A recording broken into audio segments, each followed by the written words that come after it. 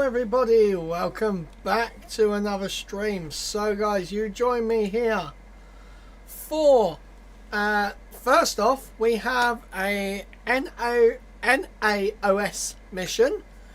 So this is I think it's like a bandwagon sort of launch. I'm not actually quite sure. I have only just seen that this is going. So yeah, it's got a couple of payloads. There's a Falcon 9 launch, and yeah, we are almost ready. We're only T-minus 22 minutes away. So what I'm going to quickly do is I did have my timer set for Starship, so I'm now going to change that. So what is it, Tuesday 7. What time is it meant to be going? 7:53. Right, no, hello, that's wrong. Oh, 7:53, perfect. Right, that should now change. There we go. For some reason that is... Huh. Okay. The clock is a minute fast. Or is it this thing? I think it might be this thing, to be fair. Right, let me just...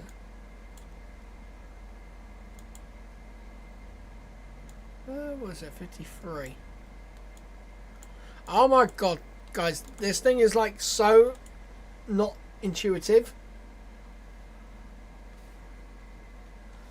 See, now it... I don't understand. I don't understand. Right, we're going to try and get that. There we go. Is that going to be it? 40 seconds fast. That is absolutely fine.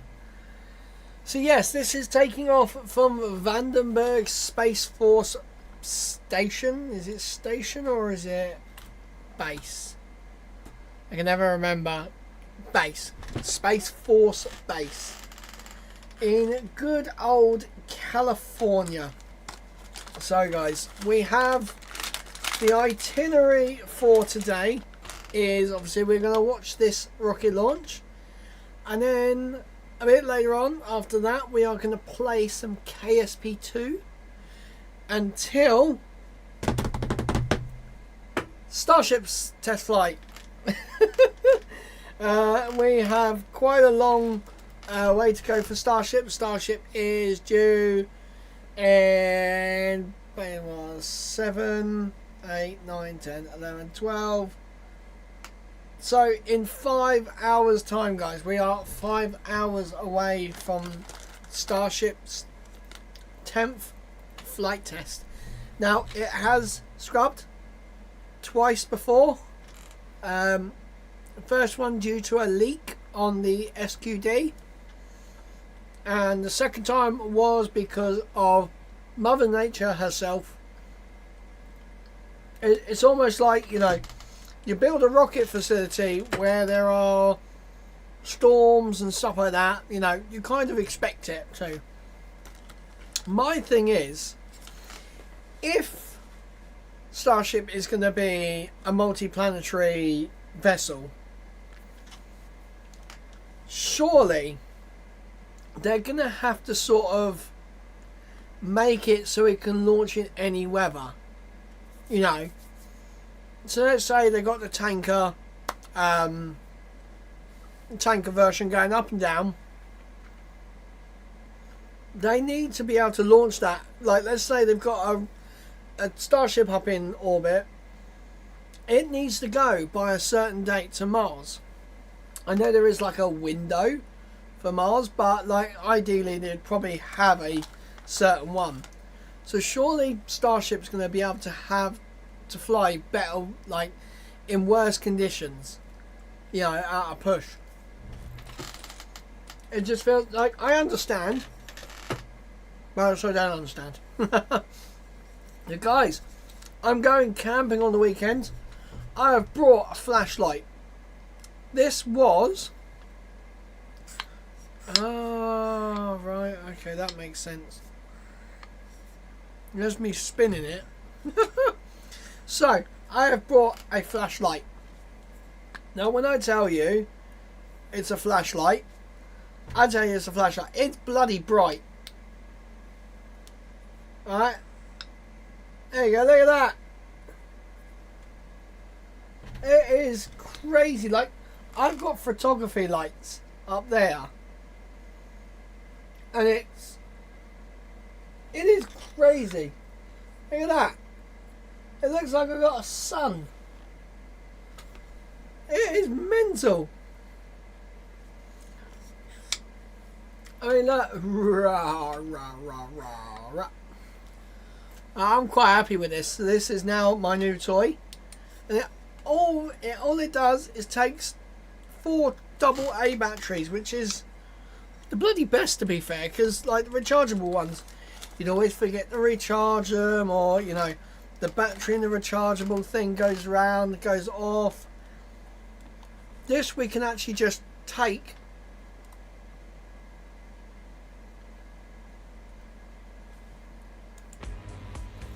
right, here we go, guys. So rocket launch number 1. Right, I need to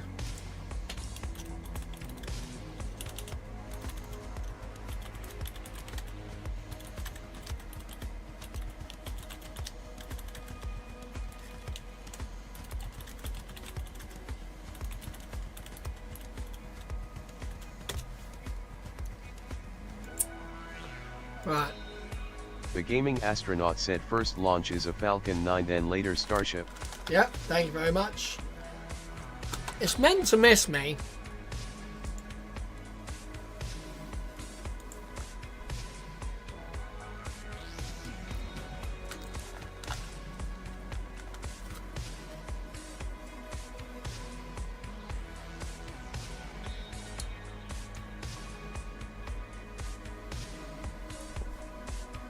So, I'm trying to do a bit of reading on this.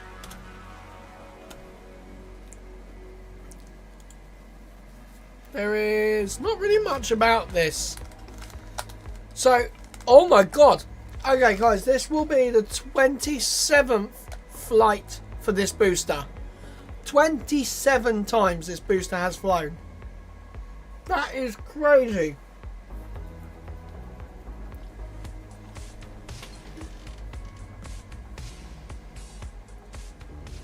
Oh, here we go, guys.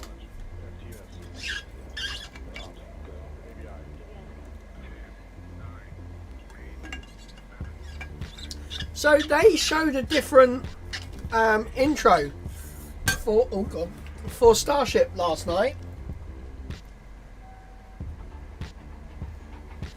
So this is their main one.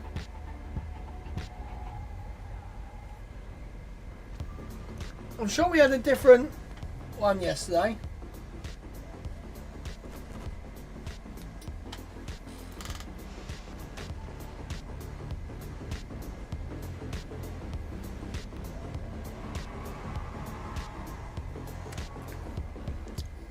Honestly, it's so gorgeous. Oh, look at Starship, man.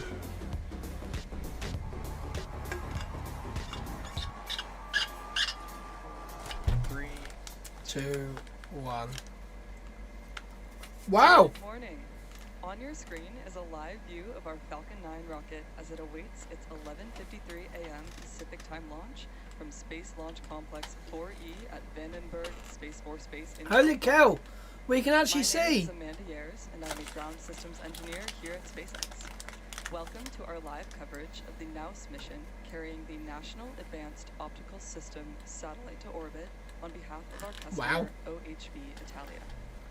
NAUS is a very high-resolution optical satellite system developed by OHV Italia for Luxembourg defense. The satellite will provide high-definition images, allowing the Luxembourg government to capture key data for public administration, land monitoring, and more. In addition to NAUS, this mission includes several ride-along payloads, including 4 payloads for EXO launch. With over 450 satellites successfully deployed on SpaceX missions to date, ExoLaunch is a long-standing customer of SpaceX for small satellite rideshare missions. We also have 2 satellites on board for Planet, a leading provider of daily data and insights about Earth. To round out the rideshare, Druva Space's Leap 1 mission is carrying 2 Australian payloads to orbit. Oh, good day, We have mate. quite a few exciting deployments to look forward to this mission. Now at T-minus 12 minutes and 40 seconds from launch, both the vehicle and range are green. Weather has a 10% probability of violation. If for any reason we have to call a hold on today's launch, a backup opportunity is available tomorrow at 11:53 a.m. Pacific time. As that countdown continues, let's meet our vehicle. That's Falcon 9 on your There screen, it is. a 2-stage rocket that is 229 feet tall, getting ready for liftoff. At launch, it produces 1.7 million pounds of thrust. Rockets like Falcon 9 don't use all that power just to go straight up. Nope, Early in there you flight, go. Falcon 9 performs a gravity turn, which is a smooth pitch maneuver that tilts the rocket sideways to build up horizontal velocity. You may hear this called out as the vehicle pitching down range about 10 seconds into launch. Once the first stage completes its portion of the mission, it shuts down and separates. A staged rocket like Falcon 9 sheds the booster so stage 2 and the payload can keep climbing faster and more efficiently. To reach orbit, the vehicle needs to go fast, hitting an orbital velocity of about 28,000 kilometers per hour just to keep from falling back to Earth. To put this in Damn. perspective, that's fast enough to lap the Earth in about 90 minutes, or fly from New York to here in Los Angeles in under 10 minutes, about 7 times faster than the fastest airplane. After stage separation, today's booster will be landing back at Vandenberg Space Force Base at Landing Zone 4. This Woo! particular It's booster literally will be just down returning the... to Earth for its 27th time. That's crazy. The second stage will take over from there, powered by a single Merlin vacuum engine known as the MVAC. With its extended nozzle and optimized design, the MVAC drives maximum performance in the vacuum of space. Today, we'll ignite that engine 3 times before deploying the final payload into orbit. Wow. Topping it all off is the payload fairing, a 17-foot wide carbon composite shell that protects the payload during the uphill trip through the atmosphere. About 3 minutes into flight, both halves of the fairing will separate and parachute back to Earth. Our fairing halves have seen multiple That flights, is one quite a is flying cool for its thing. 15th time today and the other for its 9th. If recovery goes to plan, the fairings will be pulled from the ocean and prepped to fly again. Here's a photo of today's payload being encapsulated just a few days ago. So That is much of quite what cool. makes Falcon 9 remarkable happens in flight, from stages separating, the first stage landing itself back on land or a drone ship in the middle of the ocean, fairings parachuting back, all to get ready for another flight to space. And getting to space is the first step in building our multi-planetary future. Nice. As I mentioned a few minutes ago, on board today's shared mission is OHB Italia's Naus spacecraft, as well as 7 rideshare payloads for ExoLaunch, Planet, and Druva Space. Shared missions are possible when additional performance is available on a mission, providing even more opportunities for spacecraft to get to orbit. To date, SpaceX has launched over 30 missions like today's with rideshare payloads on board. We've also launched more than 1,400 payloads to orbit across our dedicated rideshare and shared launch opportunities. To join an upcoming rideshare mission, visit spacex.com/rideshare. You imagine you actually have the money. Now at the T-minus To do 9-minute that. mark, the launch vehicle and spacecraft are in good health and ready for launch. The Falcon 9 team reported on console at the T-minus 2 hour and 15-minute mark to begin their final checks of the launch vehicle and ground systems. Final checkout of the flight termination system was performed at T-minus 1 hour and 45 minutes. The chief engineer conducted a technical readiness poll just before T-minus 1 hour. Right, so that is The Starship Falcon down 9 there team in the completed bottom data corner. review of the first and second stage propellant checkouts, as well as avionics and guidance, navigation, and control at the T-minus 1 hour mark. At that technical readiness poll, there were no issues. Most recently, The team completed the pull at T-minus 38 minutes to proceed with propellant load and launch. The SpaceX team at Vandenberg Space Force Base began loading propellant Why is my on time countdown a at whole T-minus minute in 35 front? minutes when the launch auto sequence begins. We are loading 2 propellants on the Falcon 9 vehicle, a fuel and an oxidizer. Let me just For quickly Falcon 9, change that. our fuel is a refined form of kerosene known as RP1, and to burn that fuel, we need a source of oxygen called the oxidizer. Most burning on Earth uses oxygen, which makes up about 21% of the air that you breathe.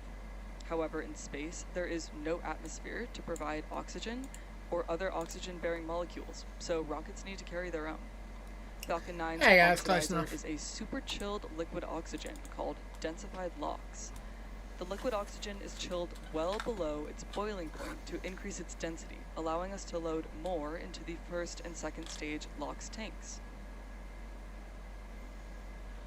Currently, fuel loading is complete on the second stage, and it is continuing on the first stage until about the T-minus 6 minute mark, when it will finish up.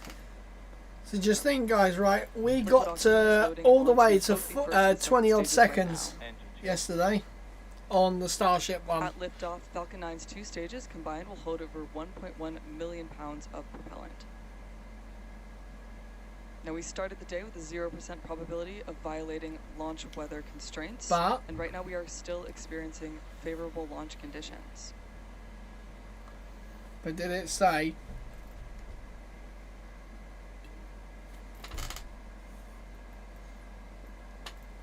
Now, coming up next in the countdown, the Transporter Erector, or TE, will begin to retract away from Falcon 9. That's the large trussed structure you see standing next to the rocket. Stage 1 RP1 load is complete. So RP1 loading for the first stage is wrapped up, which Alright, completes here we the go, fuel guys. side of Look, the propellant I equation. do like how Booster. gorgeous Now, Vandenberg first, is. the clamps around the second stage will open, and then the TE will pivot back, slowly swinging away from the rocket. It will reach full recline by the T-minus 3 minute and 40 second mark. You may also hear our team refer to this as the strong back, which is the same structure but a different name. The TE So that does whole a lot thing more than lean. It rolls Falcon 9 out to the pad, from raises the it bunker vertical, down there. and stays connected through the final seconds. It also provides fuel, power, telemetry, and command connections between ground systems and the rocket. Why does it These sound clamps like you she's see in at like the a top tin help can? stabilize the second stage during fueling. They also prevent movement during high winds. Once they open, the rocket will be fully free at the top. So we're still about a minute out from those clamps opening. And right now, both stages are nearly fully loaded with about 1 million pounds of propellant. Again, that includes Damn. RP1, refined kerosene, and liquid oxygen chilled below. Falcon 9 thanks. Oh, there's a sheriff We're going down the preparing for road retraction of the TE. around Starship. Now, propellant loading again wraps up in 2 steps. So the first stage finishes around T-minus 3 minutes, and the second stage just about 1 minute later.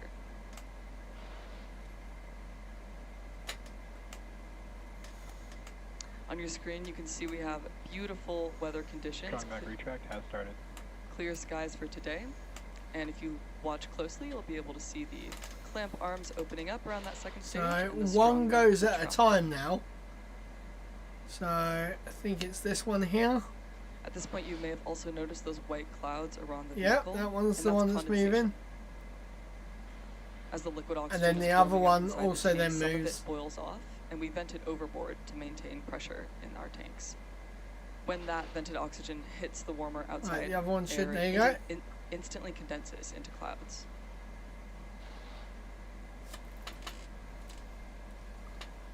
Now, the tanks are also pressurized using helium, and that helium is chilled too, so it stays compatible with our cryogenic plumbing.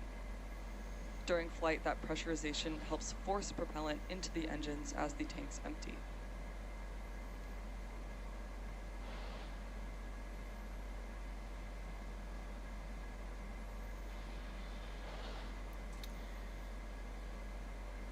There's a great view here of the strong back retracting away from Falcon 9.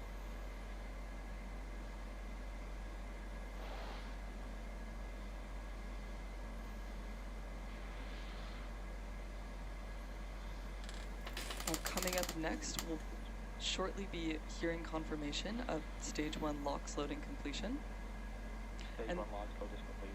right on time. And tracking next in our countdown, at the T-minus 60-second mark, Falcon 9 will enter startup. At that point, the rocket's onboard flight computers will take over, and from there, the countdown is fully autonomous. Damn. Just inside the T-minus 2-second mark, the 9 Merlin 1D engines will ignite. Once they're at full power, Falcon 9 will lift off the pad and begin its climb to orbit.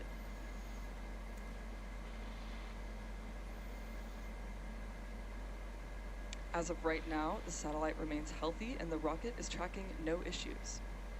Weather is green and the range is clear to support our scheduled liftoff at 11:53 a.m. Pacific time.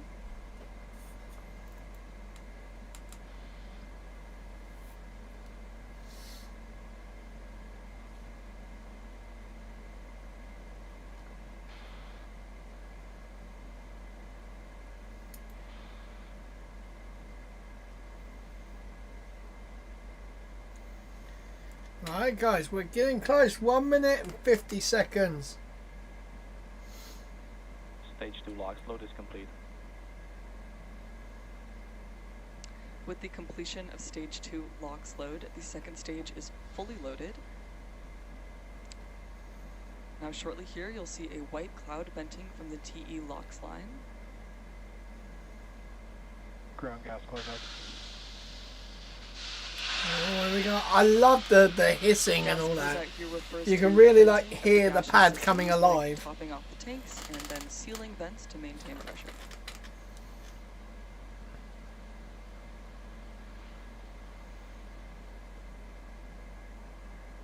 T-minus 1 minute, Falcon 9 will be in startup. Stages 1 and 2 will begin pressurizing for launch. Here we go, guys. We're so close. Falcon 9 is in startup. Sweet. Finally, we'll be awaiting the launch go pull from our launch director, confirming all systems are ready. LD is go for launch. Yeah.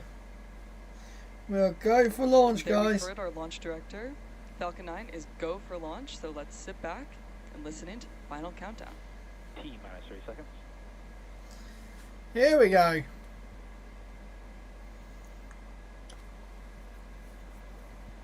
"20 seconds. 15 seconds. 10, 9, 8, Here we go. You'll see the Rainbird start up any second. There it is. 4, 3, And then they'll get more intense now. and lift off of Falcon 9. Go, take it, go now. Yeah. Solid 9 engine start.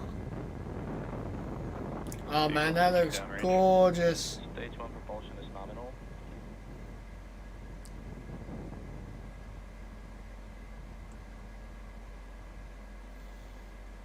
Man, that is beautiful.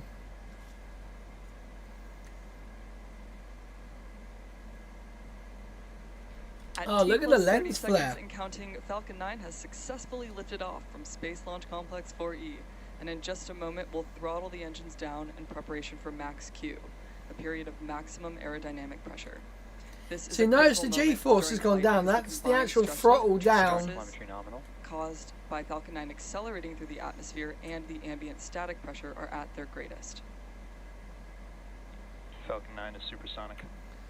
Yeehaw! Coming up to max Q, guys. Max Q. The rocket has just passed through max Q, again where it experiences the greatest mechanical stress during flight.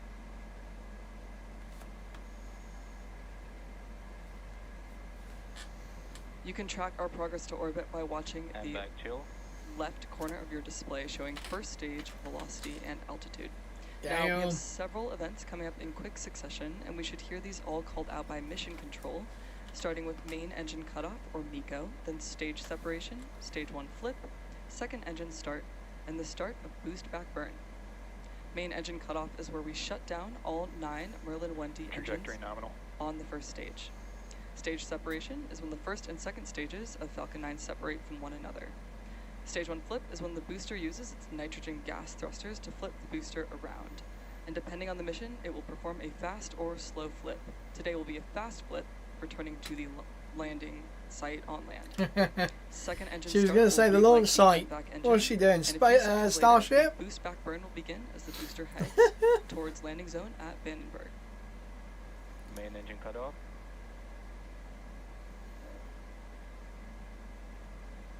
Stage separation confirmed. Nice. And back ignition. Stage 1 boost back startup.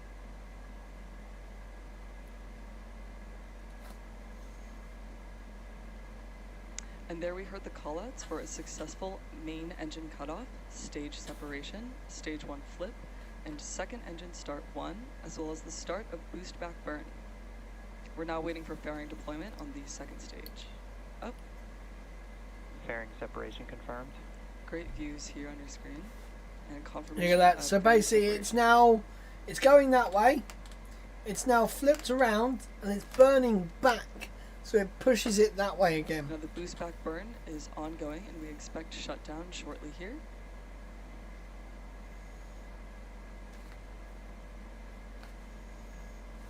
Stage 1 boost back shutdown. Nice. We're getting somewhere, guys. These are nominal. Great confirmation of boost back burn shutdown, which concludes the first of 3 burns that the first stage will perform on its way back to Vandenberg. You can see the MVAC engine still powering our second stage to its target orbit.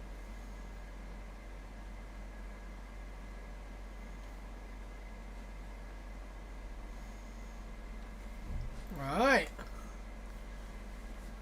That looks so cool. So it's basically taken off from like down Now, here. at T plus about 4 minutes into today's mission, the next major milestone coming up will be at the T plus 6 minute and 22 second mark, where you should see the first stage's entry burn on your screen. To start that entry burn, we will relight 3 of the M1D engines on the first stage, starting with the center engine, known as E9, followed shortly by E1 and E5. Damn. This is similar to pumping the brakes to slow the vehicle down as it passes back into Earth's atmosphere. We need to do this to slow down re-entry and reduce re-entry forces, which helps us recover and reuse the first stage. During that entry burn, Falcon 9 is decelerating by firing its Merlin engines, but the vehicle The is still heck moving was that? really fast. This causes it to fly through Merlin's exhaust gases, also known as the rocket's plume. Both trajectories remain nominal. Now this will deposit a layer of soot on the vehicle's surface, and that's why our flight-proven vehicles look the way they do. The soot comes from the carbon-based fuel that Falcon 9 uses. With each flight, it builds up a little bit more on the outside of the vehicle. Nice. Now we're still over a minute away from the beginning of that entry burn.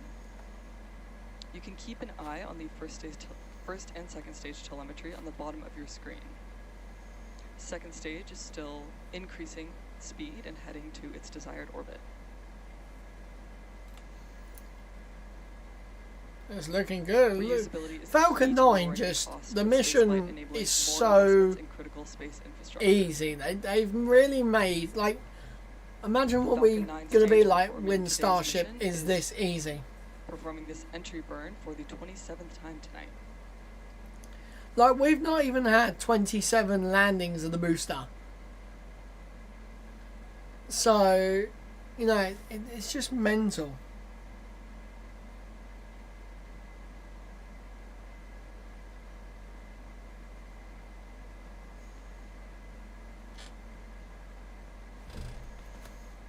Now this entry burn is slotted to last around 21 seconds, and again we are slowing the vehicle down in preparation for final burn and landing.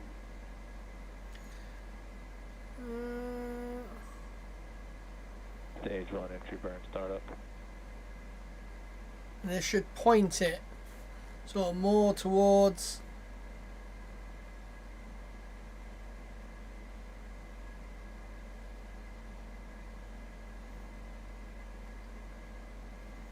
So when these shut down, they Stage 1 entry burn shut down. Should be able to see the coast more. There you go. And there's the call out for entry burn shutdown, which is the completion of the Falcon 9 first stage entry burn. Coming up next will be the landing burn, which will start in less than 1 minute. Now the Merlin engines on the Look how Falcon quickly, first guys, stage that is optimize falling. for sea level and achieve 190,000 pounds of thrust during ascent and descent.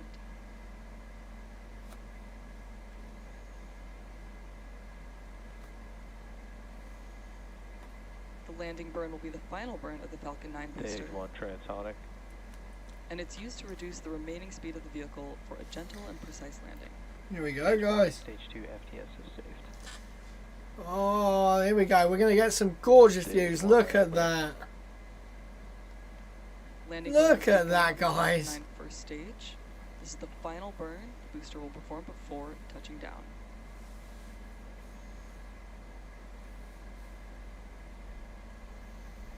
It's beautiful.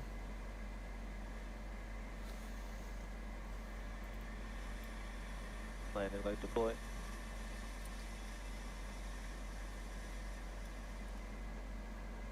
Oh, nice. Little bit of a hop skip. Stage 1 landing confirmed. Oh, look at that. And there you saw and heard the call out for successful landing of our Falcon 9 rocket. Again, this was the 27th launch and landing for this first stage. Now coming up next, we'll be hearing a call out for second engine cutoff 1, or SECO 1, which will be the shutdown of the second stage MVAC engine. After that, we'll be looking for confirmation of good orbital insertion.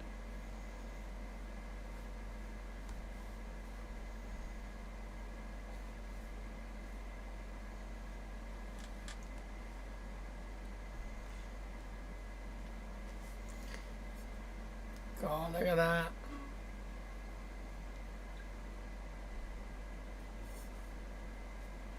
Stage 2 has entered terminal guidance.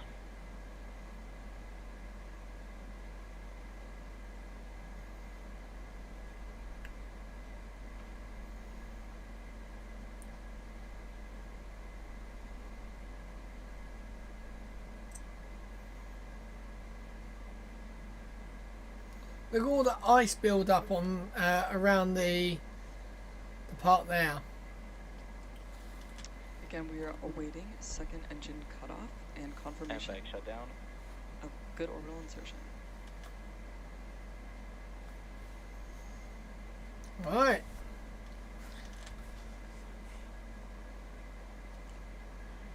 Nominal orbit insertion. Sweet. And we have confirmation of nominal orbital insertion. Now, That in is less what we than wanted. 2 minutes, we should see our first payload deployments of the mission.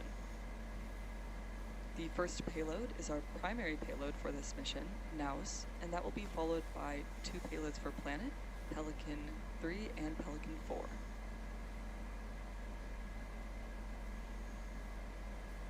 NAUS was developed by OHB Italia for Luxembourg Defense. Why The satellite can't I? is equipped with a state-of-the-art high-resolution optical camera, enabling detailed Earth imagery to support Luxembourg's institutional, environmental, and security applications.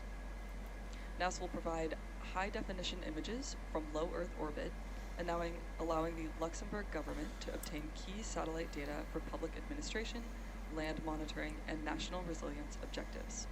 Nice. Planet is a leading provider of daily data and insights around Earth and is launching 2 additional high-resolution AI-enabled Pelican satellites. Now bloody AI. Equipped with NVIDIA Jetson AI on board, these satellites will continue to expand Planet's capabilities to provide rapid, on-demand imagery to their customers across a range of industries, from defense and intelligence to agriculture and disaster response. That's pretty cool. So I'm guessing we're just going to sit here and coast now. Now, at this time, we are awaiting the first of the 3 deployments Okay. in this group, which will be our primary payload for today, NAUS.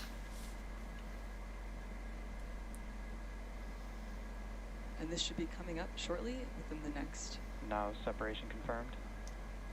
There we go.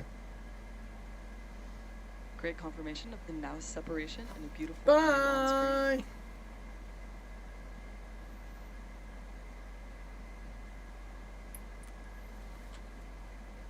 Pelican 3, separation confirmed.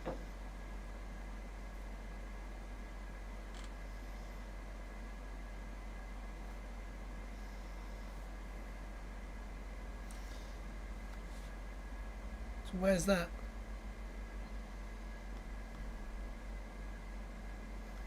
Pelican 4, separation confirmed. Oh, there it goes. Woo! Great confirmation of successful separation for the Naus, Pelican 3, and Pelican 4 payloads. Now, our mission is not over yet. We have more payloads to deploy, but first, the second stage is embarking on a coast phase, and that will last about 40 minutes before the MVAC engine relights for a second time, Damn. also known as SES-2, and this will be at about T plus 53 minutes and 3 seconds. So we're going to take a pause and leave you with some space jams, and we'll see you back here just after T plus 50 minutes for second engine start 2. I generally thought they weren't going to show anything. Let's put that down a little bit. Well, guys, that is that one. I think what I'm going to do is, let me just try to think, what should we do?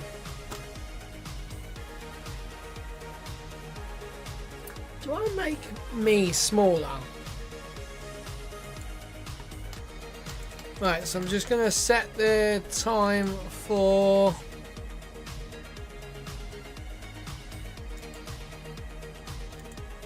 Starship.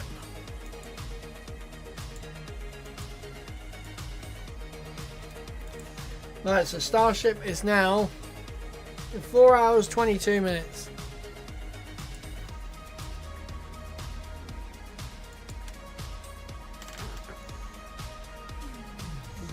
I'm just trying to get this old iPad to work, guys, at the moment. I've had some issues with it.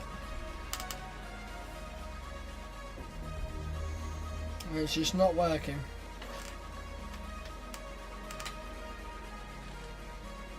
I'm out of drink as well. I've seriously, like, run out of everything today. Right, screenshots. Right, guys, well, 40 minutes. So what I'm going to do, guys, I'm going to quickly pop away. And then I'm going to quickly go put my daughter to bed. Might as well do it now. Right. I will be in the chat. So don't worry, I will be in the chat. I'm just trying to...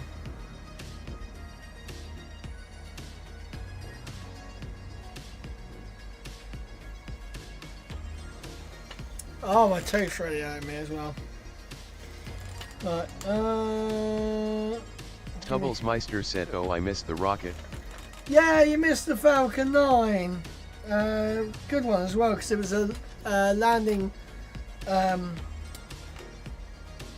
return to launch site 1. But that's okay, you're here now. What am I doing? I'm just trying to find something on my iPad, because I'm trying to delete all my... Tubblesmeister said, "Silly question, but have your bins being collected?" Yes, mine was collected this morning, very early as well, like ridiculously early. I was actually quite shocked when I walked out from to go to work, and they were already gone. I'm like, what?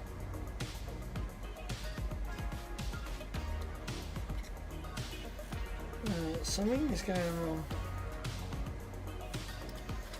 I can't do a software update on my iPad because of storage. But I've just deleted so much.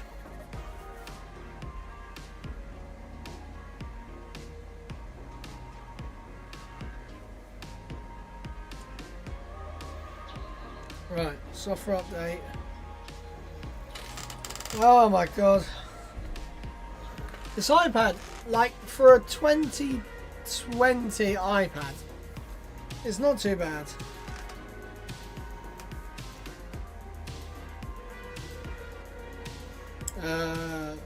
It's really having some issues.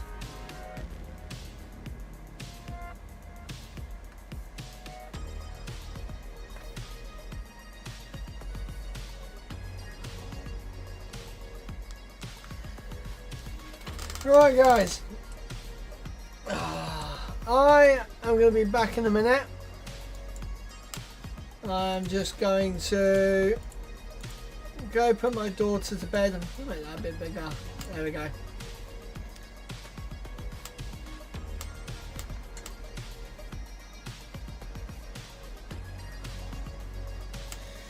Bye guys, I will be back in a bit. Enjoy the space tunes. See you in a little bit, okay guys? Take my phone with me.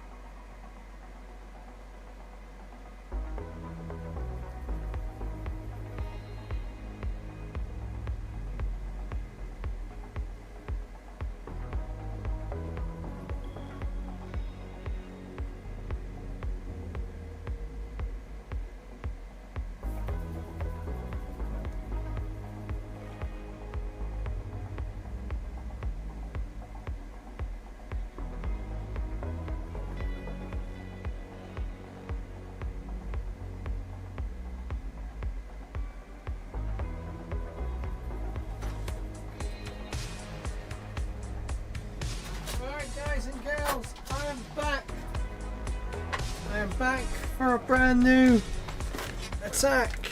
Woohoo! Whoa, actually, it's getting a little bit chilly out here. The hell? So, guys. Oh, my eyes have gone blind. It's actually. So, when I started this stream, the sun was up. It was just about to set. Now it's pretty much dark. So, lots of fun. So, we are at, where are we? T plus 43 minutes.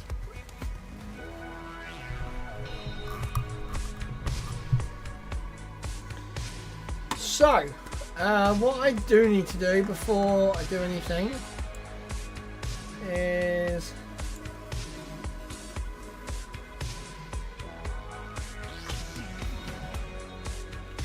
okay, that sounded a bit weird, but okay.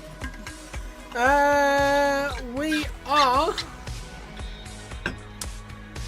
I'm gonna quickly just do a few things off screen. When was this actually due to actually do payload deployments? Let's have a look very quickly. Let's check with my phone.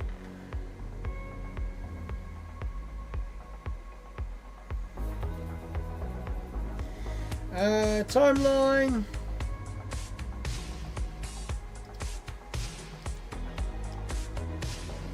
So we have just under 10 minutes until the next burn. So it's going to 52, 52:34, and then 1 hour and 5 minutes. There'll be a second burn. Following that, there is 1 hour 8 minutes. Will be deployment through to 109. Will be the payload deployments. Oh! Why are you turning it? Why are you turning it? Oh, is that Hopper? Oh my God, that's Star Hopper. That's how close they are to Hoppy.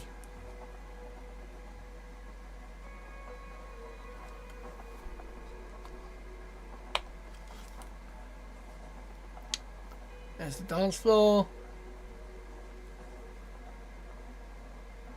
I think they're trying to look for clouds that are coming over.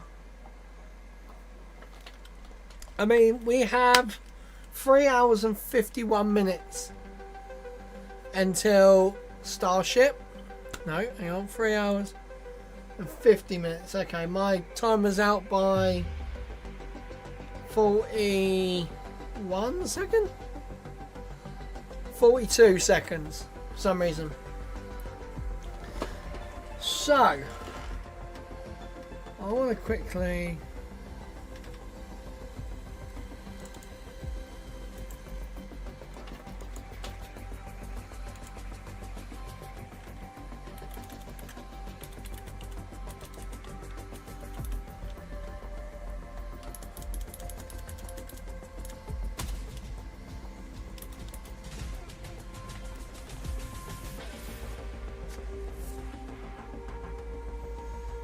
no, that's not what I want.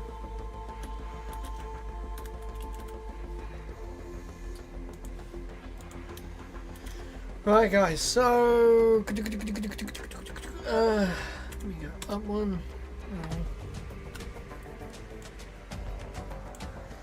So if I go there and I press that. Ah, what the hell? Tubblesmeister said, "Ah, you're back." Yep, I'm back.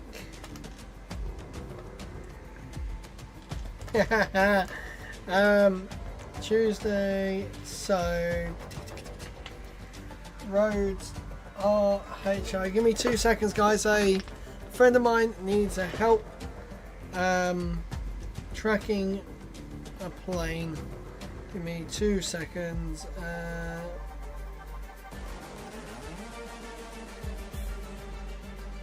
Show map.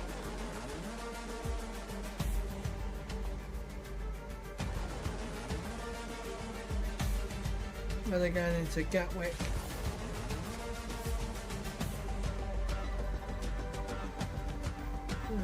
Departures. So what is it?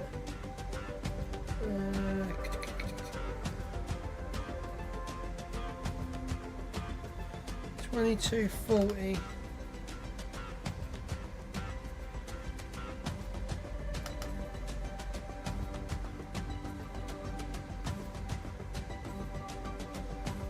There's 2 here, isn't it? Tom 42.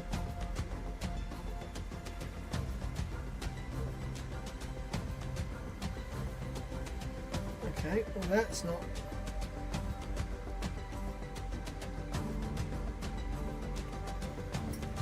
Right, how do I actually send this to her? Add alert.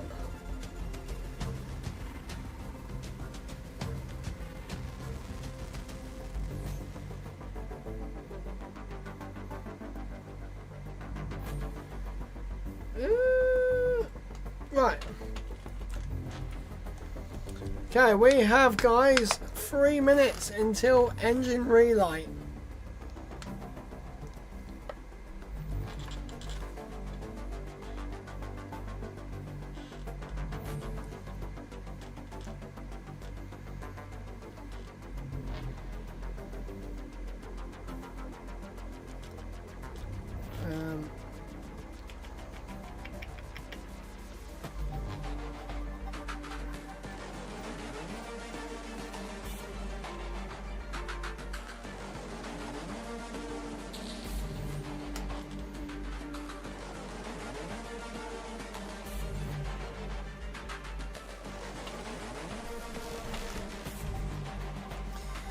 Right, as soon as it's taken off, I can send you... Welcome back to our Oh, live here we launch go, coverage guys. of the NAUS mission. So far today, we had an on-time liftoff at 11:53 a.m. Pacific time from Space Launch Complex 4E at Vandenberg Space Force Base in California. We also had a successful first stage landing at Landing Zone 4. The second stage completed its first burn about 9.5 minutes after launch, placing the vehicle and spacecraft into the desired orbit. And we also saw our first payload deployments. Now coming up next, we are approaching the second burn of the MVAC engine on the second stage. This will be brief and it will last just about 3 seconds, so we're listening in for that call out in the next few minutes. Okay.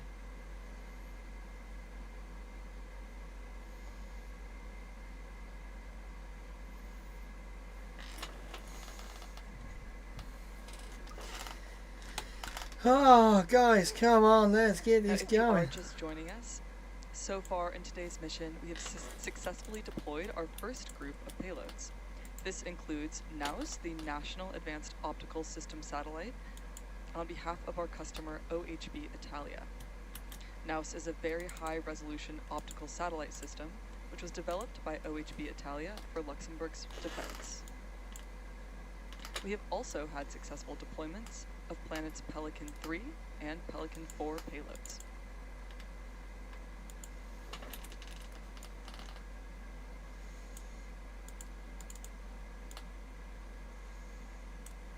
EBDB said what a day.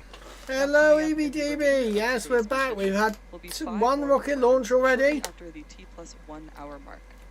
This will include EXO And hopefully we will have another one later on. Firefly 1, 2, and 3 for Pixel, as well as the Leap 1 payload for Tubbles Meister said, should gummy bears be sour if they're not sour gummy bear? I think generally gummy bears are quite like citrusy. So they probably generally would... Now we're expecting the second engine start to be within the next minute.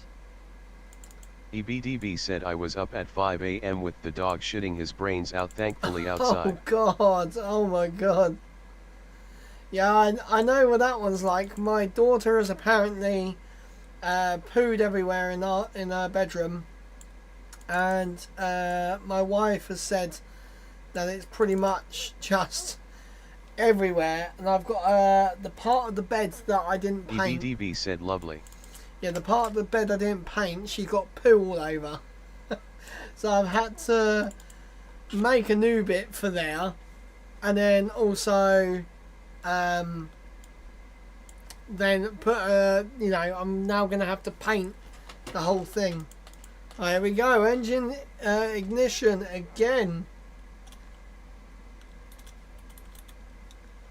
Tubblesmeister said oh shit. Literally, oh Turning shit, this on, yeah. Second engine start 2, just a brief burn, about 3 seconds. So with the second stage Good engine burn, too. cut off, we're going to take another quick break, and we'll return for that third start of the second stage engine and our final payload deployments of the mission. We'll be back around the T+1 hour 5-minute mark. Right, See you okay, soon. perfect. Right, guys, I'm just going to quickly do this. So I'm just setting up my Elgato Stream Deck for the new layout. It's just taking a bit of time.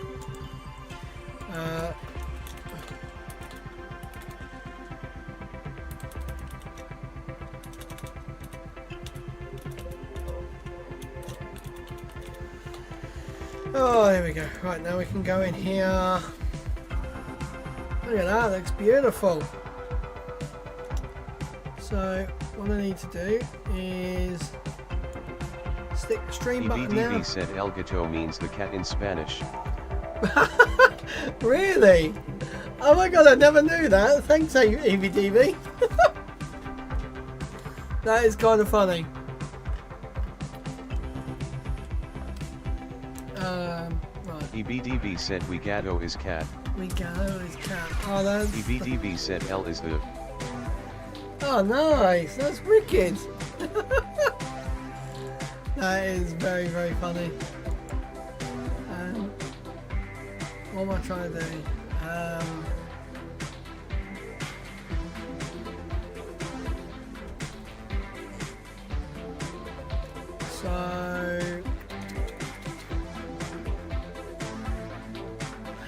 Okay, scene.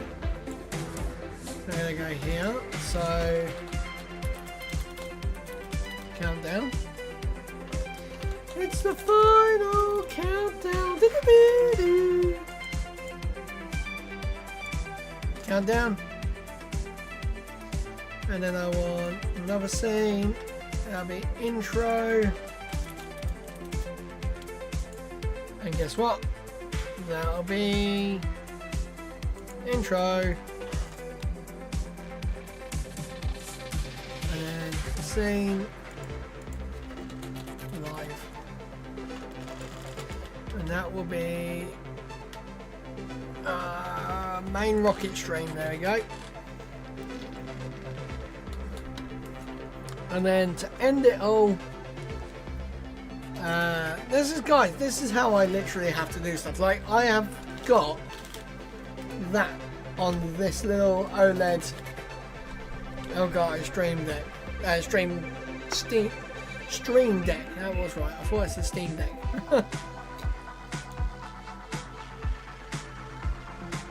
That looks so cool. End. Stream. End.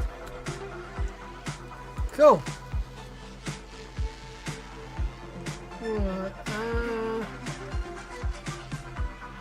Where was like the... Oh, Martin, you know when your Stream Deck plays up with you, like it stays on, you need to put... Where is it? An on and off button. Just put an on and off button on it. It works so well. Which I can't do because I haven't got the control center. You can either do that, or if you go system, or system. EBDB said I popped a blackhead last night and it shot puss onto the bathroom mirror Oh, in 2 places. lovely. Oh, nice. It wasn't that one, Martin. It was... Where is it? There's one that says sleep. Tubblesmeister said a good idea. Where is it? Stream Deck. There you go. Sleep. Open up preferences.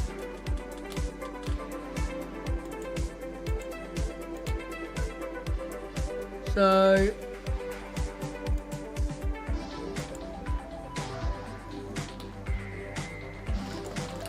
if I press, Meister said, "Oh, those ones are delicious." there you go. So I pressed it. No, I press it. And it turns off. There you go. That's all you got to do.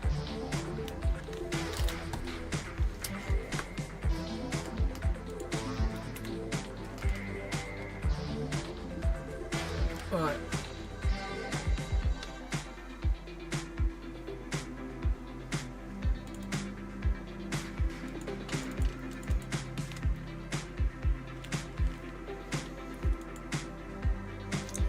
To be fair, I probably should have stuck. EBDB said, "Have you heard all of the news about that Indian truck driver that killed 3 people in Florida?" Yeah, I have. I heard quite a bit about it actually. It's pretty crazy. Like, absolutely crazy. He even tried to do that.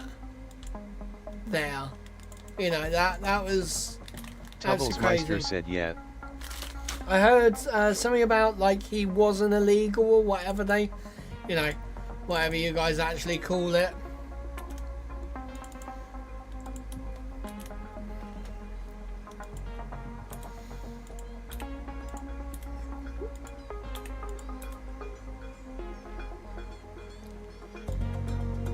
EBDB said Florida is starting to deny entry of any truck drivers from California.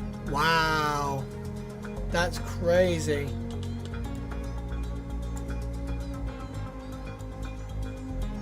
That is absolutely mental. I mean, I really don't blame him, to be fair. Like, that, he just pulled a Yui. EBDB said stopping them at the way stations and telling them to go back. Yeah, no, Meister said that's actually ludicrous.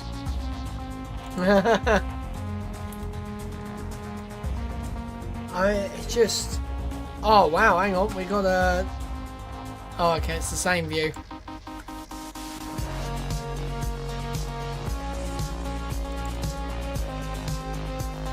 Right.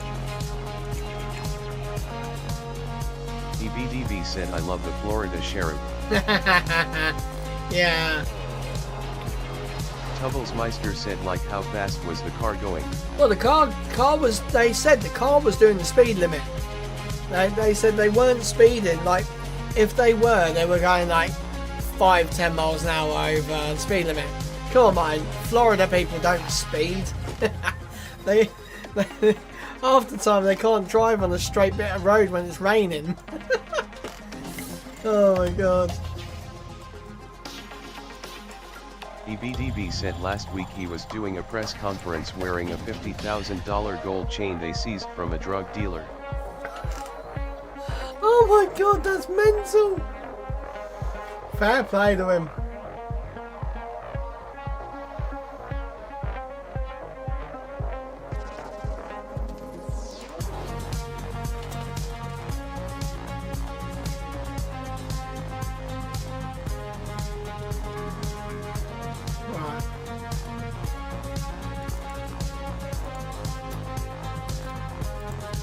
EBDB said the car that hit was probably going around 55 to 65.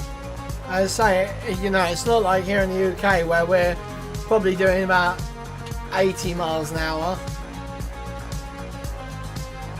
It's still... Meister said that's not the one called Mike, is it EBDB? Oh, knowing Martin, he's probably heard of it.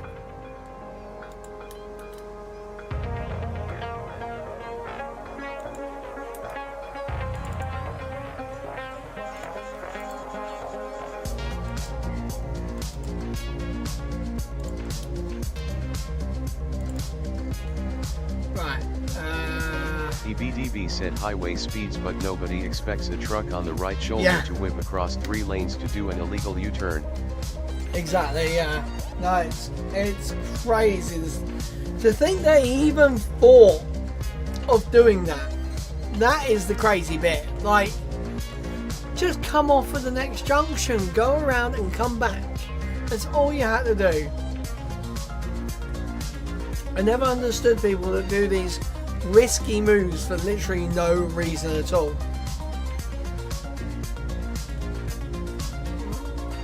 EBDB said by the time you realize they are in your path, it's too late to do anything. Ah, exactly, yeah. No, it is pretty crazy.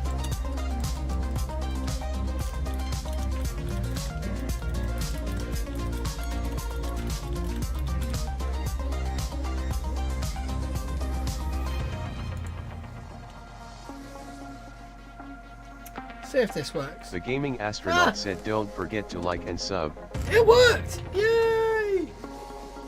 Alright guys, EBDB said yeah, exactly.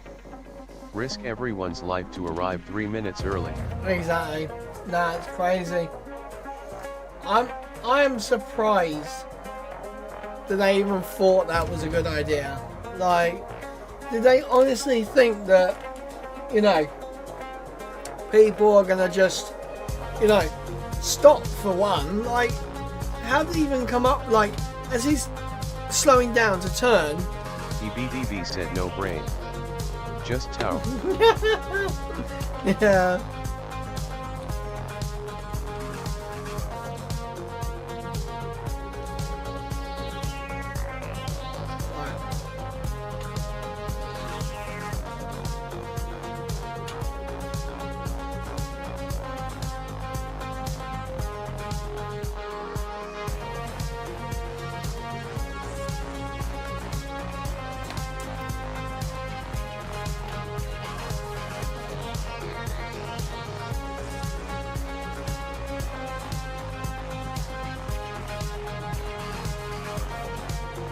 EBDB said so now they are testing truck drivers to see if they speak English.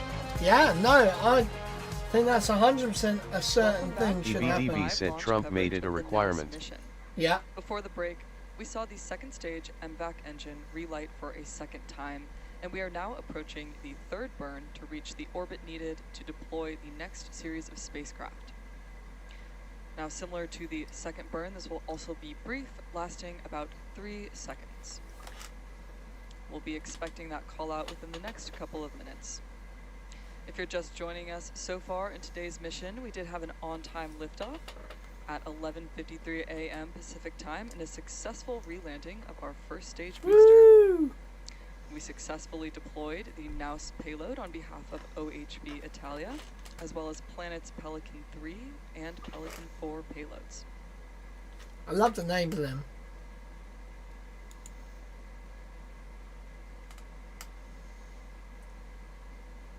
Now we still have 5 more payload deployments coming up. EBDB said are trucks the same size in UK as USA? They're actually slightly longer here in the UK. I believe ours... Oh, I wish Dad was around to tell us this, because he'd tell us exactly how big.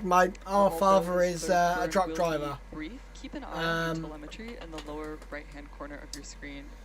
Right. Size of a UK truck compared to USA. So AI is saying, oh no, I put tracks. Good burn 3. Oh God, stop Now, sending me with stuff. confirmation of the second engine cutoff 3, coming up next will be our final payload deployments. So information. AI is saying, Again, we have 5 more deployments today. oh and God, I those will put begin in trucks. just about 2 I got minutes. to put lorries The first payload to deploy in this final because batch will AI be can't tell the Athena 6. difference. Right. EXO UK launch are is generally the smaller manifested than Athena those- 6 for Capella Huh? Space, launching into sun-synchronous Due orbit. to regulations and This radio satellite will infrastructure. expand Capella's The Acadia UK series rigid. with enhanced imaging and revisit rates. And rigid strengthening is 12 global synthetic meters, aperture while an radar articulated coverage. is The 16.5. second to deploy will be A Firefly maximum 1. width of EXO 2.5. launch has Tubblesmeister manifested this said yes, mission. smaller. For this mission, 3 I thought Firefly Dad said they payloads were for its customer Pixel. Smaller. Pixel is building a constellation of hyperspectral imaging satellites to create a health monitor for our planet. With 3 So the Fireflies design already in orbit, is... today's 3 new additions will expand the constellation's reach, Huh, providing okay. vital insights for agriculture, That's mining, weird. environmental monitoring, and beyond. I always thought that... After Firefly 1, the Our next trucks were deployment will longer. be Leap 1 for Druva Space. Is it just because of the size of the cab? As part of Druva's launching Tubbles Meister said no, the Yanks are big. Leap initiative. This hosted payload That's mission strange. carries 2 Australian payloads to orbit. One demonstrating advanced edge computing in space, Oh and god, the I've other got loads of deploying a notifications. Why have I got next-generation loads of notifications? hyperspectral imager for Earth observation. After the final 2 payloads to deploy, today will be Firefly 2 and Firefly 3, which ExoLaunch has Hey. manifested for its customer Pixel. Right now we are standing by for the first deployment of this final batch, which again will be Acadia 6.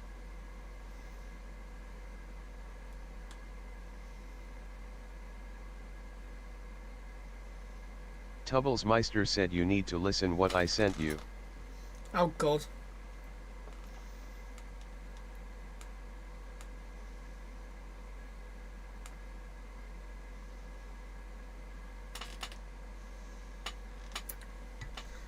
Alright, here we go. So we got deployment any minute. Oh, look at that. That's cool. Look at the thunder. The lightning even.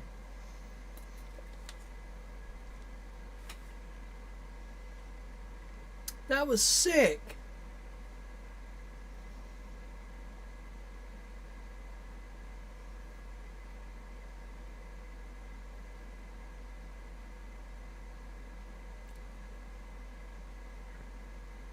We should be about 15 seconds or so away from that first deployment. Wow, Keep an look eye at the on thunder and view you lightning. have there on screen. That is so cool. First Pixel Firefly deploy confirmed. Oh, now that is sick. That is so cool. Look at that. EBDB said keep it away from Starbase, haha. yeah, definitely. Well, looking at Starbase, it doesn't look too bad. Acadia 6 separation confirmed. Oh, we've lost signal.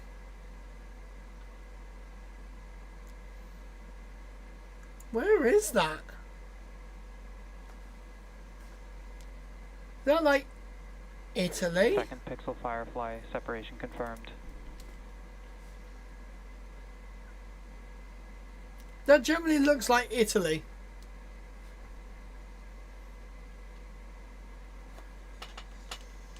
Just gonna check something.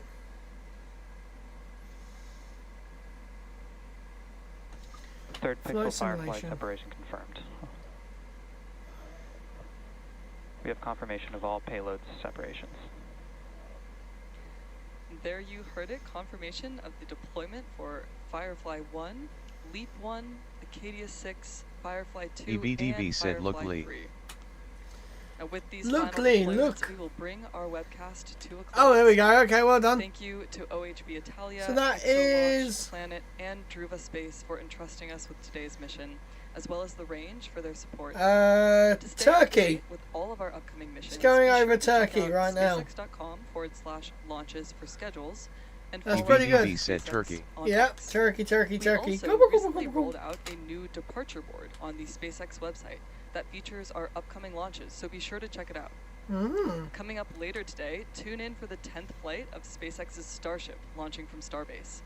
The 60-minute launch window for that test flight opens at 4:30 p.m. Pacific time, Yeah. 6:30 p.m. Central Time. EBDB said And we'll Turkey have live asterisk. coverage starting about half an hour before liftoff.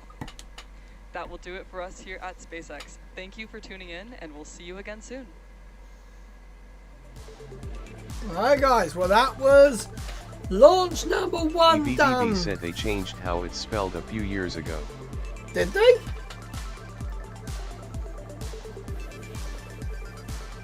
Oh my god, they did. That's crazy. Alright guys, so that's number 1. Oh god, what is going on here? EBDB said I really wanted to fuck this Turkish girl I worked with. Oh, fair play, fair play. Right, we can go back to here. And look, guys, look what's now number 1. EBDB said she's Starship. banging but older like 43. Hey, fair enough. There's nothing wrong with an older lady. That is,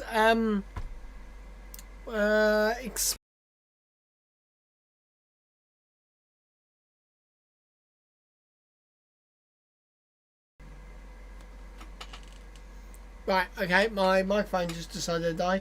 That's an experienced lady, that is. With age comes experience.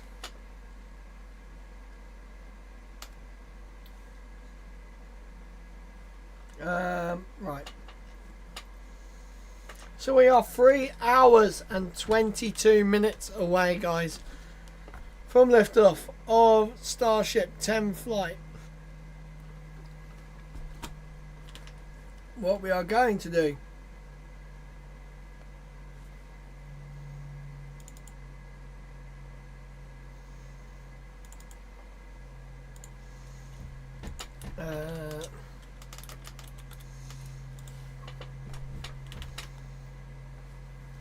what is the actual percentage of liftoff? I do not know. SpaceX have not yet confirmed launch for tonight. 100%. Why is that not coming through? Text to speech is broken.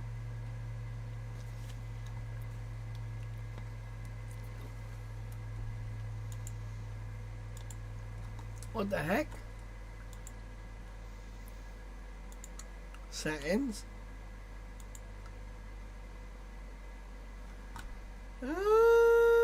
What's going on here? No sound apart from you. Okay. Yeah, I have no idea what the fuck is going on. Sometimes it just does this.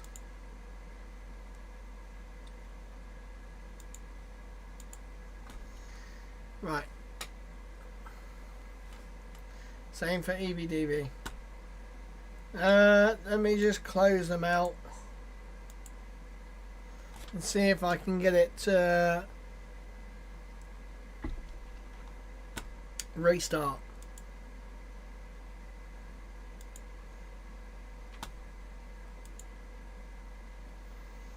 Right, come on.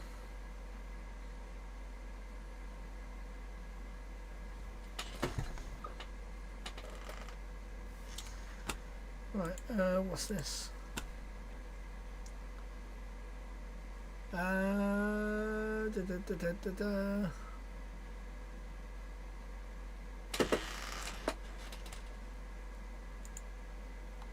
the heck? Okay. It's a streamer bot issue. Oh god, did you just...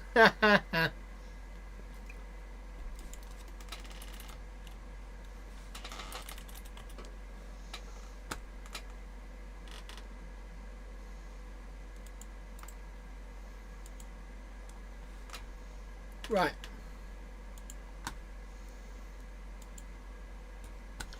Oh my god, I do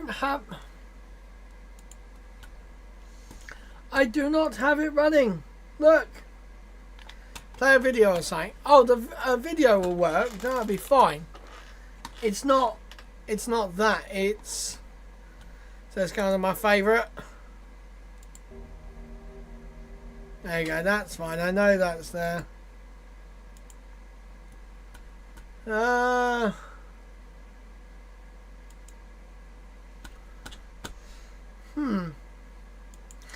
Test.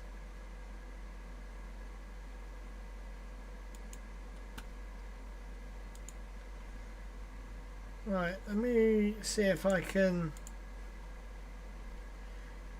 Yeah, that was really quiet. Let me just...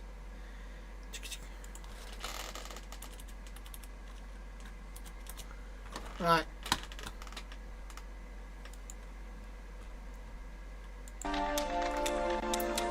You should be able to hear that. I can see the beta going up. Can you guys hear that? Confirm for me. Yeah, you can hear that. Cool. It's good that Crab Raid's good.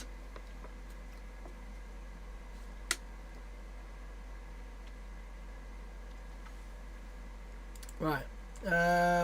So it's speaker bot. I need to end task.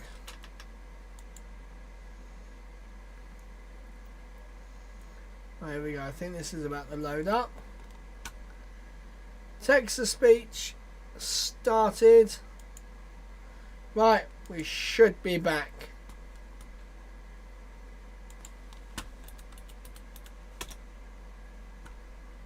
The gaming astronaut said test.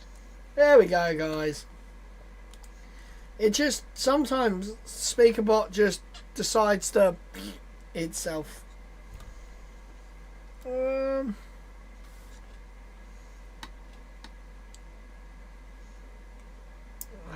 Right, okay. So, guys, like we did yesterday, I think we're going to pretty much play KSP2 for a little while. I just think I'm going to go and brush my teeth because there's something stuck in my tooth. I had some pork for dinner and I think it's just stuck in my tooth. Tubblesmeister said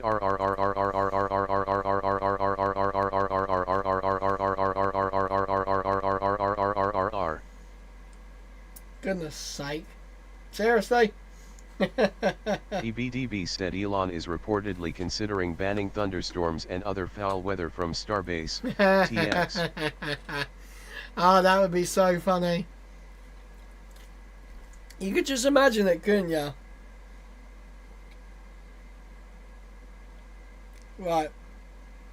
I'm going to quickly, guys, just quickly pop and get my... Tubblesmeister said, is he coming out with a new sleeping tablet because he made me fall asleep yesterday? Yeah, that was really bad yesterday. That was like making a lot of people fall asleep. Right, guys, I shall be back in a little sec. I'm just going to go and quickly brush my teeth. I should see you guys. I'm going to actually leave you. EBDB said that was Bill Cosby.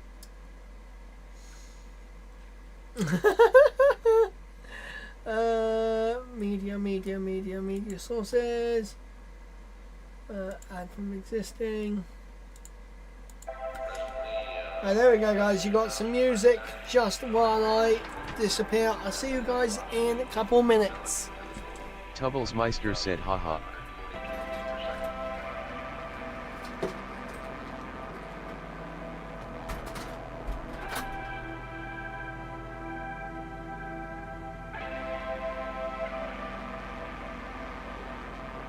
EBDB said Ed.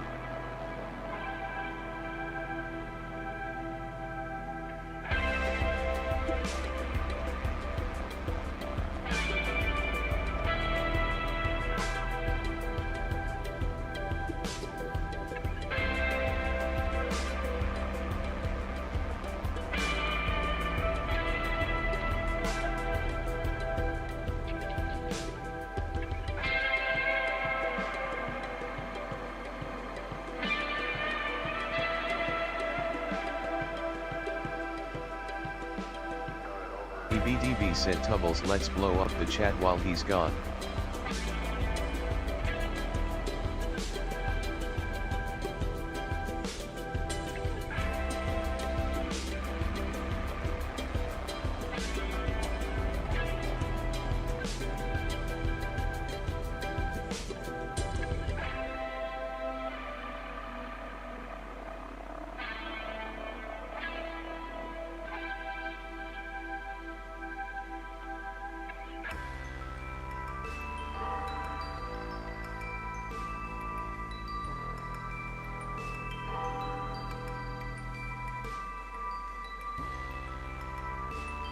EBDB said Aruba. EBDB said Jamaica.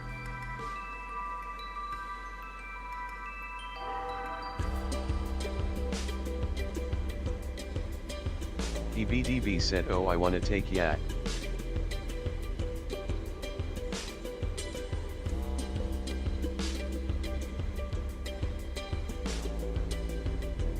EBDB said Bermuda. EBDB said Bahama.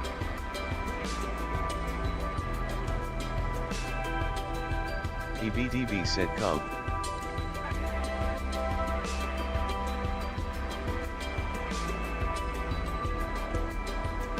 EBDB said on. EBDB said pretty mama.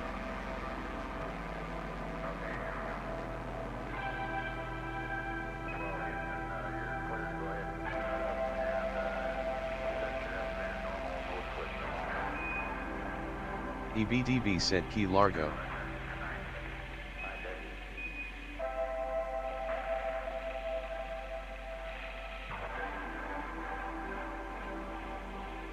EBDB said Montgo baby. EBDB said why don't we go?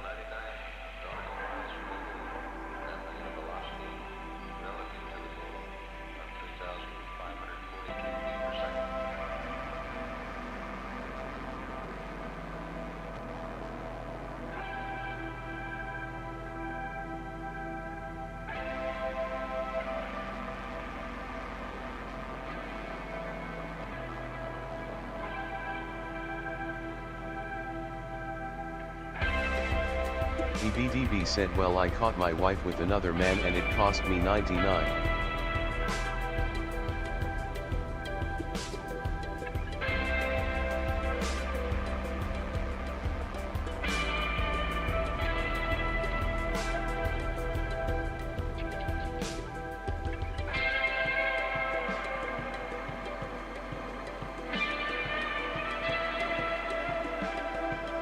EBDB said on a prison farm in Georgia close to the Florida line.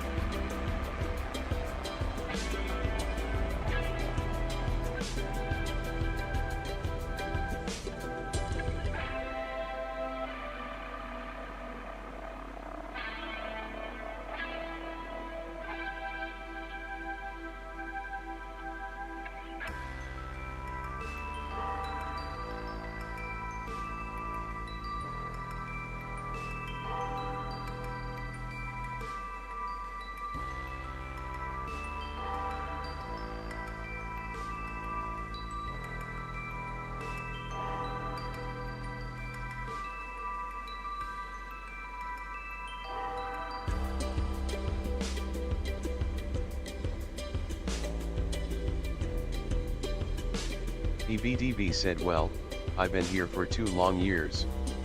I finally made the warden my friend.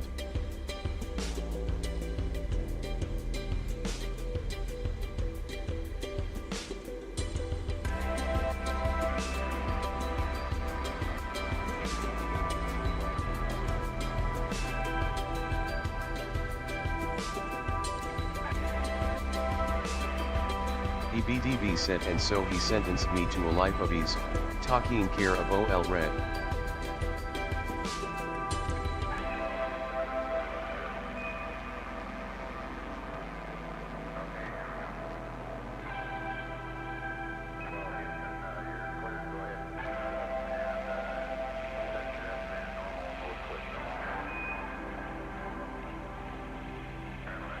EBDB said now Ol Red he's the damnedest dog that I've ever seen.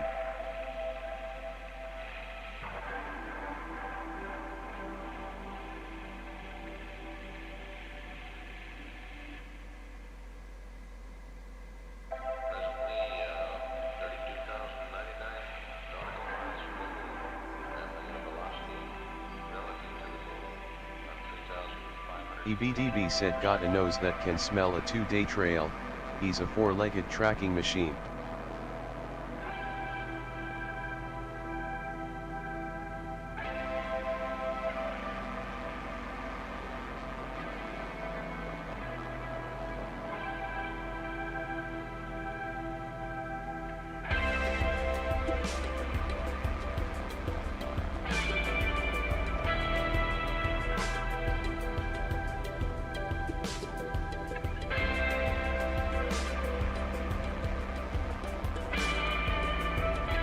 EBDB said you can consider yourself quite lucky to get past the gators and the quicksand beds.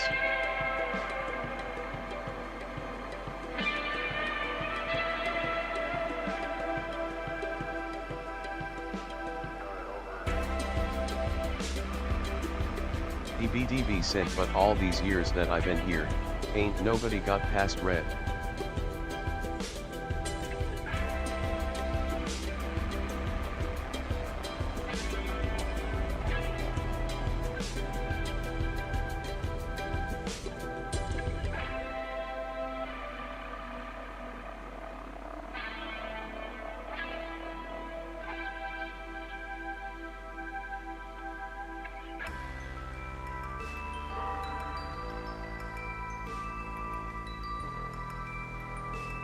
EBDB said, and the warden sang, "Come on somebody. Why don't you run? Old Red's itching to have a little fun."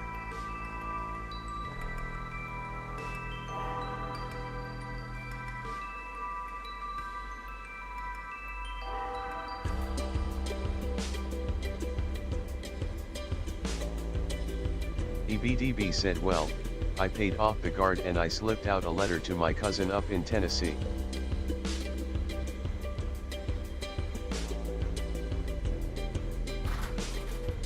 EBDB said he brought down a blue tick hound.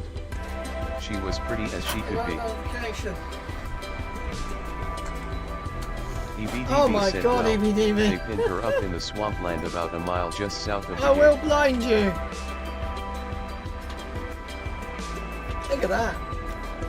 It's pretty powerful actually, this. There you go.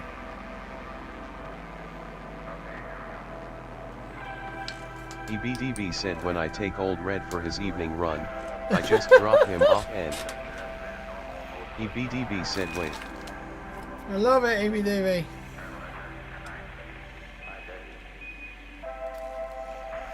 Right, let's put this around the right way. Right, music. Oh.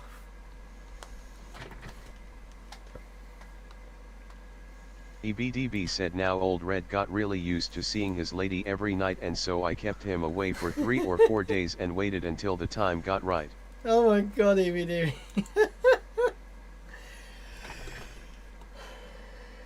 Oh, God, I'm tired.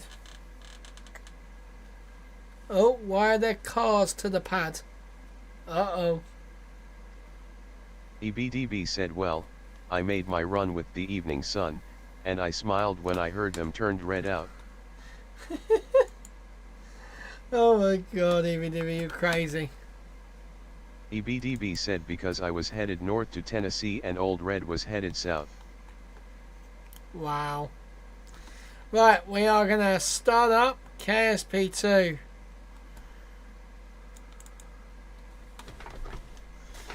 Oh God. This chat. EBDB said, you know that song, right? I'm trying to think. Can't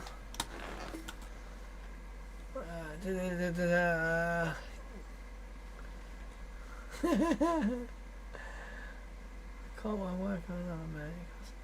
I don't think I've ever heard that in my life. It sounds familiar though, that's the thing.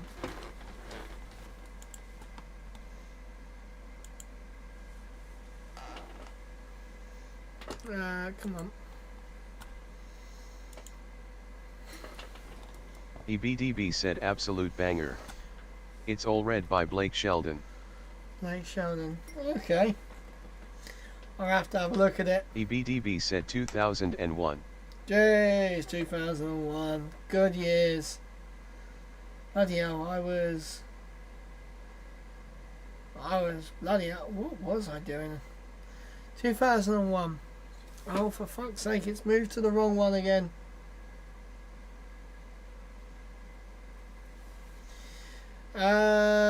Right.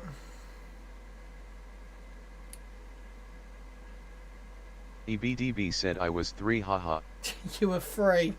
I was 9. I was in primary school. In fact, I mean, when 9/11 happened, I was in school, if I remember rightly. So 2001. Yeah, bloody hell.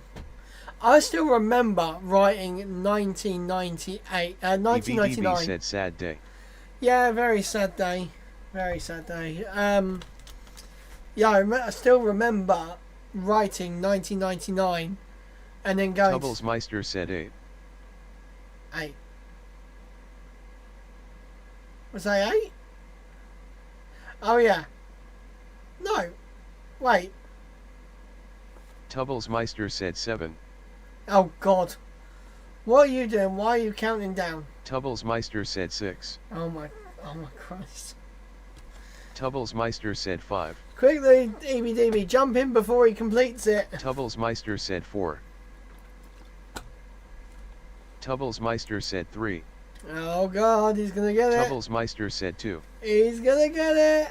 Tubblesmeister said 1. Oh, no. EBDB said E. Yes. Tubblesmeister said lift off. Yes, you beat him, EBDB. Nice one. Yes. Right, windowed, and then bring that over here. Borderless. So we go full screen, actually. Oh, my God. Oh, wow. All my things went... Tubblesmeister said I was 11. You're 11. Right. Things are going a bit skewy here a second. Give me a second, guys. That's better. EBDB said damn y'all are old bastards. Yeah. 1992, boy. Tubblesmeister said holy what was that? That was me trying to sort out... EBDB said JK. To be fair, there's no joking about it. We are old bastards. I'm 33 years old now. EBDB said 1997. 997. Nice. Right. Oh my God, this game. Yeah, I bought this. We're going camping, guys, on Saturday. Yeah, Saturday. So, you guys are actually going to hopefully join me. EBDB said still weird to think we are from the 1900s. I know, it's crazy. Absolutely crazy. Tubblesmeister said the hired help says hello.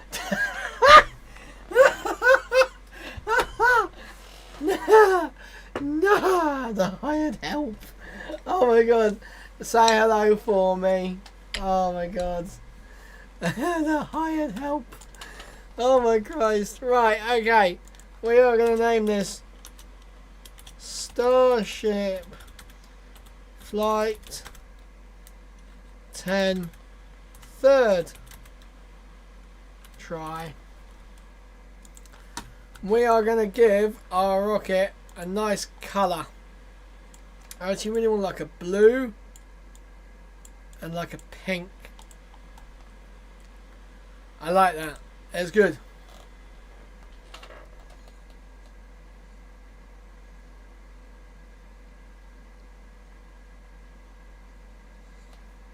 Oh God, what's going on?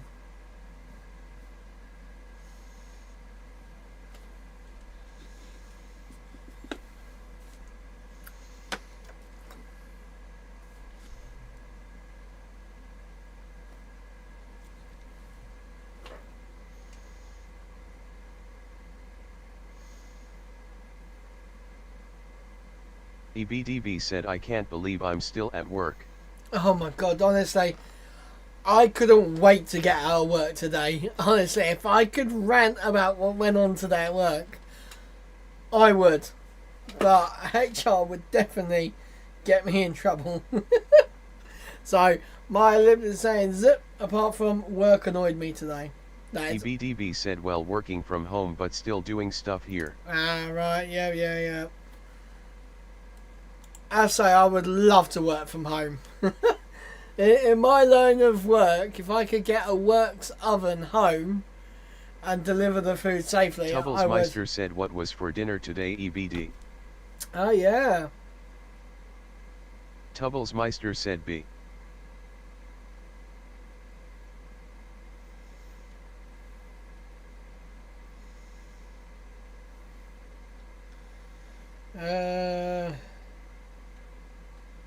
EBDB said frozen pizza from Costco. Oh, frozen pizza from Costco. EBDB said pizza. Gotta love that. Where did it go? Sorry, guys. EBDB said sourdough crust. Oh, very nice. Tubblesmeister said pizza, pizza, pizza, pizza, pizza.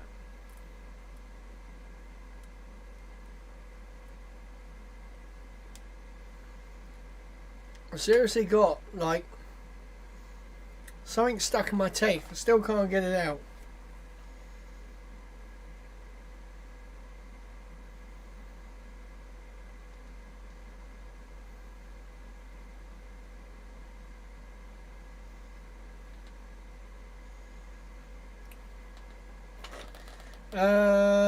Right. Oh, what's going on? Tubblesmeister said stop picking your teeth unless you want to come round and use my water floss ER. Oh, to be fair, the water flosser does sound bloody good. I say, I kind of want to get one, but what?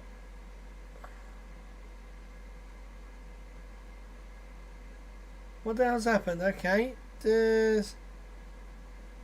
EBDB said how E, long, B, can I make, D, this message, B. Right, looks like the clock has held. Tubblesmeister said they're really good, not too expensive either. Yeah, I might have to get one, I have to say. Why did EBDB's message come before yours? Ah, right, yes, so iPhone event. The new iPhone will be announced on the 9th of September. 10 AM Pacific time, so that is 6 PM UK time. Whoa.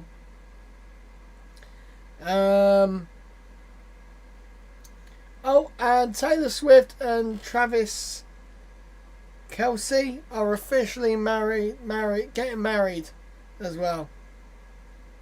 Right. Is there any indication?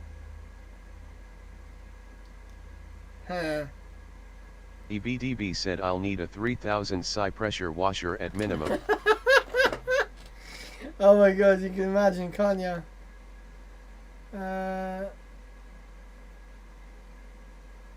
Okay. Why? EBDB said 2 ospreys just flew over my house. Oh, nice. Tubblesmeister said I love Travis, he's a good tight end. Gay. Oh my god, I've got voicemails. Hang on, guys. Shit, I forgot to do something. Tubblesmeister said no, he literally is. He's a good. Is that what his position is on the American football? EBDB said Tubbles wears square-tipped cowboy boots. He don't. Joke's on you. He don't wear any any shoes at all. Oh my god. Right. I'm kind of worried. EBDB said oh geez. I'm worried, guys, because the clock has paused. Oh no. Tubblesmeister said I don't wear shoes and I don't do cowboy either. Hail to the Redskins. Hey, Redskins. Okay, the clock is now back. What the heck? Okay. So the clock disappeared about 45 minutes ago on the website. And now... Okay. said, Lee, did you tell Tubbles about the cowboy boots? No. Tubblesmeister said, I know he's streaming. You know he's streaming. I know he's streaming. Who? Who's streaming? Well, hey, we're finally loaded in.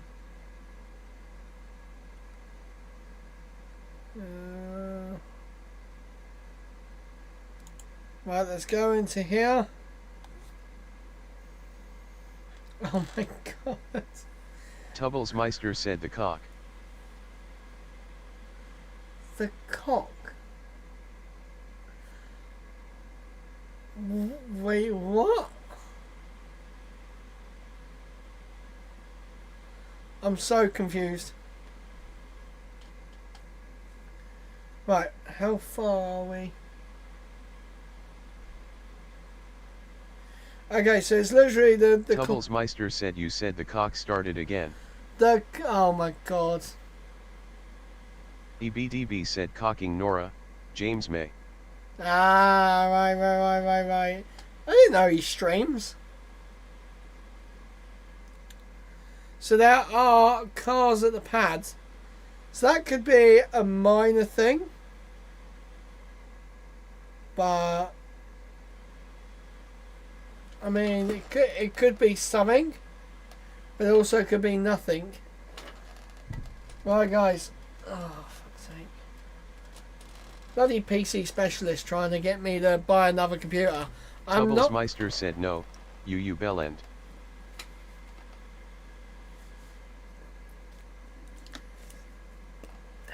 EBDB said Elon probably wants a selfie for X.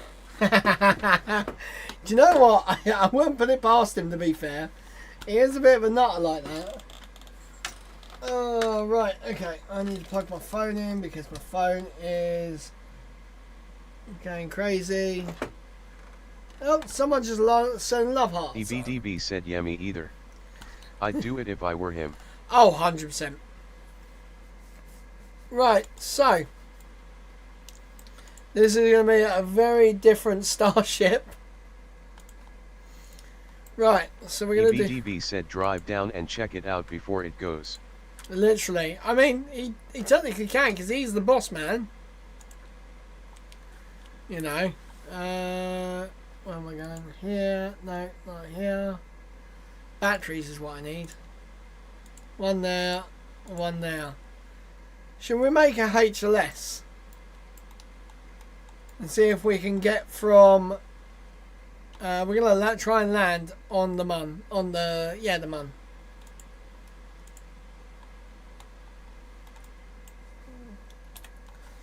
Right. So we need cargo space.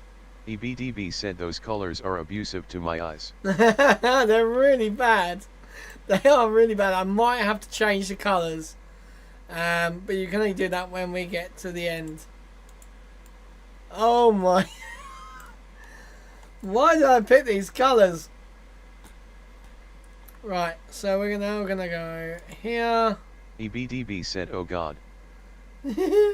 Tubblesmeister said Lee's voice is abusive to my ears. Oh, you bitch! EBDB said looks like a dildo. It really does, doesn't it? Right, here we go. So what I'm trying to do is build like... EBDB said fun for the whole family. Oh yes. Tubblesmeister said wouldn't know, never seen one in the flesh. Oh my god. Right. EBDB said ribbed for her pleasure. Ribbed for her pleasure. Gotta love it. Right. Now we're gonna go here. Because that basically secures that. And then we want to put a... Man, we're going to have a ladder. EBDB said Tubbles, you never pleasure you woman with a false peen. He doesn't have a special lady. Unfortunately, not quite yet. Tubblesmeister said although my cucumber started tasting a bit weird.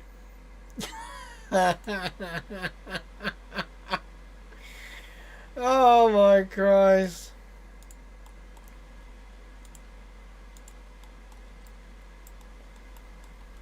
This is very, very, very weird. Tubblesmeister said no, and I don't particularly want one either. They do make a lot of mess. EBBB said guys like me need all the help we can get. Yeah, exactly. Oh, right, so we're gonna go.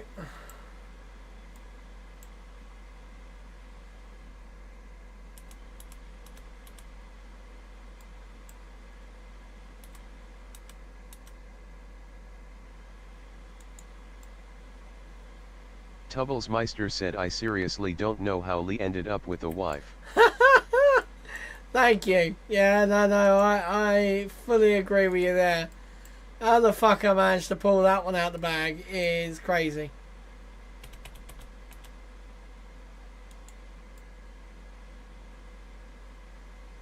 Right. That actually looks really cool. So, now we're going to go on to... So, HLS. Should we just paint it like the HLS? So, HLS is literally all white. Accent, white.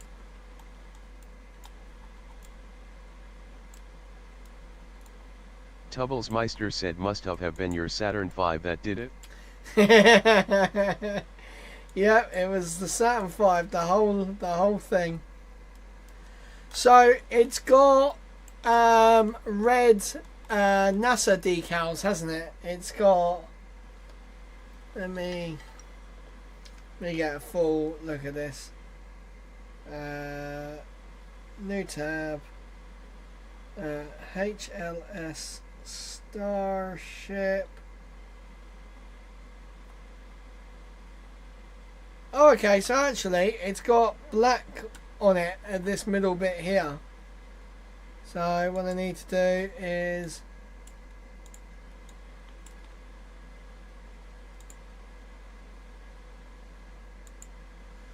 thank you for the love hearts, whoever that is.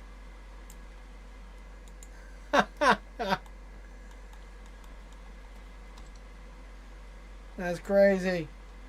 Got lots of love hearts, thank you. So it has got landing legs. So we are going to go for the big chunky fuckers. My God.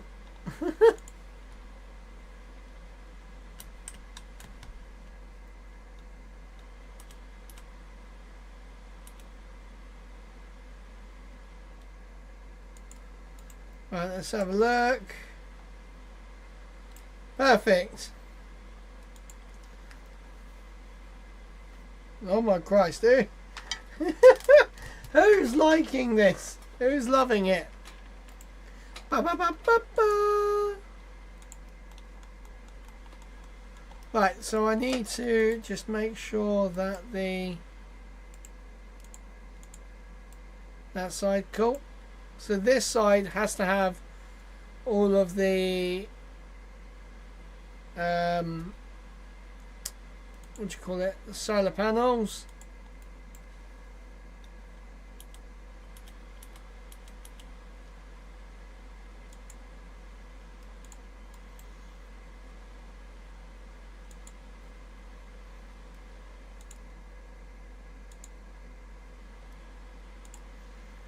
Right, we're gonna just obviously the more parts we put into this, the sort of really gets bad.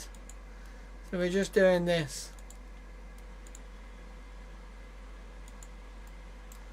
There we go. So we have our Tubblesmeister said okay, someone is going crazy, thank you. yeah, I was gonna say that's still going. That's crazy. Thank you, whoever is doing it. Damn. Right, so what? Oh, we have pads. Small bit of pad activity. That is good. You guys can't quite see it because it's... Tubblesmeister said, what does it actually mean? What does it actually mean? It's just like reactions, really. It doesn't actually do anything. But, yeah, no, it shows me that people are interacting. So, thank you, whoever's doing that. Jeez. Oh, crap, I didn't fill the bloody...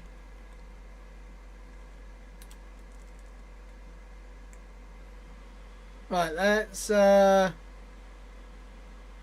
this bugger up.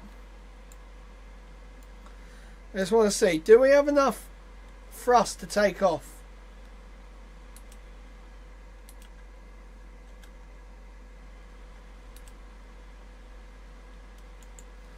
Wow, just about.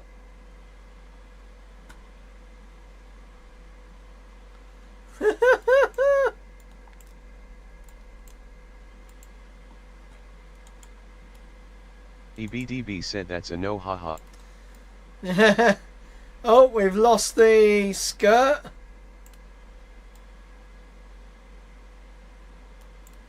Oh my god, look at this.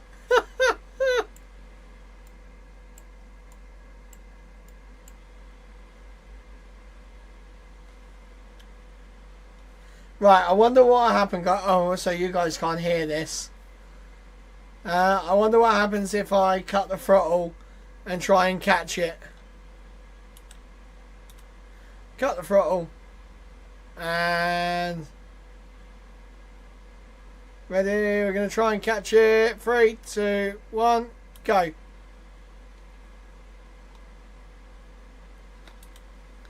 Gear out.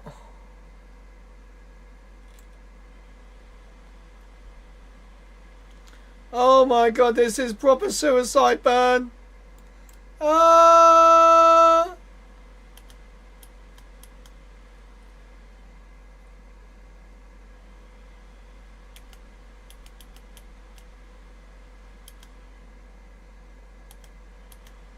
EBDB said boing. EBDB said boing. Oh god! Evacuate! Evacuate! EBDB said boing. Oh my god. EBDB said boom. That was brilliant. Right, what I'm going to do, I'm going to revert to VAB. I'm just going to add the sound in for you guys. So if I do this, no matter what I do, I still turn the main volume. Tubblesmeister said at least we're seeing action. Yeah, exactly. Right, let me just... properties. Kerbal Space Program. There we go. Oh, the tank farm is really getting active now. Right, so we don't actually need, like... we don't need to worry about thrust to weight ratio on Earth because we're going to be going from Earth orbit to lunar orbit. So what I need to do is quickly just disable that.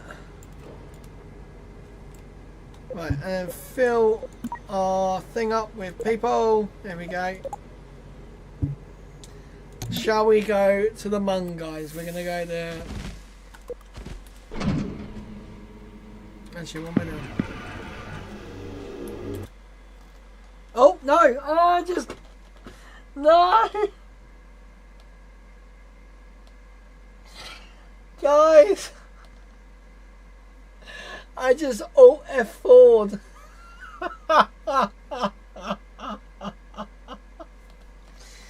No way did I just Alt F4.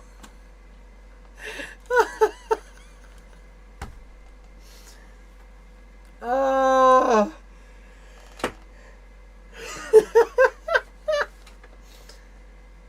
I literally just Alt F4'd. That is mental. Oh my Christ. That was so bad.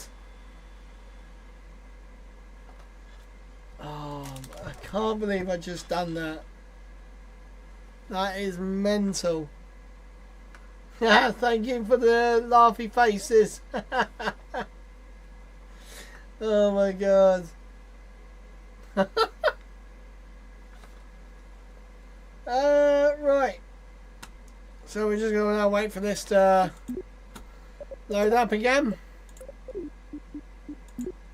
Load game. Hopefully it's still in the memory cache, so it shouldn't take too long.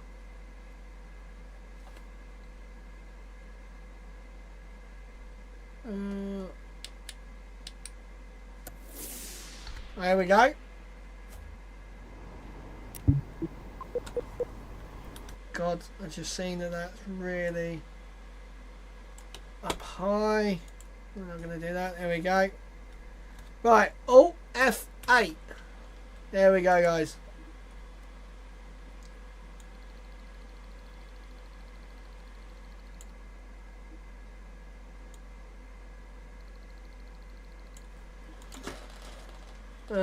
So we want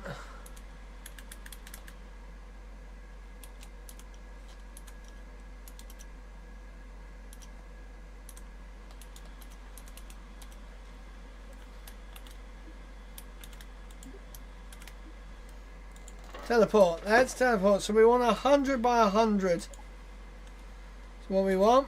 There we go. Now if we get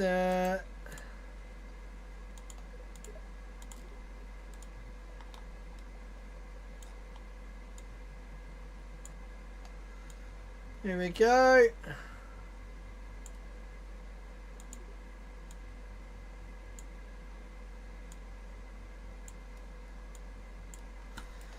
And perfect. That is exactly what we want to do, guys.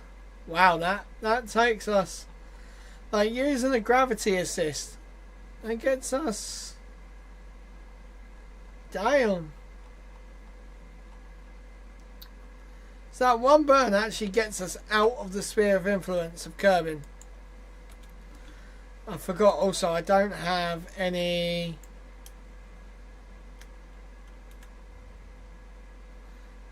we don't have RCS thrusters. And I kind of messed up a little bit here, guys.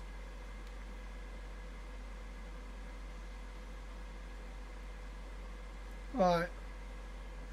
There is our target, guys. The Mun. I'm actually going to take my shoes off. My legs are absolutely killing me at the moment. Right, come on. Wiggle, wiggle, wiggle, wiggle. Right, RCS. We do not have RCS. That's kind of bad. Look at it. So this is HLS Starship. So it's not going to have any... EBDB said so. Apparently someone planted their garden over an oil pipeline and the pipeline company mowed over it and the person is freaking out. Oh, God. Surely there's like plans and stuff like that you could see where, I mean, if you buy a house, do you not get like the deeds of the ground and stuff like that? That's hilarious. You imagine you come home and like the oil company have just ripped it up. My petunias. Right, here we go, guys. EBDB said yet it's clearly not their land. Oh wow. Here we go. We are now doing our burn to get us out of Kerbin.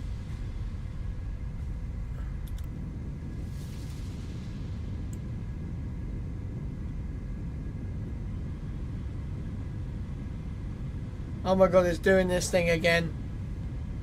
Look how it's getting bouncy, guys.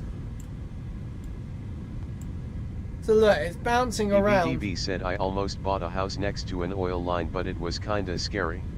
Yeah, I was gonna say, that would be... Tubblesmeister said mind my bulbs. yeah. Yeah, so I had some guy turn up to my house and say that they want my tree removed. And while he... EBDB said, could you imagine if the line ruptured and sprayed fuel or oil all over your Oh property? my god, you'd go absolutely mental. I mean, think of the payout, to be fair. The payout would be immense, I would imagine. Right, here we go. We're coming up. 10 seconds. 5, 4, Tubblesmeister 3, said another Deepwater 2, Horizon issue. 1. Another team war, yeah. Nice, there we go. So, we have made it.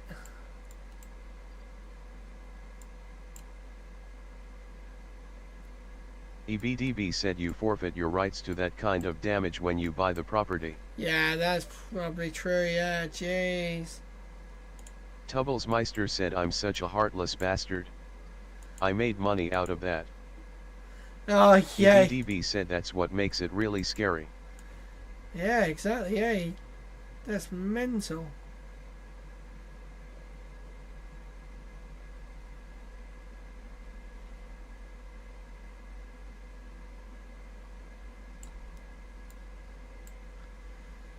What the hell am I... What have I done? Oh, we're going to enter... I'm confused.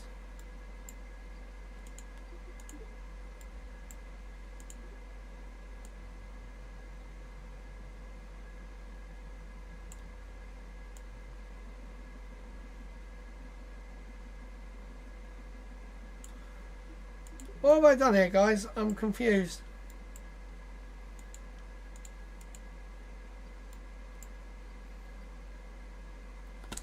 Right, we're going to have to now... Tubblesmeister said was watching some Floridian news channel a couple of months ago and a main water pipe flooded the guy's house and the water company didn't want to get involved until the news company threatened to sue. Yeah, exactly, yeah.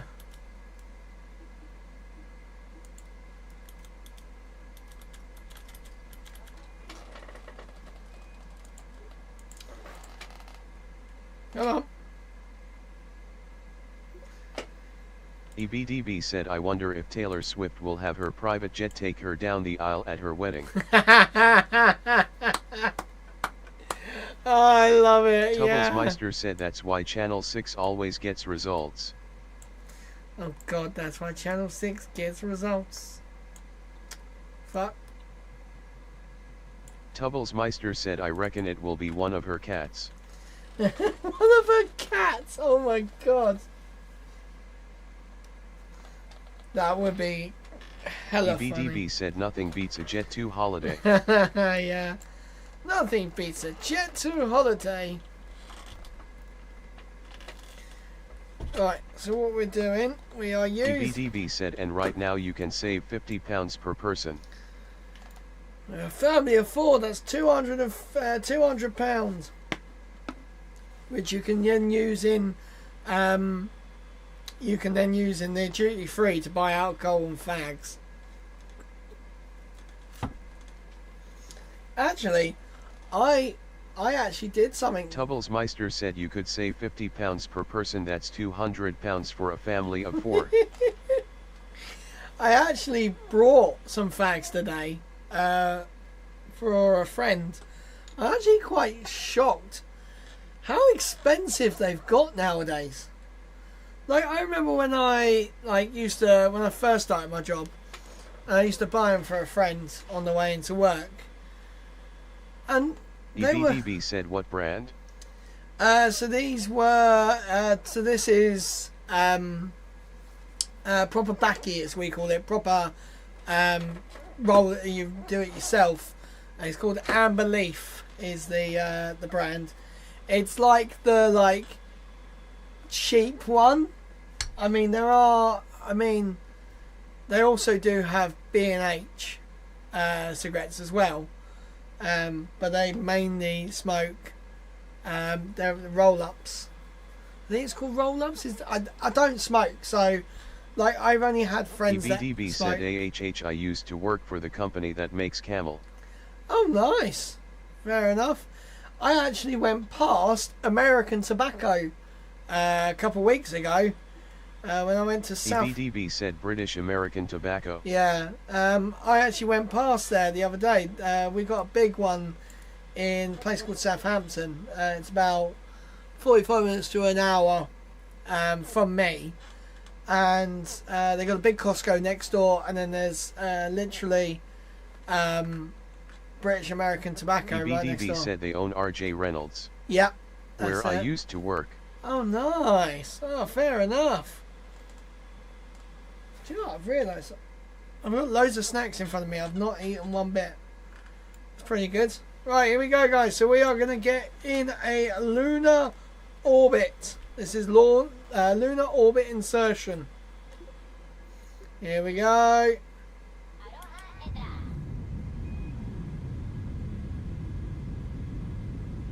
Nice. I'm just trying to use as much fuel as I can. Meister said the boat is censoring me for saying the F word for cigarette. I wouldn't want to buy them in America. The bot is censoring you from saying the F word for... What? Meister said bot. You can't say fag? Really? Oh my god. Is it... It's clearly the YouTube bot because I haven't set up any bad filtering words. There's a couple of filtering words, but that's not one. Meister said no, you can actually get banned. Fucking hell, that's mental. EBDB said Reynolds made Winston and Salem cigs in the city Winston-Salem. Nice. Oh, whenever I think of Salem, I just think of the Salem witches. Fucking, oh, what is it?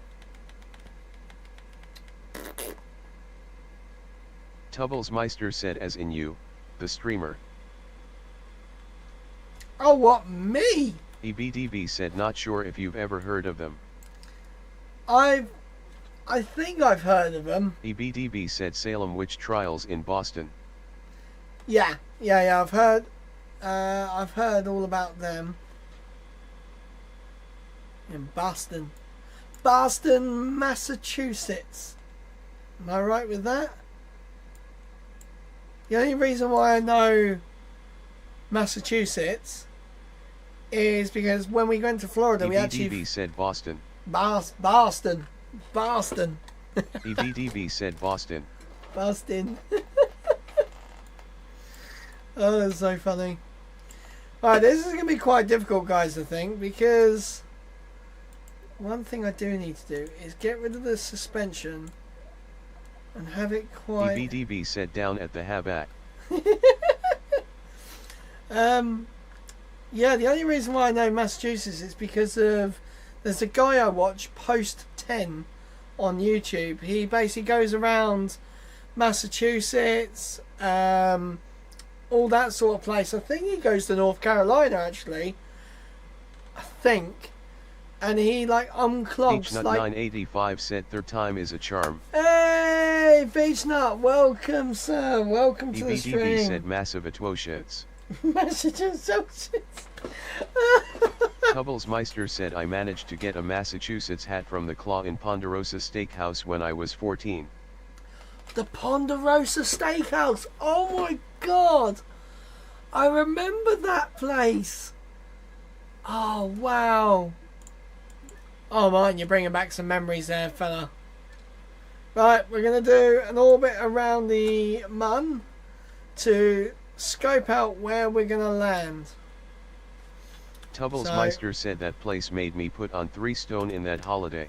Don't. So 2020, when I went just before COVID lockdown for the honeymoon, I put on 4.5 stone.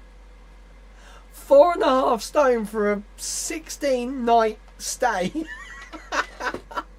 I truly, when I went to buffets, it was not just like 4 plates. It was like 6, 7, 8.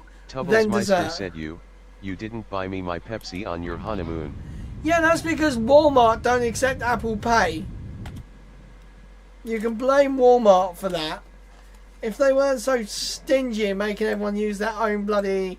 Oh, look! Oh, Walmart! We've got our own different type of said online it's payment. hilarious hearing you Brits talking about stone. Yeah, I have to say, when we talk about it to ourselves, it's so natural. But then when you step back, it does sound weird. It's a very weird form of, you know, measurement. Tubblesmeister said I can be in pounds. I can do kg. I know what I'm in kg. That's about it. I don't know pounds. All I know is there's 13 ounces to a pound. That's all I remember. See, I only know that because a lot of recipes are in... Tubblesmeister said you're about a metric ton, aren't you? Ah, you bitch! You bitch! You wait, I'm going to come round to your house soon. EBDB said kg is good. I work in kg and Celsius. Yeah.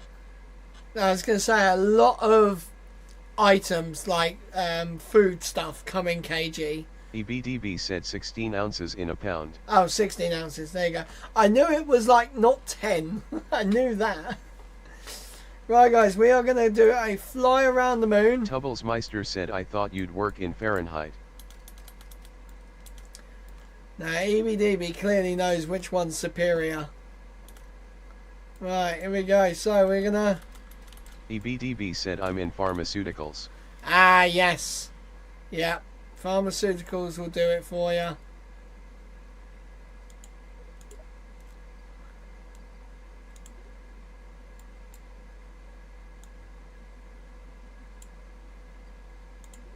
Tubblesmeister said Lake Superior.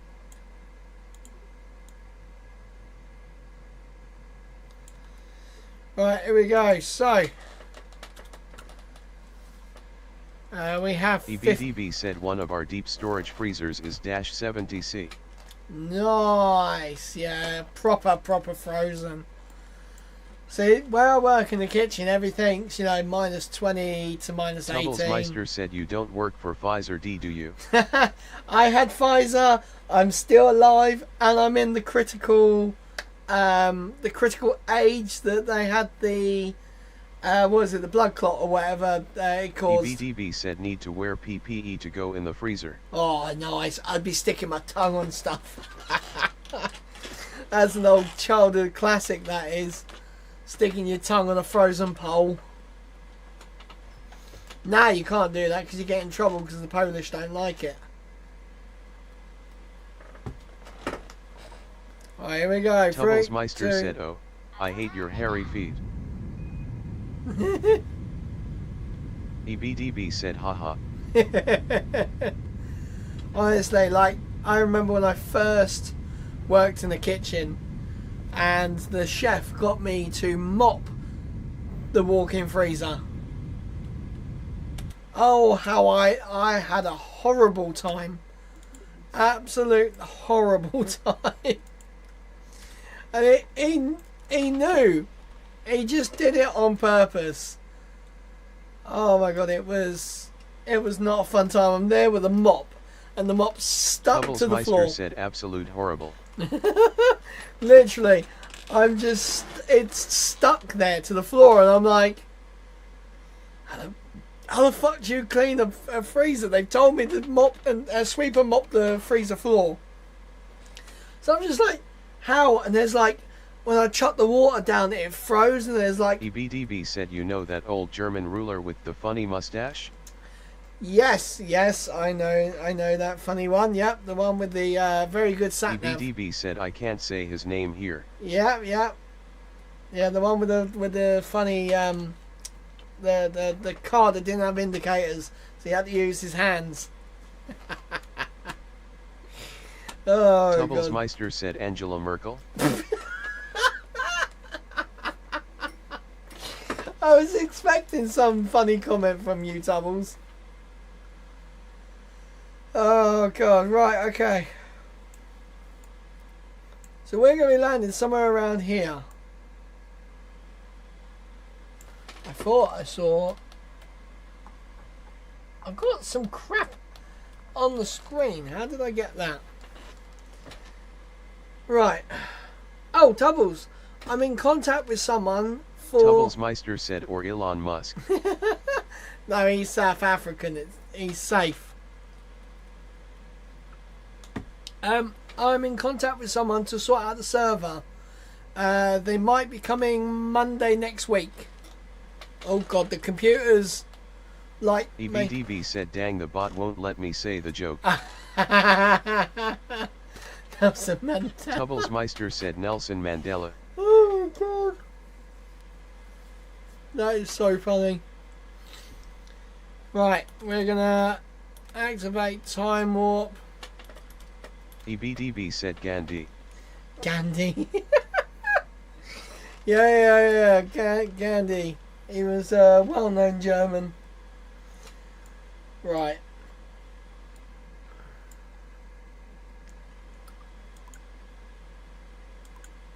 Right, here we go, guys. So we are coming in. We are speeding up.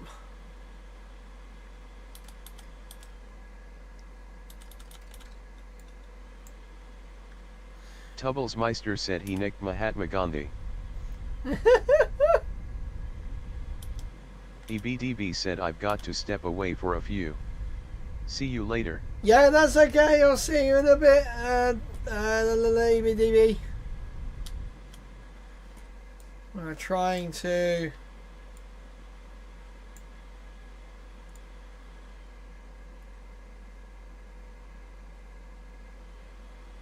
Doing quite well, actually. Yeah, that kind of looks like Florida. Actually, guys, I really need the toilet. Honestly, I've been drinking non-stop water and like squash because my tooth's been really bad, so cut off fizzy. Oh my God, I've peed so much. It is ridiculous. I don't understand. Like, I have drunk 3 litres of water so far today. Now, that's crazy. I don't drink water at all. Water is my enemy.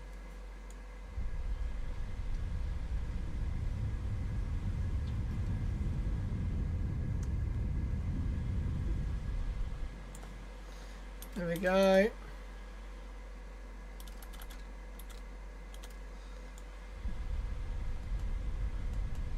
Here we go. Let's just cancel out that velocity. Oh God, La Padre stream has died. I think the computer is starting to give up.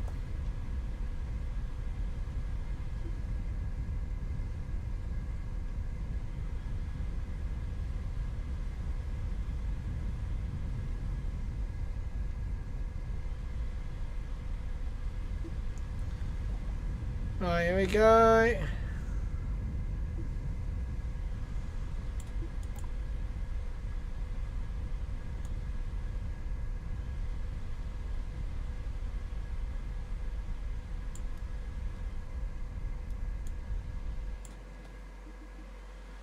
Right, we are going to now put out landing legs.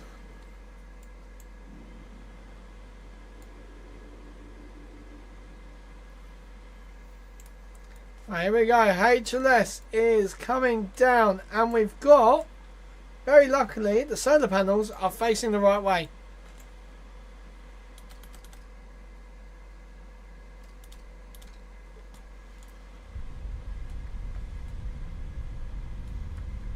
Right, here we go. We're slowing down a bit more. Just going to keep the engine slightly running. Yeah, it looks like a snooker table. Oh wow, there's curbing above us. It's quite cool. Right, here we go. We're getting there. Just trying to cancel out all velocity sideways.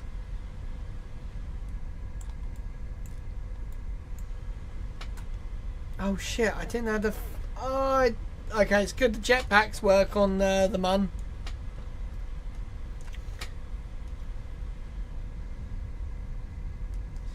$2,000 meters. 30 meters per second. Slowing rapidly.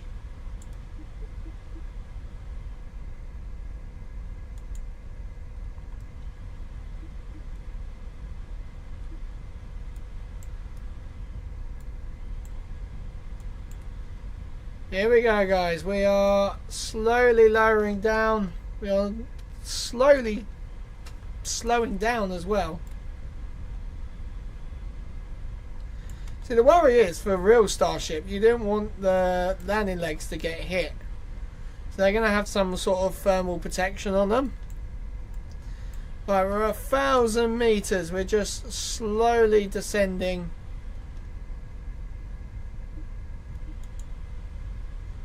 Just going to point that there. Just because there's slight...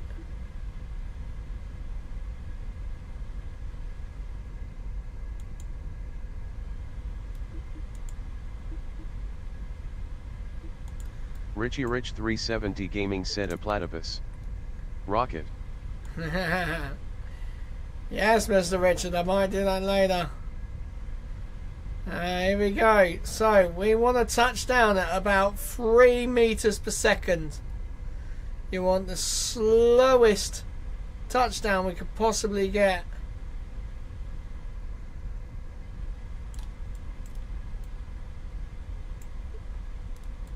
Right, here we go, guys.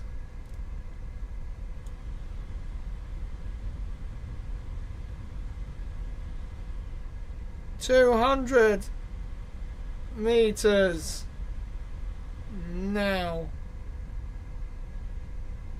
Tubblesmeister said, "Ah, hello, Dickchard." Did you go for your drive, Mr. Richard? Richie Rich 370 Gaming said, "Perry the platypus rocket." Perry the platypus. Well, I may have slowed down a bit too much, too quickly.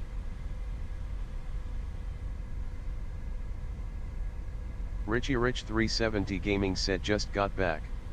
Ah, nice. Tubblesmeister said, "My apologies, Richard, damn autocorrect."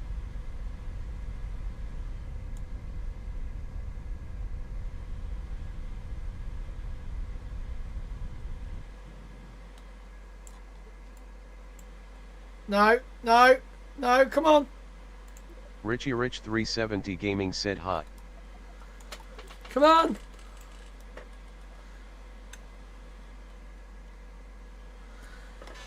We've landed! Woohoo! Oh my god.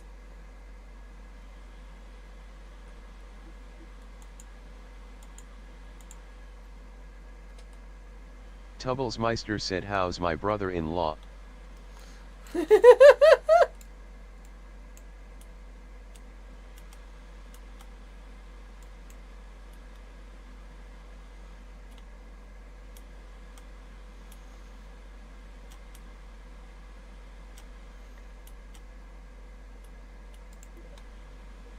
Richie Rich 370 Gaming said, "Season 13 of Futurama coming to Disney Plus on September 16th. Oh, please, please, please. Richie Rich 370 Gaming said, "Who's that?" Tubblesmeister said, "Shut up and take my money." Shut up and take my money. Right, here we go. So we're going to try and stand up.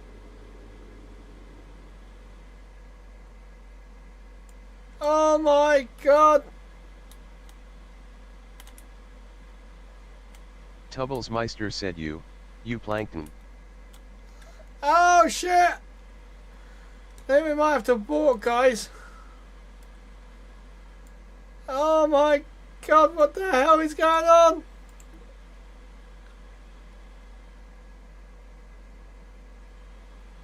It's just bouncing around.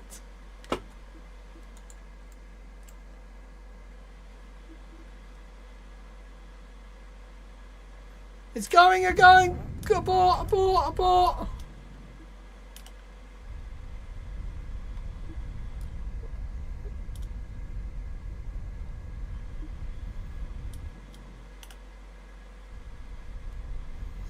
I had to abort, guys.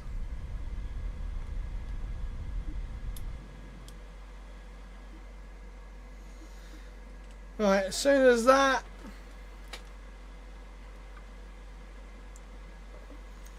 As soon as we flip around.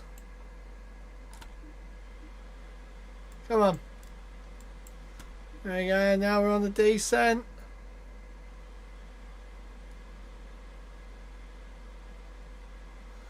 Oh my god, that was terrible.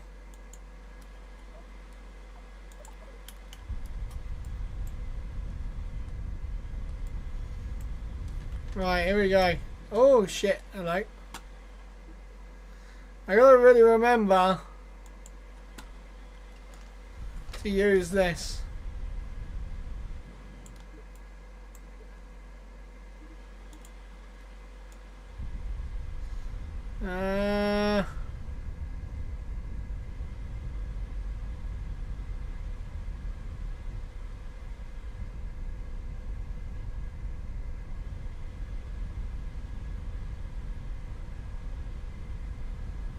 Help, guys! We're really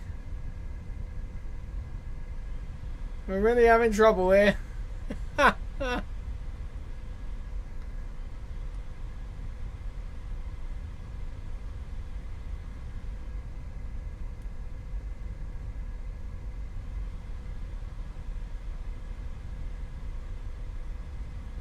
here we go. We're gonna go around for round 2. Here we go, guys. This actually looks a little bit flatter.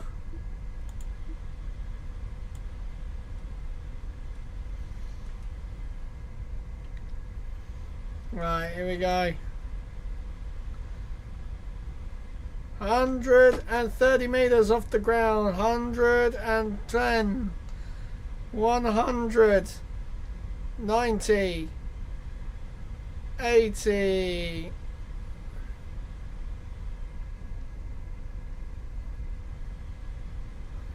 Here we go.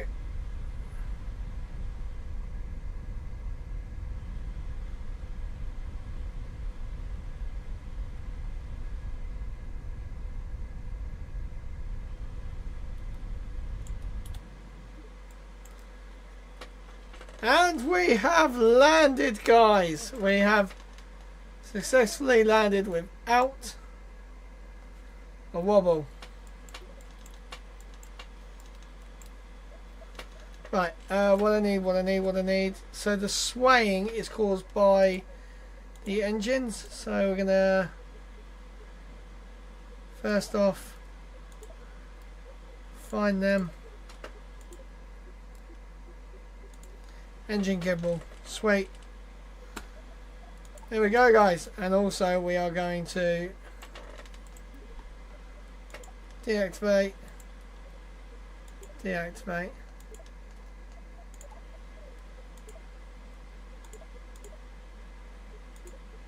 Deactivate. Deactivate. Deactivate. Deactivate.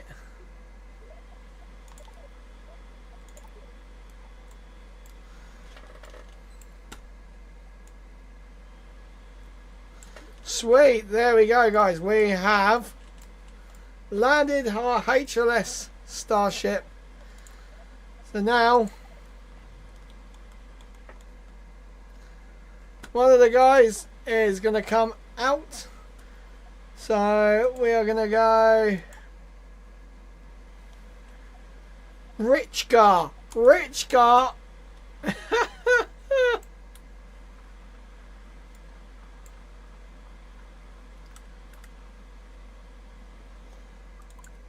So we are gonna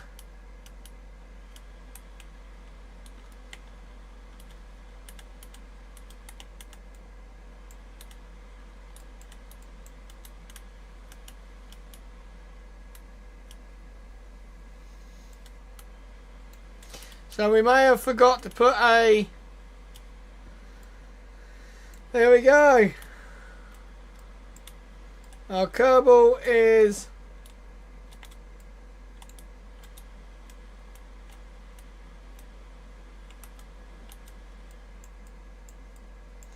going to stick a flag in.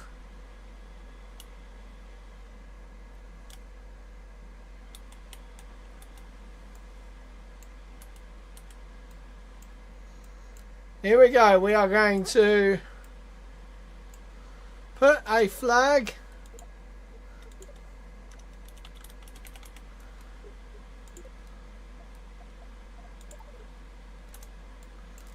there you go, guys. Starship HLS has landed.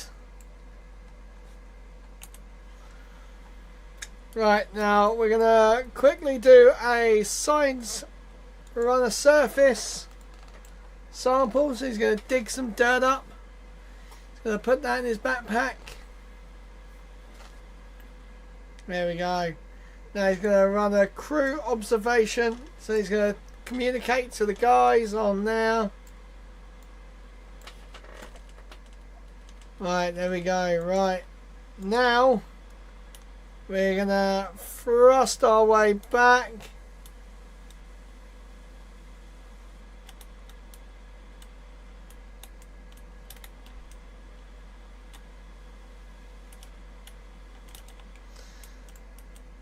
Right, here we go. We're going to grab. And we're boarded. Right. So we have done a crewed mission to the Mun. Now, do we have enough to actually get back to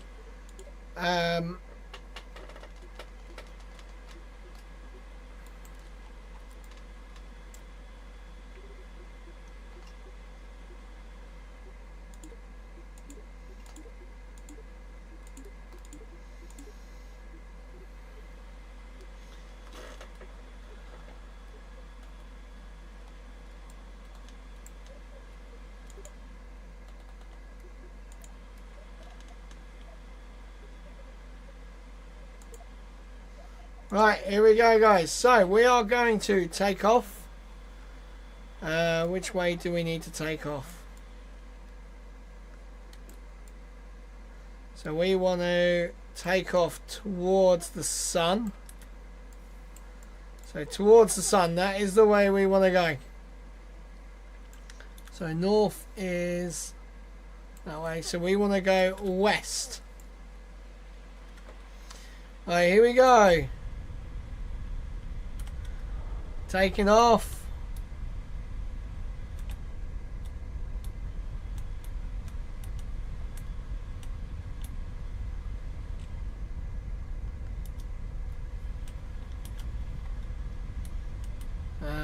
Right, west, come on, spin around. And we want to start aiming west.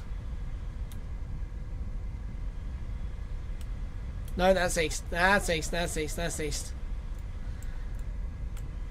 No, we do want west. We want to go that way.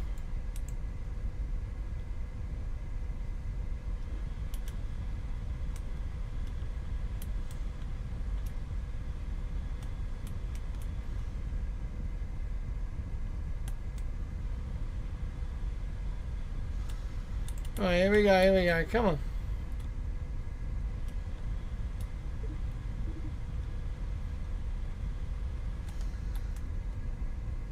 Sweet, here we go, and we're going to start going more this way.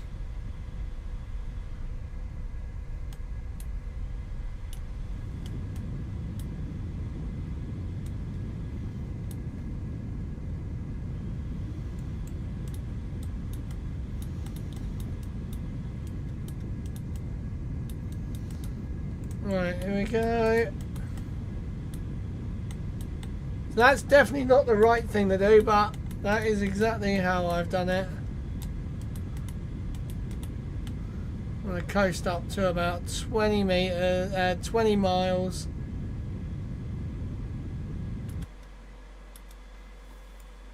Ah, shit.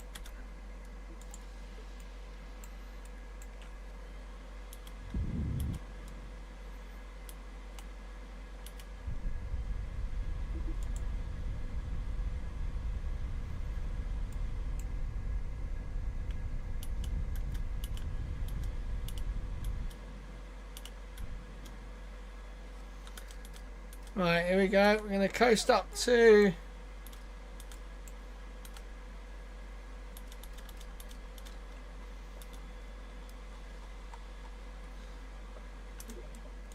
So, leaving... We're just going to call it leaving moon. Right.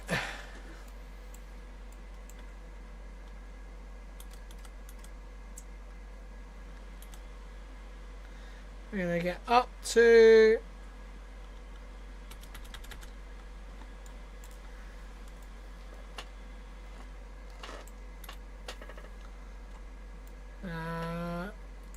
Yep, so we want to... Are we coming to the darker part?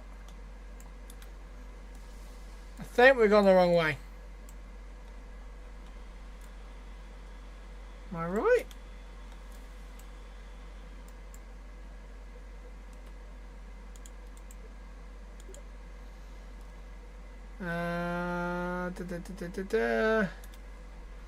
Okay, I think I've gone the wrong way, but that's absolutely fine. Richie Rich 370 Gaming said, hey, where's Perry? Perry is in the rocket.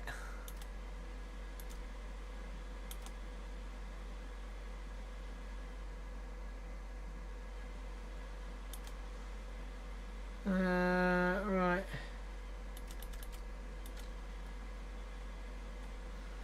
Right, here we go.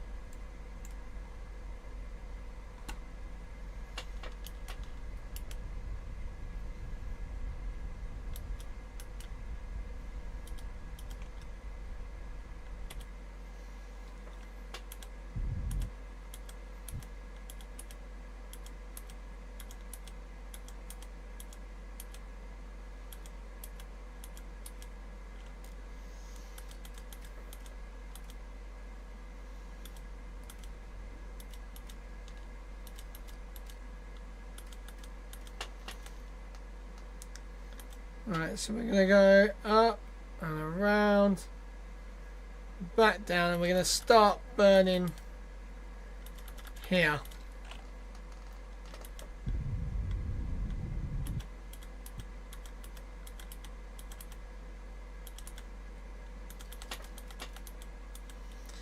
Right, we're just going to keep doing this until we can actually leave the sphere of influence. So that's not enough.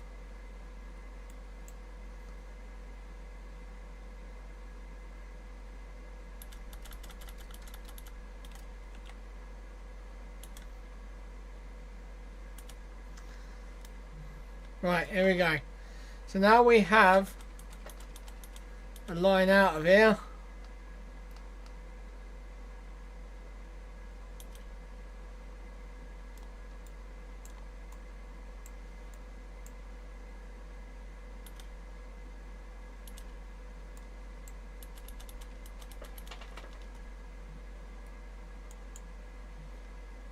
Right, now I need to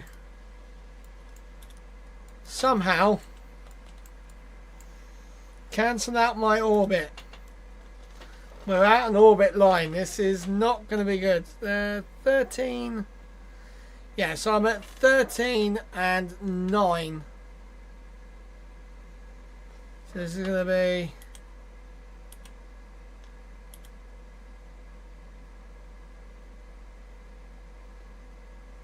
I've not got much fuel left. This is not going to be good.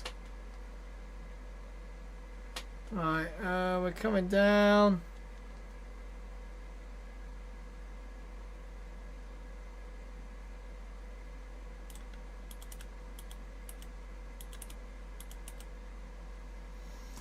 Right, there we go. And now we're gonna zoom down.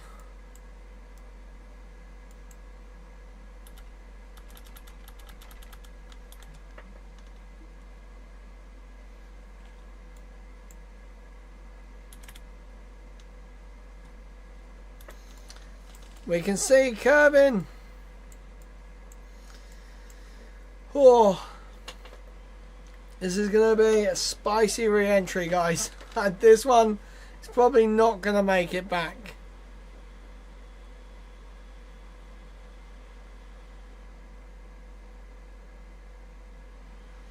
Right, we're getting there, we're getting there.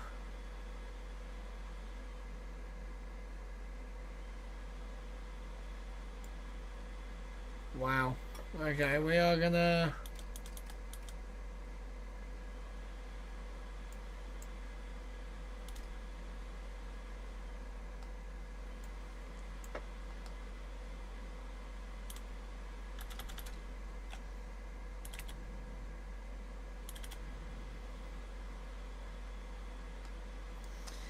Right, we're going to just blast it really quickly.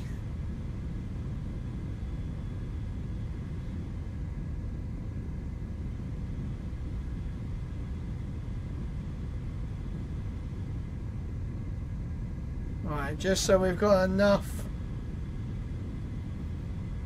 Come on.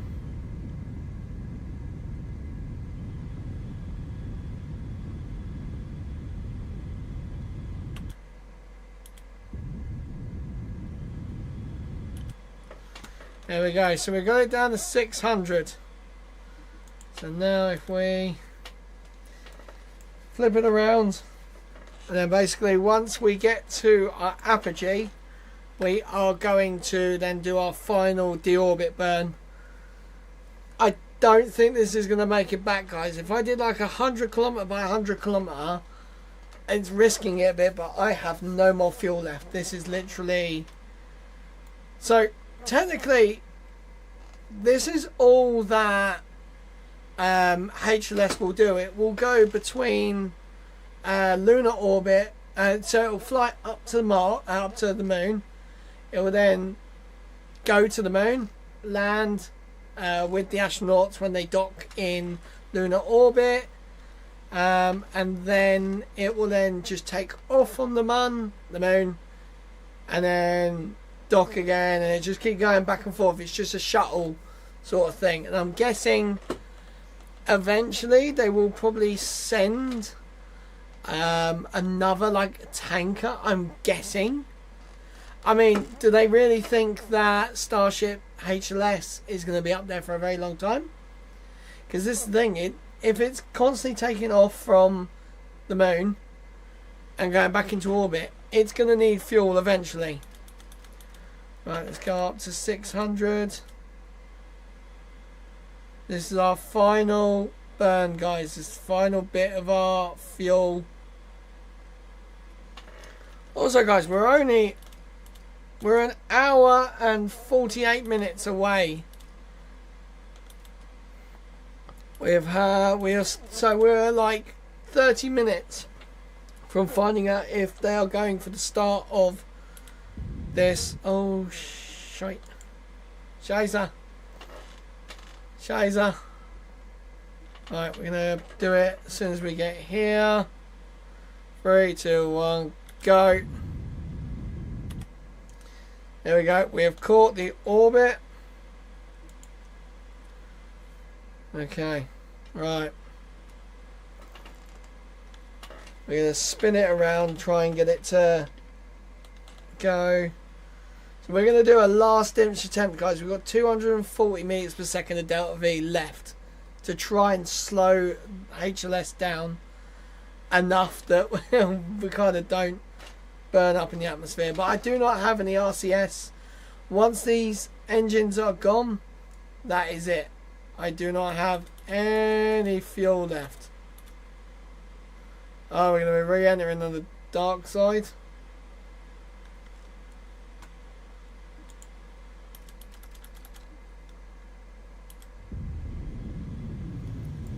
There we go. And done. That is all my fuel done. So now we are just praying. I mean, the aerodynamic fins and that, they really helped slow the craft down. This is basically like a bullet, guys. This is like a bullet. Also, very luckily, we are going to be hopefully landing in quite a decent place, actually. I think we are going to be making... Can't see shit.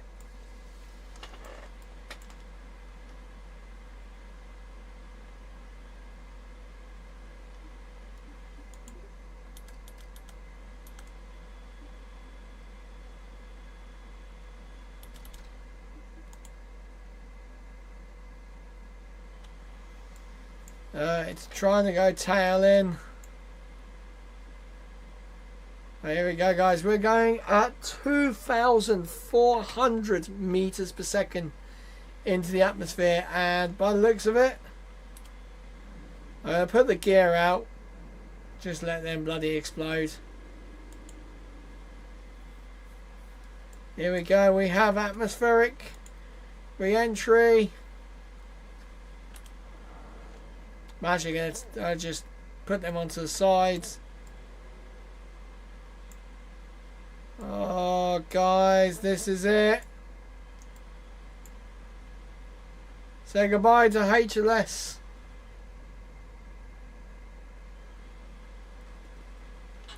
What we will do, guys, in a bit is I'm going to quickly pop to the toilet, and then we will try and build a like ISS, and we'll destroy it. We'll burn it up like this.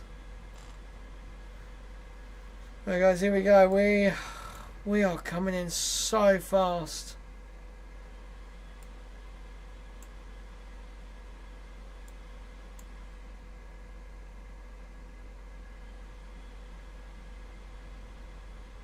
Thing is, actually, there we go. We've already got temperature warning.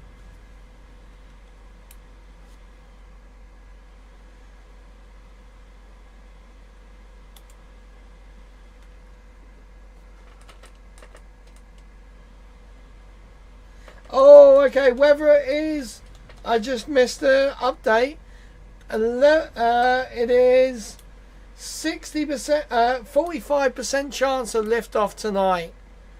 45%, guys, tonight. Right, we are cooking, guys. I want to try and spin that front round. I want to try and get the engine bay not to heat up.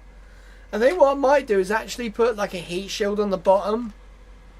That, because technically Starship does have a heat shield on the like aft section.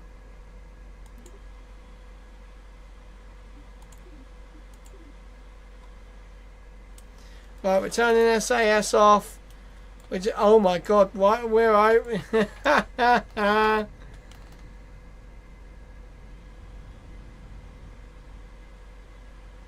Guys, we are coming over land.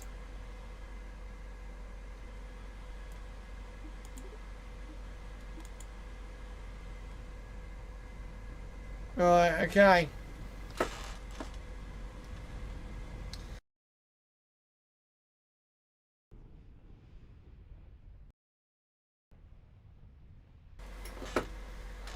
Our perigee is dropping, and so is our apogee. The temperature sheet is going crazy.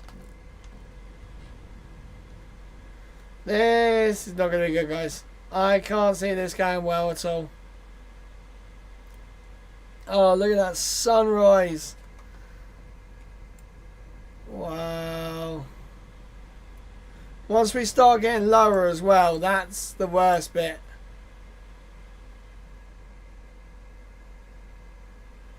That's it. Go sideways. Go sideways. Come on. So this is basically what happens to Starship when it has its uncontrolled re-entry. Jai, if we make this, there is more. There is sea over there. I feel like we're now starting to come into the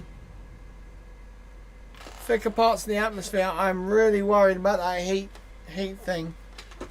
That is getting close.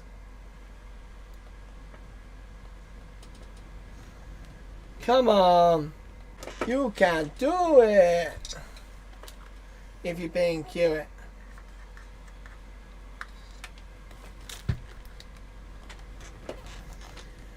Come on, HLS. Come on, you can do it. Come on. Okay, that's not C, is it? Wow. Oh, we have a long way to go. Guys, I don't know if this is going to actually make it to the sea. We are burning up. It's quite funny actually. This is how like how you would actually like disintegrate a proper rocket. Like, it's very long and drawn out, and you use the atmosphere to actually bring down your apogee, which is really cool. I can't even see where the... I can see the sea. Guys, are we going to make this or are we not? Is HLS actually going to be able to land with all Tubbles the crew? Meister said you're breaking up. I think the game is breaking the stream. Most likely. Also, the thing down there keeps buffering. So, yeah, just give it a little bit of time. It will. I can see that it's dropping frames. So once this is done, it should be better.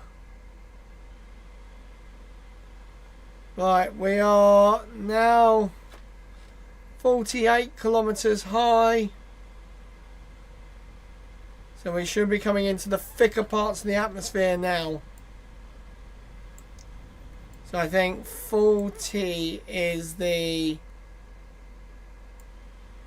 thicker part of the atmosphere. Could you imagine if we managed to make it all the way to the Kerbal Space Center?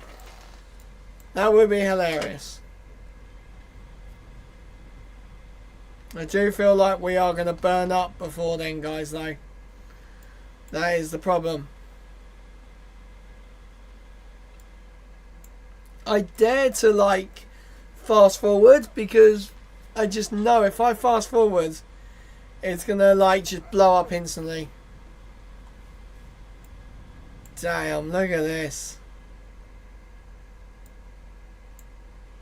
Guys, the Kerbal Space Center is, like, over here. It's the next body of land. We are still, like, really high up.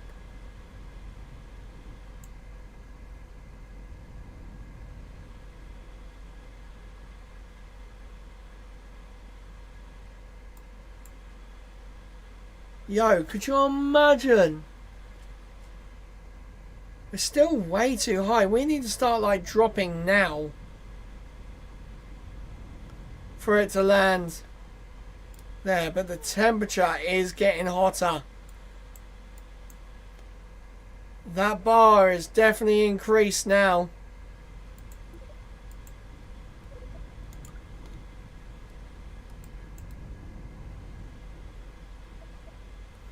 Right, we're just going to open up that, see if we can swing it around.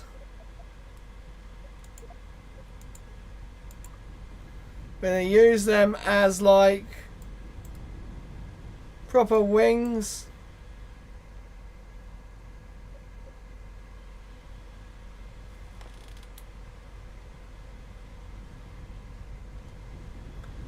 Oh my god, look at that, it's so cool.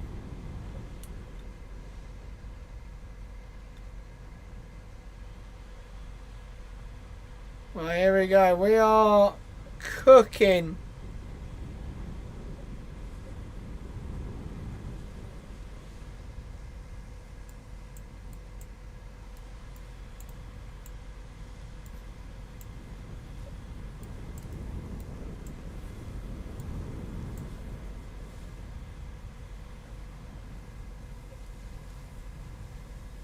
Wow, right, we're going to close up this. So I want to protect the people.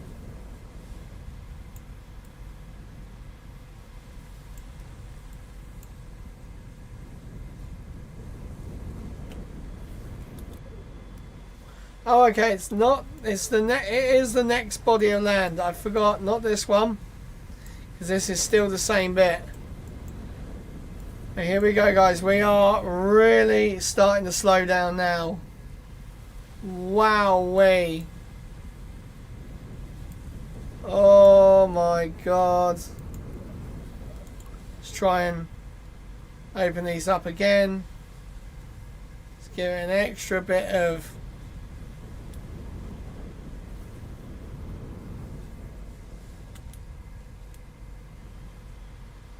Oh shit. I forgot I was meant to be doing.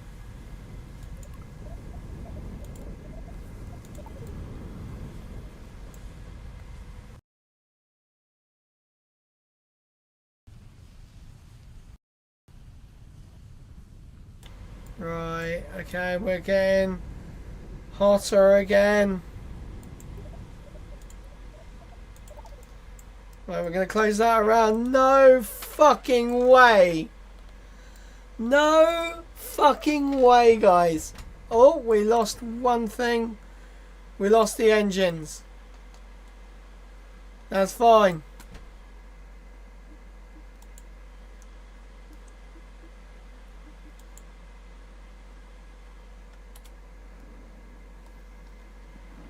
Oh my god. I'm doing everything I can to try and keep this as slow as possible.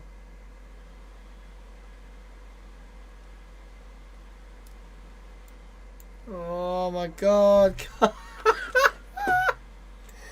This is mad. See, RCS would keep this like flat like Starship's meant to. We are still going very, very fast, so I'm closing them doors. Tubblesmeister said, is it your mic cutting out? Yeah, it is. Brace. Alright guys, here we go. We're going to brace, brace, brace. We're hitting at 200 meters per second. That is mental speed. Here we go. Brace, brace, brace, brace. And kaboom. We are dead. Oh my god. That was mental. Wow, guys. Right, what I'm going to quickly do... Oh, hello. Come here. Is I'm going to quickly pop to the toilet. Oh, what the hell? 1080p. Where's everything gone? There you go. Right, now what we're going to do is also do this. Right, guys. I'm going to be back in a couple of minutes. Just going to quickly pop to the toilet. And I should see you out. And yes, it is the mic cutting out. The mic has been cutting out for a bit.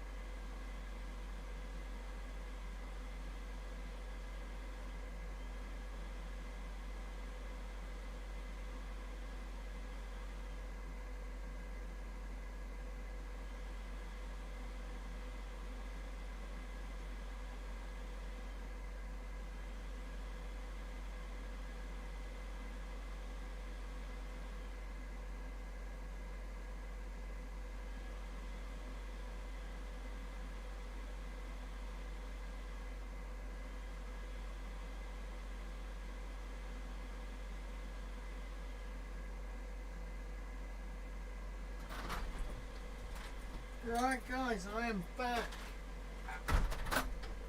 Woo! Right. Oh crap! I didn't pick up a drink. Oh, dang it. Right, so we are T-minus 23 minutes, guys. Oh my god.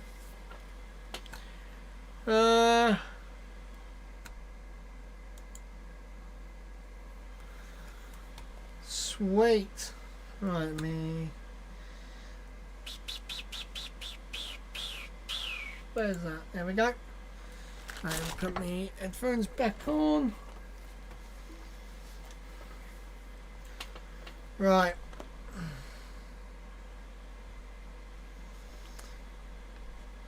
Here we go, guys. So, when do they reckon? 11:40. Oh, actually, I know I was meant to.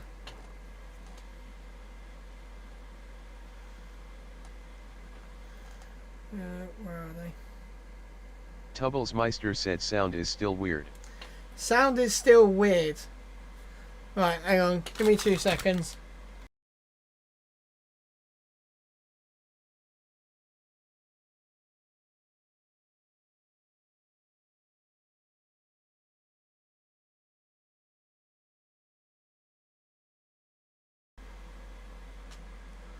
Right, is that any better?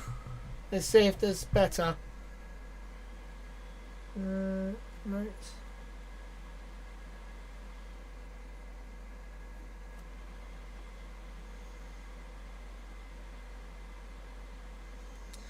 Fuck, I'm trying to. Right.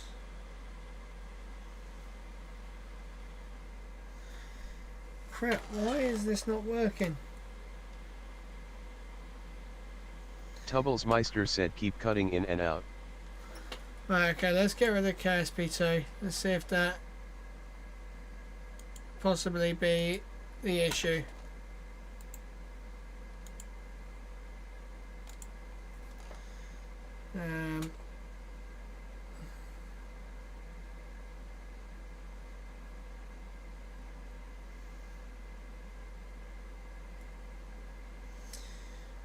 Right, what I wanted to do is flight radar 24.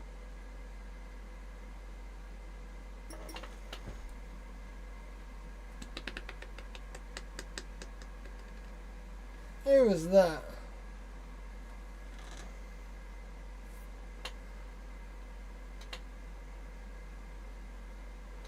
Oh, I found it.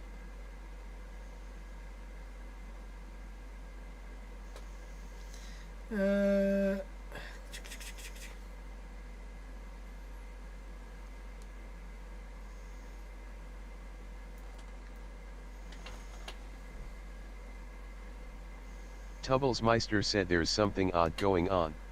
Something odd going on. Alexa, turn off the shed AC. Does that really look like the shed AC? Although that's quite nice. Sidetracked.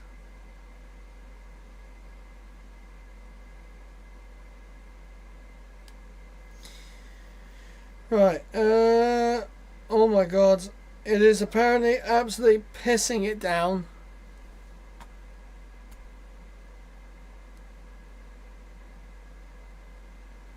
Oh, okay, and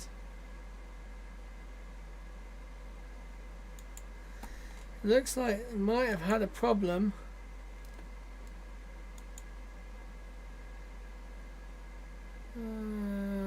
Needle cam. Oh, 1440, nice. So it looks like we've got tank farm activity, which is great.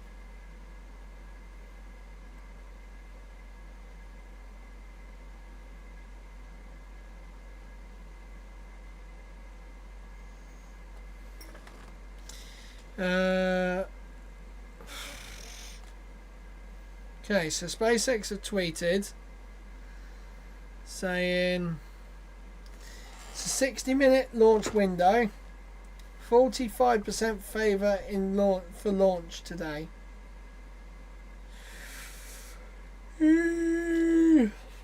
Guys, honestly, I think we're going to have problems today.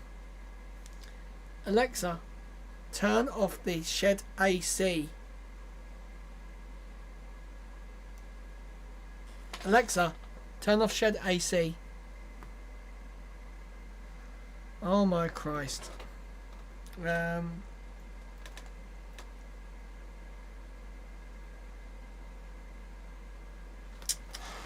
Shit, what is the name of the software for Sonoff?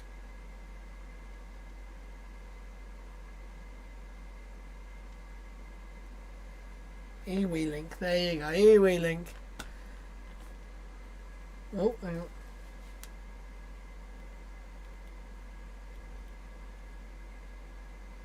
Turn off the AC.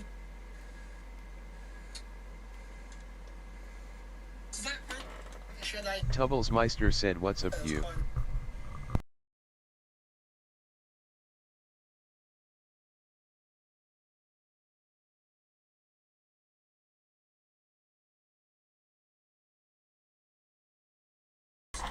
It's apparently down.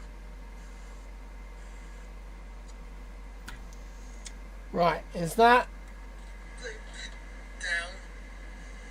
Is that better? Right, is that down? Is that better? Sounds better on this. Tank farm activity, guys. Tubblesmeister said no. That's your end then, surely, because let me come off Wi-Fi. Let me just check my. Let me just check.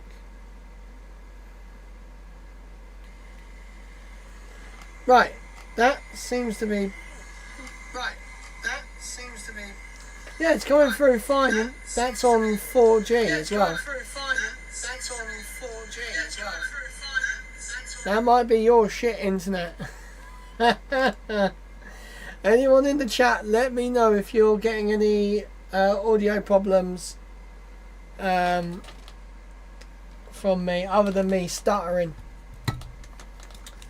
Man, I could have had a Pepsi Max or something. I've locked the back door as well. Dang it. Right, we're going to quickly... Right here. Don't understand why this timer seems to always go out of whack. No notifications. 15:30. Okay, that's right on mine. Okay. Oh my god, that hurt. Right, what do we do for the next? Right, what I'm gonna do. Tubblesmeister said, "Did you do anything because it stopped?" All I did was remove. I think the cable into my microphone is loose. I think that's what's causing the power issues, because it's quite fiddly. I might actually buy myself a different mic. I might keep this one for inside the house if I do one, because for some reason it's really loose in the back of it, but I'm not sure, because it was coming through absolutely fine before I even changed it. Alexa, turn on shed light. Thank you, there we go. Big tank farm activity. Tower vent is on. Guys, we are almost ready, guys. So, what I'm going to do is we're going to swap this around. So we're going to get rid of the small one. And we're going to get rid of the main. we are going to quickly jump on GTA 5. Very, very quickly.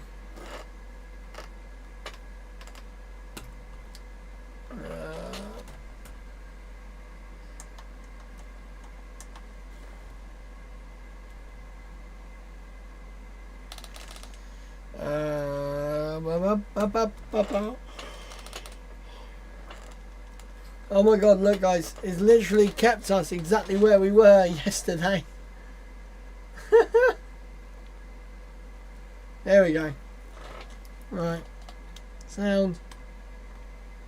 PlayStation 5. Right. No, I didn't want the PlayStation 5 there, did I? I wanted the PlayStation 5 there to the side. There we go. So we are going to just play a little quick bit of GTA.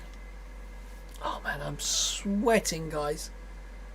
It's so flipping hot in here.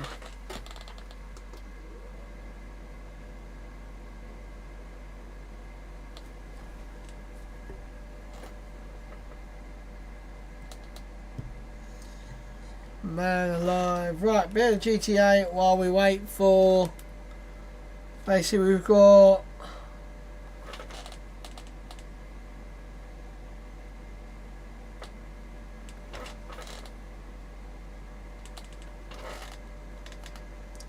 Wow, look at the... Look how crazy the tower vent's going.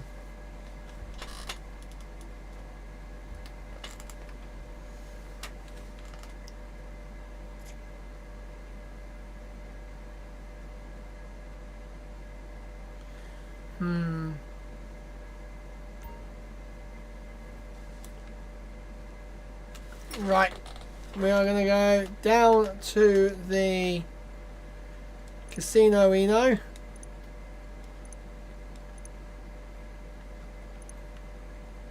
50,000, that's not bad.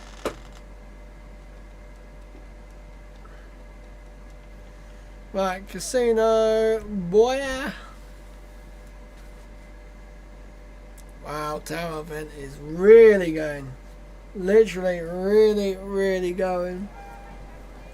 Oh, I've got 42 minutes until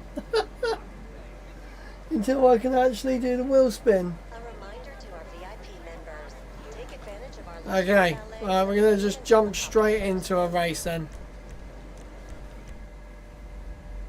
Wow. We're getting on there, guys. I noticed they didn't... They used to put the cranes. The cranes used to be lowered for like the launches. They don't do that anymore. I wonder why that is.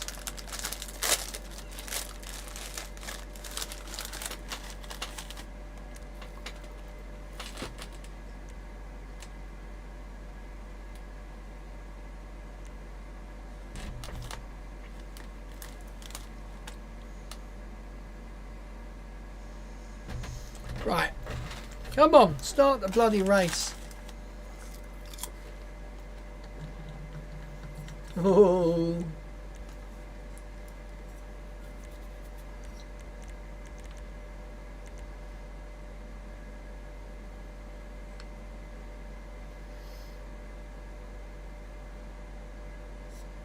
This is very cool, guys. This flashlight is wicked. Oh my god.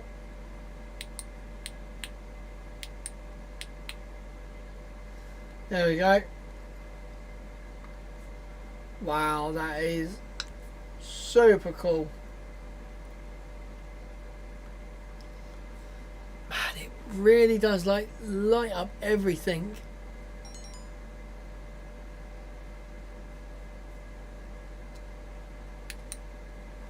Right, we're launching session, guys. Yoo-hoo!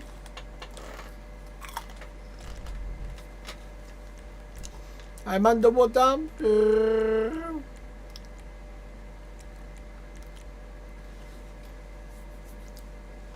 I have no idea what colour that is.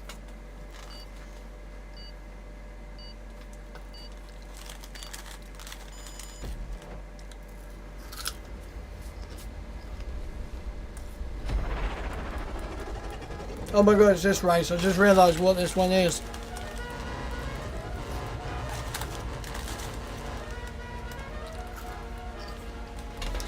Here we go, though. To the best, boys!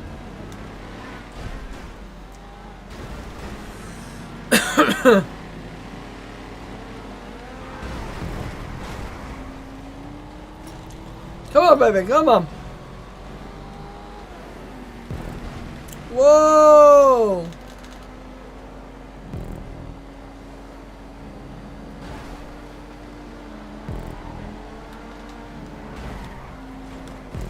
Rejoining car!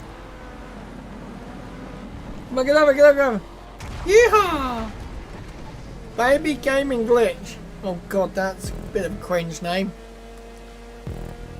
Right, come on. Right, here we go. And on the brakes, on the brakes, on the brakes. Go, go, go, go, go. Ah, someone's doing the old wall hit glitch.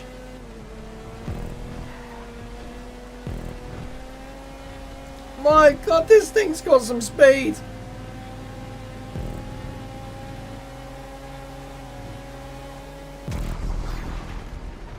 I go out, go in. Woohoo!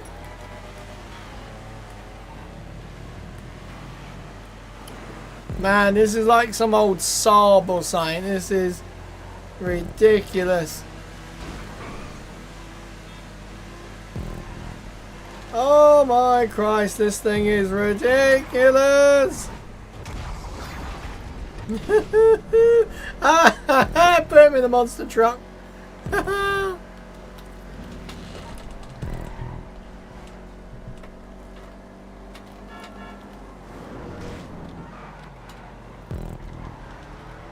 Right, we're in third, guys, by the way.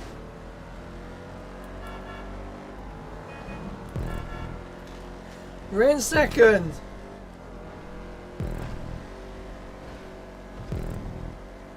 Right, second place, guys.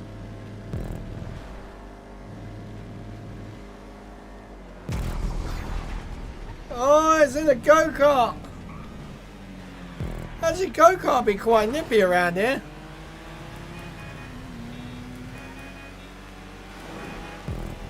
Wow, that is really nippy. Holy shit. Right. Here we go though. We're going to catch him though on these bits here. Oh, we've taken out first place. Oh my god, this put us in a fast car. Oh my god. And on the brakes, on the brakes, on the brakes, on the brakes. Go, go, go, go, go. But we're about to lap someone. First lappy. You have. He managed to lap himself. Wow, he actually gets lapped again. Right, come on.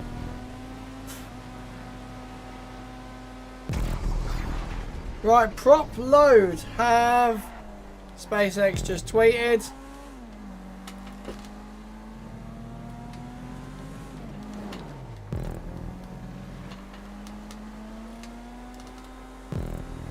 SpaceX, we are go for prop load. Yeah, boy.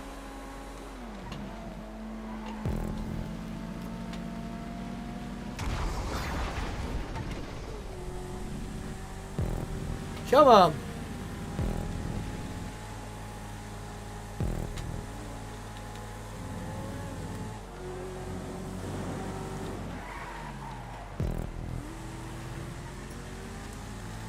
Oh my god, some guys on the push bike. Oh my god, I feel sorry for him. First place is really getting up there, isn't he?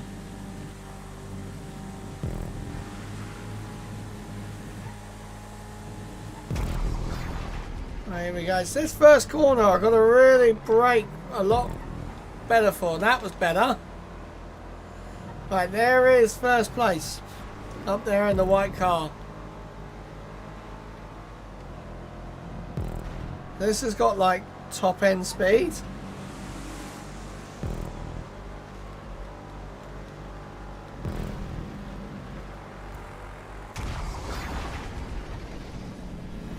Oh my god, I've got American Muscle. He's got some kind of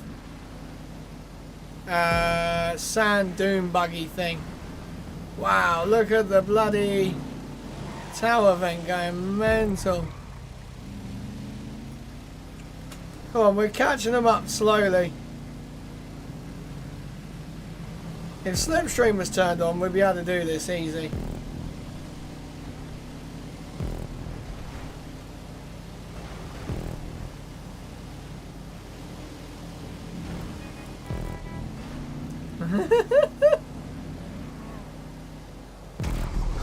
Oh my god. Remember rightly, this thing steers like a tank. Yep, steers like a tank.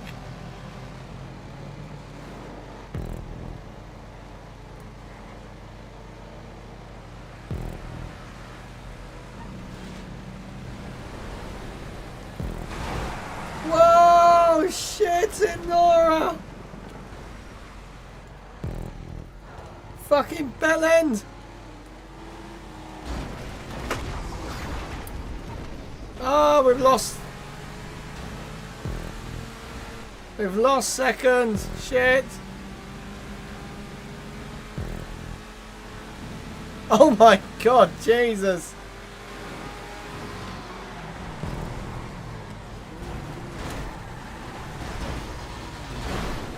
Oh, come on, guys. Move out the fuck's sake.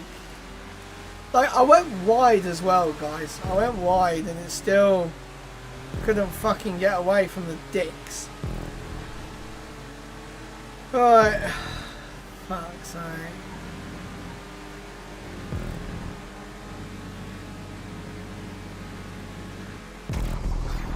Here we go. This is better. This is better. Yeah, come on. Fourth.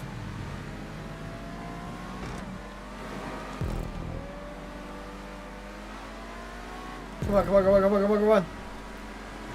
I want to do him on the inside. Do him on the inside. Oh, for fuck's sake. Put me in a fucking van.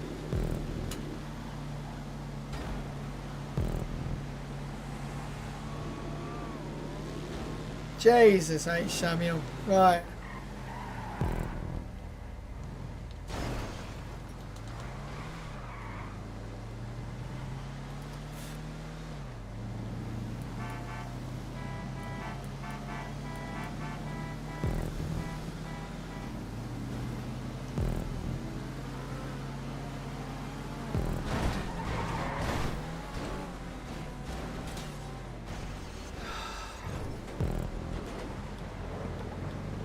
Fuck's sake, it just always happens, doesn't it?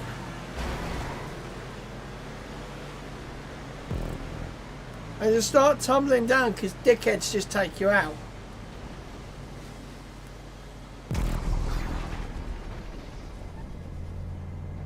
Oh, fuck me, sideways. Right, when are they going live? We've got 10 minutes. I believe, until we go live.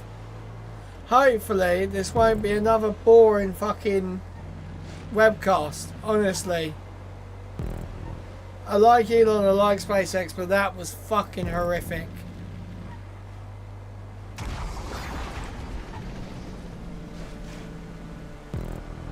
Oh my god, it's just...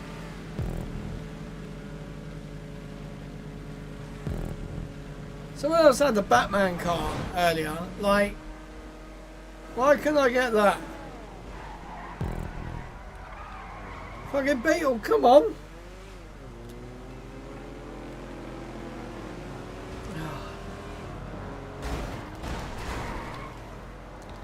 You're just a cunt. You are just a cunt. You made no fucking progress whatsoever.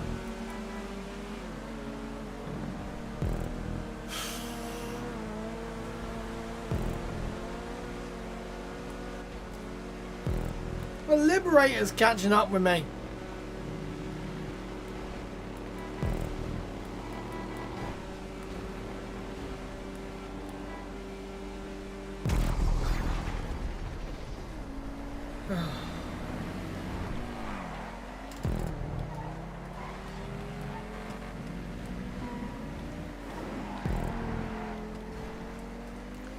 That's a bit. Oh wow. Yeah, this is pretty quick.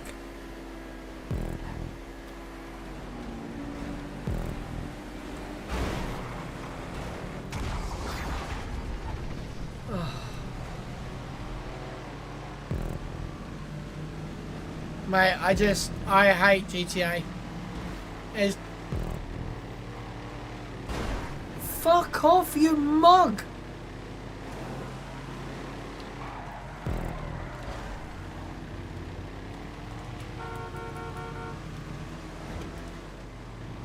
Your mum's a slut. Fuck off.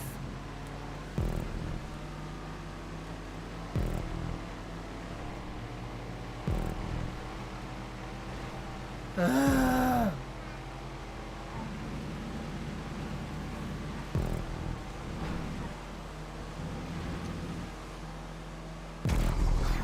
Come on, give me a good car. Pretty nippy.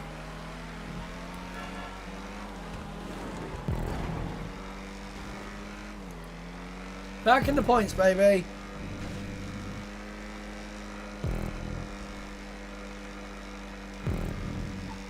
I wish you could avoid that.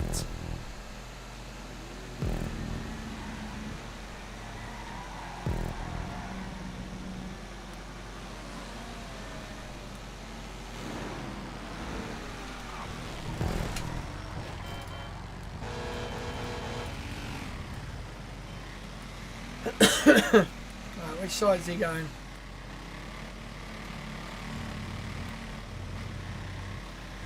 Fuck's sake, it's ridiculous. Oh, that was really close.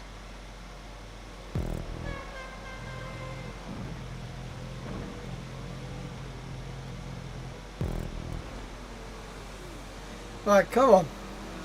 Give me a rocket car.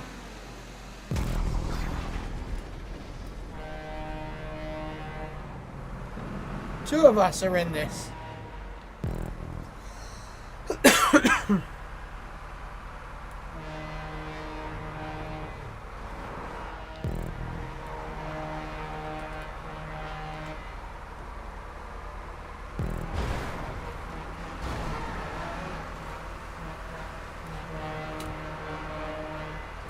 Right, go on, hold everyone up there, fella. You do that, come on.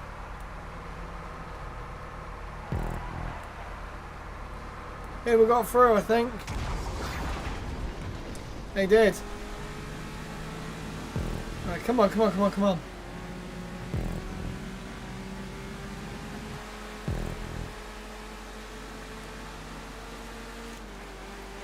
I want to get back in the top 10 at least.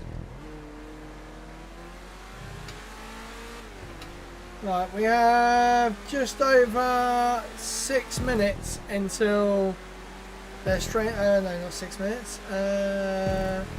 About 8 minutes till their stream starts, I think. Oh fucking hell! It's 25 laps.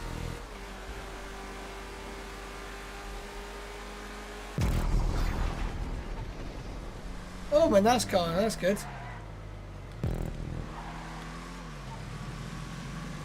This is pretty fast, actually. It's not too bad in the corners.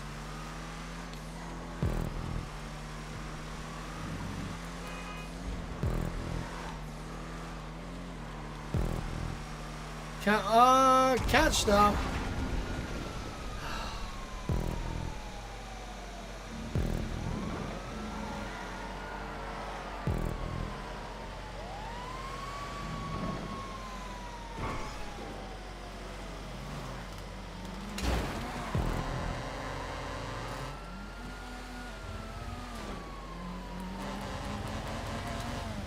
Dickheads.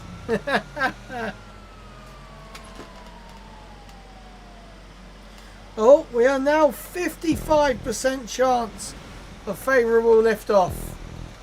That is good.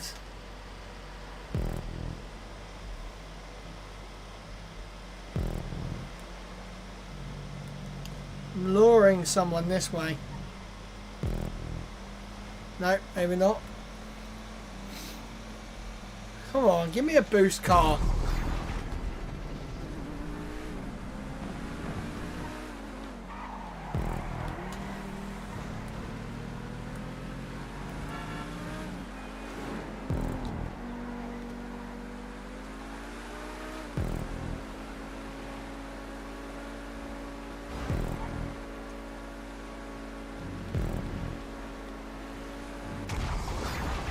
Yeah, come on. It's pretty much the same sort of car.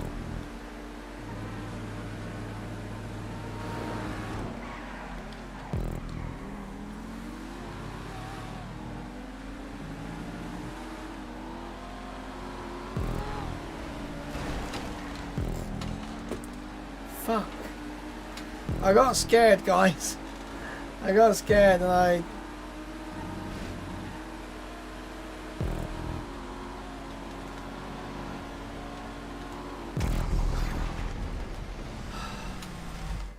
You can fuck off.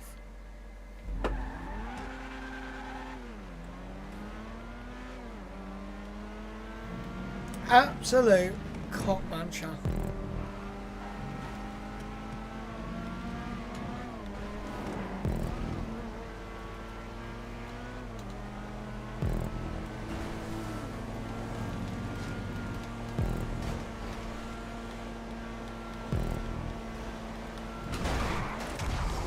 Oh!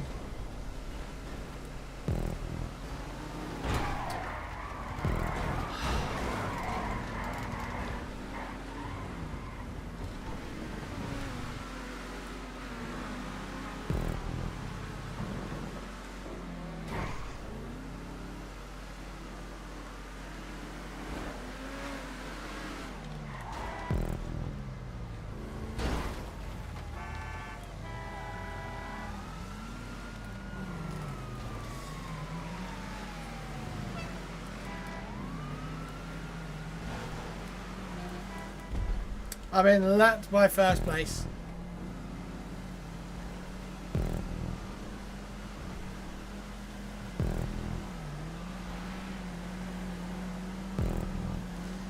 Literally, I am 15th, guys. This is fucking ridiculous. Oh my god, did he?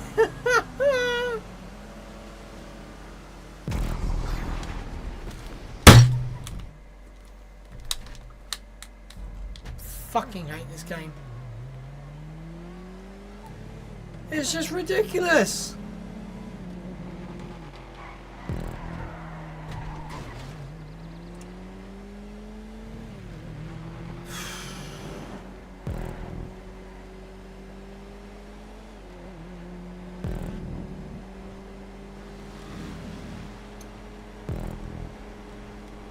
We've got 10 laps. 10 laps, guys. Ah, it's giving me my BMW. It's good. Custom!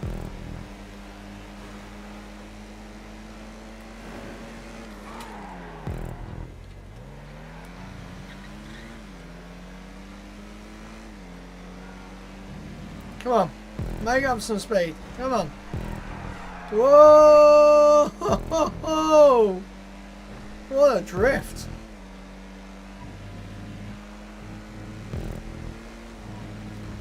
Wow, that tower event really does get it, like, going, doesn't it?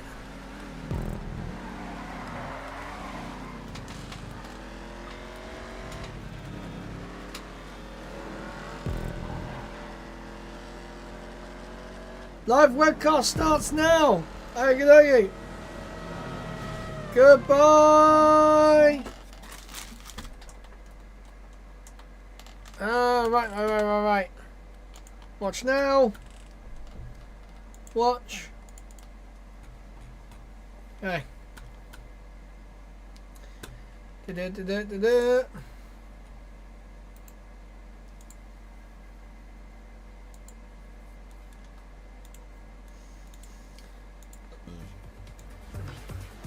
Here we go, guys. Right, let me just change that. Go to that. Left small, there we go. Right guys, here we go. We are 47 minutes.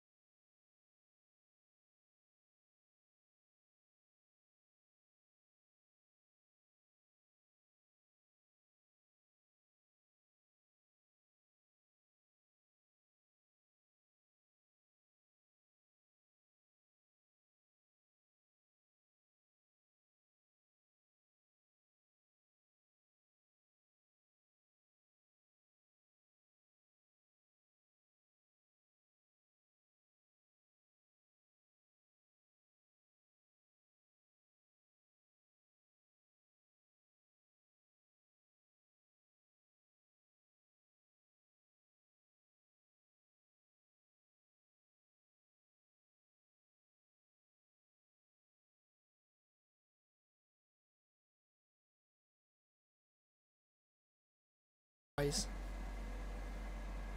First, you have to tell me where you are. Hello Go to and privacy welcome to settings. Starbase Select Texas, local. or what we here at SpaceX Yeehaw! like to call the Gateway to Mars. I'm Amanda Lee, a build reliability engineer Hey! at SpaceX. And I am Dan Hewitt with SpaceX Communications. Everybody, welcome back to Starbase. If you've been following along, today is going to mark the third attempt to get our 10th Starship flight test off the ground. First one was back on Sunday. We stood down then to troubleshoot an issue with some of our ground systems, had a leaky hose. We replaced that. Nobody got to wants our a attempt leaky yesterday, hose. Lost our battle with the weather gods and some anvil clouds in the area, but we're hoping the third time is the charm. Yeah, fingers crossed for sure. Yeah, so at the moment, we are actively loading propellant onto the vehicles. Our engineers are on console, monitoring the vehicle. There he all is. of the Look, systems as he's we count hiding down back to liftoff. there. Prop load is underway. We are looking better on the weather this time, Dude. good on the range, and we are targeting the very beginning of our window at 6:30 p.m. Look all the Central cameras Time. over there. Our objectives for today, really with the ship, are going to look very similar to the last couple of launches. Right, Looking guys, to I've got a deploy bit of those dark Starlink chocolate to simulator munch satellites, on. fly a whole bunch of experiments during Starship's re-entry, testing the limits of its heat shield and its Oh. flaps.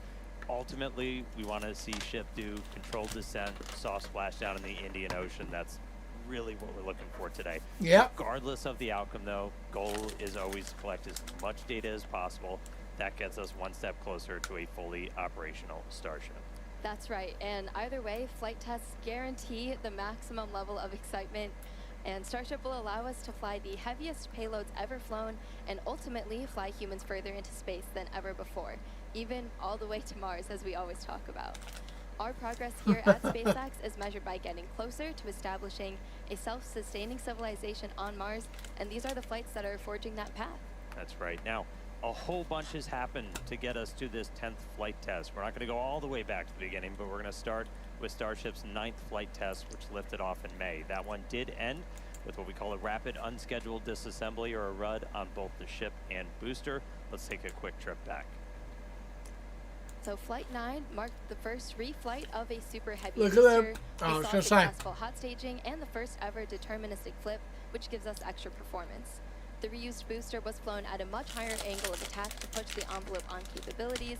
This did end up causing some internal structural failure, eventually leading to a rapid unscheduled disassembly at landing burn. Ship, though, continued its ascent. While it was going, though, we saw pressure dropping in the main fuel tank, rising in the nose Oh, cone. wow. You can see pop, the fuel diffuser inside the pressurization system. They actually just give us footage of the actual diffuser popping. Got to its planned velocity, got to second stage engine cutoff. Really huge moment. After that, though, we did run into some issues with attitude control, which eventually led us to skipping the payload deploy and Raptor relight demos.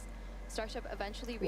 re-entered the atmosphere in an off-nominal attitude, and communication was unfortunately lost approximately 46 minutes into the flight test during entry, but not before we got one heck of a light show. That's right. Looking forward to another one today.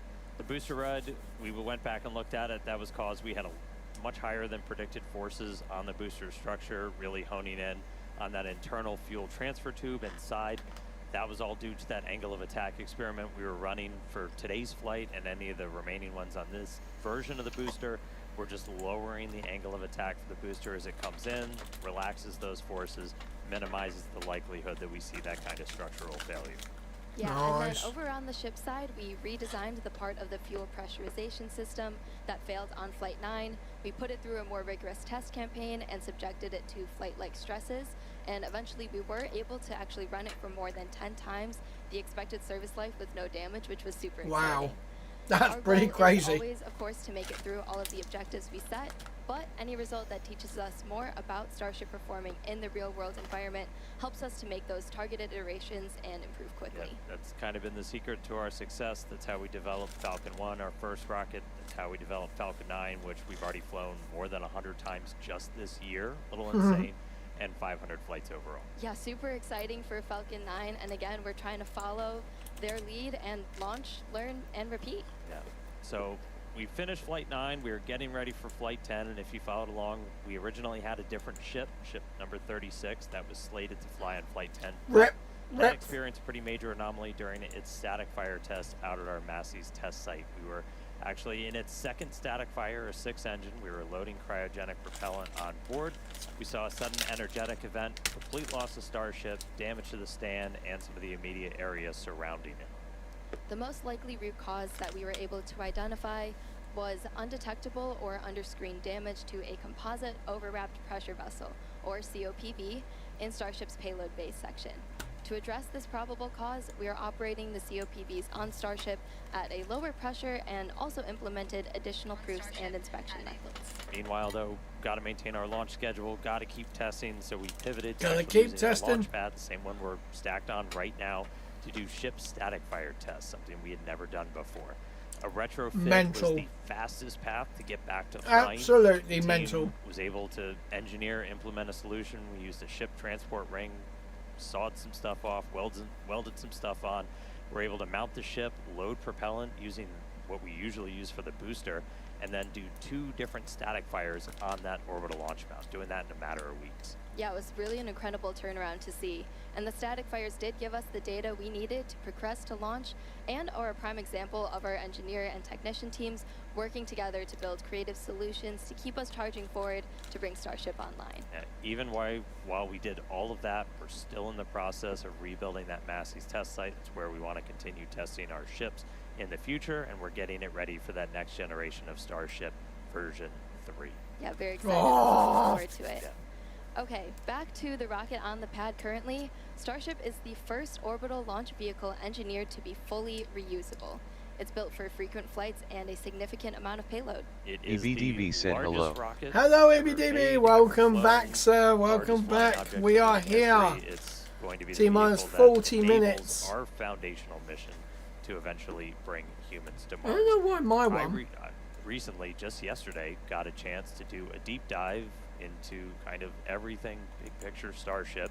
Had some special guests, Elon Musk and Bill Riley. Let's take a look back. We're about to Oh, launch the no. largest flying object ever EBDB said made, I took but the this isn't Miata on the to get radar my for pup some everybody, food to and help we his know tummy. that, so we want to kind of take a beat, Nice. pull back, do a little bit of Starship 101.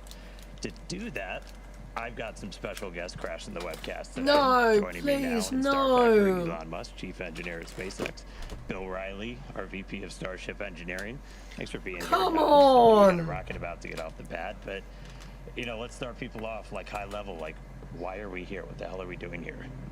Well, I don't know about everybody, but I'm here to try to build into the future that I imagined and dreamed of as a child, where starships Tubbles with Meister people said are out among the ZZZZZ. stars exploring the What universe. say? Yeah, so the why, it's always important to explain the why of things. And the why of Starship is that we want to be a multi-planet species to extend consciousness beyond Earth, I think for 2 main reasons. One is to ensure the long-term survival and prosperity of life as we know it in consciousness, which if we are a multi-planet species and ultimately a multi-stellar species out there among the stars, the probability of survival is much, much longer. It's all because they're doing live stream on the diner. That's the only reason why they're doing this. They also need to be things that are inspiring and exciting and that give you reason to live. Life cannot just be about solving one tragic problem after another. There must be also reasons to get up in the morning and be excited about the future. And a future where we are a spacefaring civilization is infinitely more exciting than one where we are not. And we're doing it all pretty unique location. I mean, the pad's behind us. We got rocket on the tower. We got another tower with it. We're sitting inside Star Oh my Factory. God. I mean, it wasn't like this for very long. This is all pretty brand new. Yeah, I think we moved Starship here in about the early part of 2019, so we've been coming that entire time and seeing the site evolve from a double-wide trailer and a tent where we built Starhopper to the first suborbital test flights, and now we have behind us 2 towers for the first time as we build towards the first operational flight from the second tower at the end of this year, and this beautiful building, 1 million square feet, where we're able to work towards a production line of Starships. God. Yeah, the SpaceX team has done an incredible It's like job of building they've run out of things to do. Really, the EBDB said, did you listen to OL Red? I haven't listened to it, but I have put it in my Apple Music. I will definitely be listening to it. Essentially alien probably level technology. Tomorrow. And it was all built here, basically down by the Rio Grande EBDB River. said that's your homework. Close to the Yeah, beach. that's my It's an homework. incredibly Yeah, I'll improbable have a look. location. And this used to be a sandbar. I think we're about, 3 feet or about a meter above sea level. It really was nothing. If you see the time lapse from sandbar to two launch towers and a gigantic rocket factory with high bays, and we're going to be building something called the Gigabay, which is like one of the largest enclosed. I don't even volumes on remember Earth. So So saying it's sort this. of like a gigantic ball Like cube, whatever he's talking about, I that we're gonna don't be building remember here him saying. For building and storing these gigantic rockets. It's really spectacular, and anyone can come and visit. So, because we're on a public highway, and we're literally by a public beach, you can actually come and see the rocket. You quite close up. I mean, you can drive past it, and you can. EBDB said, I remember him saying. Anyone could do this from anywhere in the world. So you can come and visit Fucking and check it out. So I think it's pretty cool. I think this went down to like 30 minutes. Not when we were launching because there's some safety issues, but the rocket. I think it was T-minus 30. EBDB said the rocket just sits there. And then you can just come here. Literally, yeah. Very easy. Yeah, I think it's a really special place. Yesterday, the ship went down the road behind us, and I saw families outside going for on Sunday going for their Sunday stroll, and they were greeted by Starship going down. And I think that from the very beginning, the thing about Starship, different than Falcon and other rockets that I'm aware of, is we designed it to be mass-produced at scale. And it's not about building one Starship and getting to orbit once. It's about doing it in a sustained and rapid way. Yeah, we're aiming for ultimately thousands of ships to be built per year, which is what's needed in order to construct a city on Mars that is self-sustaining. And the major fork in the road of destiny will be when the Mars city is capable of surviving, even if the resupply ships from Earth stop coming for any reason. And that reason could be something cataclysmic, or it could be that that civilization simply subsided. There's always this debate throughout history of will civilization end with a bang or a whimper. But either way, if the critical thing is to get to the point where Mars is self-sustaining. Oh my God! Why? Why? Stop coming for any reason. It just. Which means that you need to build an entire base of industry on Mars in order for Mars to survive. For example, it's not simply enough to build a chip, like a computer Propellant chip load factory, is but you need the underway. ability to build computer chip factories. They just said.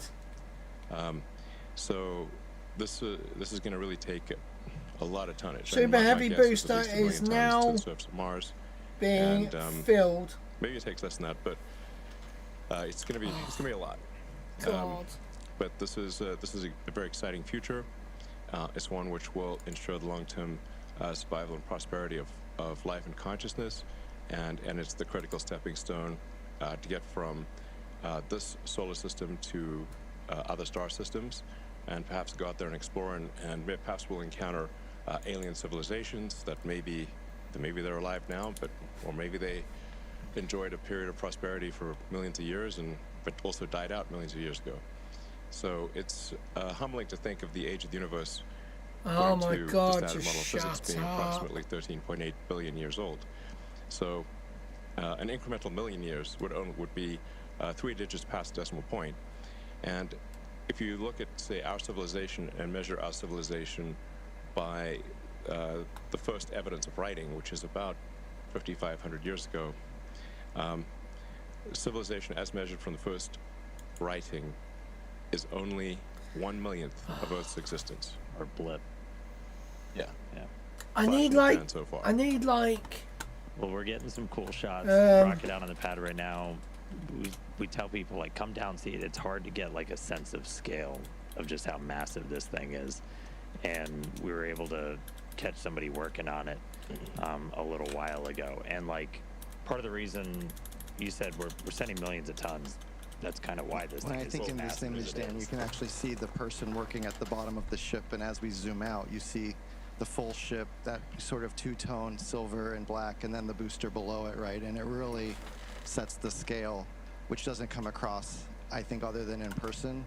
And when I do tours, I like to say Starship is real, Starship is big, and Starship is really big. And I think you can see there, and with the factory shots you saw earlier, again, we got Flight 10 on the pad, but we got many more behind it.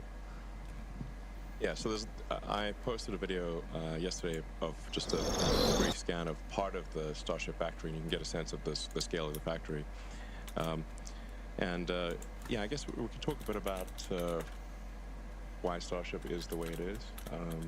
Like, for example, why is half of the ship black and half of it is silver colored? Oh my And God, that's we because, don't the bottom care. half of the ship, the bottom We has know seen the from most, orbital the people that are entry watching has this a heat are shield. Starship So fans. the black there is the heat shield, and You imagine they do the this core like all the structure way of to the rocket Mars. is a special alloy of stainless steel, and that's where you see the sort of shiny silver parts are stainless steel. Oh my God. The reason for steel over aluminum is that the heat of atmospheric entry and the heat of the rocket engines is enough to easily melt aluminum, but steel is much more resilient against both ascent heating, but especially the re-entry heating. And Alright guys, I think you I don't found have to paint something. it, which is EBDB said that's how I actually feel very watching the difficult safety to briefing paint on a a plane. object that is going through cycles and have the paint stay on. It's quite challenging. And so we've talked about it. It's massive. It obviously takes a whole lot of energy to make that for thing fuck's move. sake. Right. And that's where Raptor really starts to come in. Most advanced engine on the planet. Giant Yes. lightsaber. No, that's a lightsaber and a half. You would get vaporized in an instant if you were standing in front of the Let Raptor. me chroma So, key. yeah, burnt to a crisp in a less than a second. So in order to create a fully reusable orbital rocket, you have to advance the state of the art in every part of the rocket. That means the engines have to be better than any engine ever. The I have no structure's idea what gotta be that better part than any does. structure ever. You've got to have a means of bringing the rocket back to the launch pad. You've got to have a fully reusable orbital heat shield, and that no one has ever made a fully reusable orbital heat shield. Here they go, I'm gonna The go Space like Shuttle, this. for example, required 9 months of refurbishment between flights. So Is it done yet? The Space Shuttle heat shield would come back essentially partially broken and would require many months of, Oh my of God. refurbishment in Why? order to fly again. What we're trying to achieve here with I Starship literally is want to like have a heat fork shield and a that spoon can be just to flown dig immediately. out my So, eyes.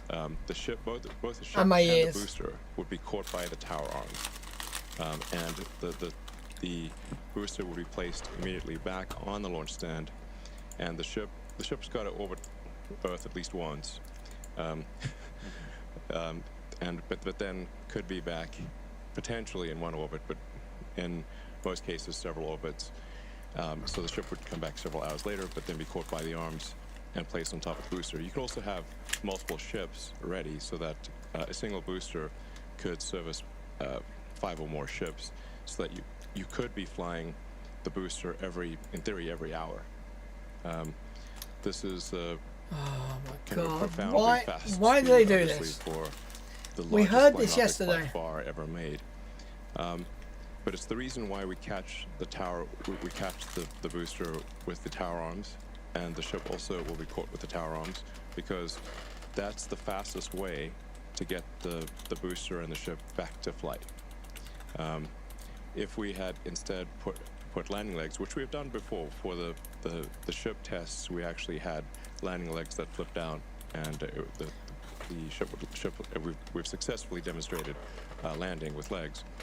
But if you do that, if we were to do that with the booster and the ship, here we'd have to land somewhere else with the legs, then lift the rocket, stow the legs, transport the rocket back to the pad, which is very unwieldy when you've got a gigantic thing. Then it would be picked up by these tower arms and placed in the launch mount.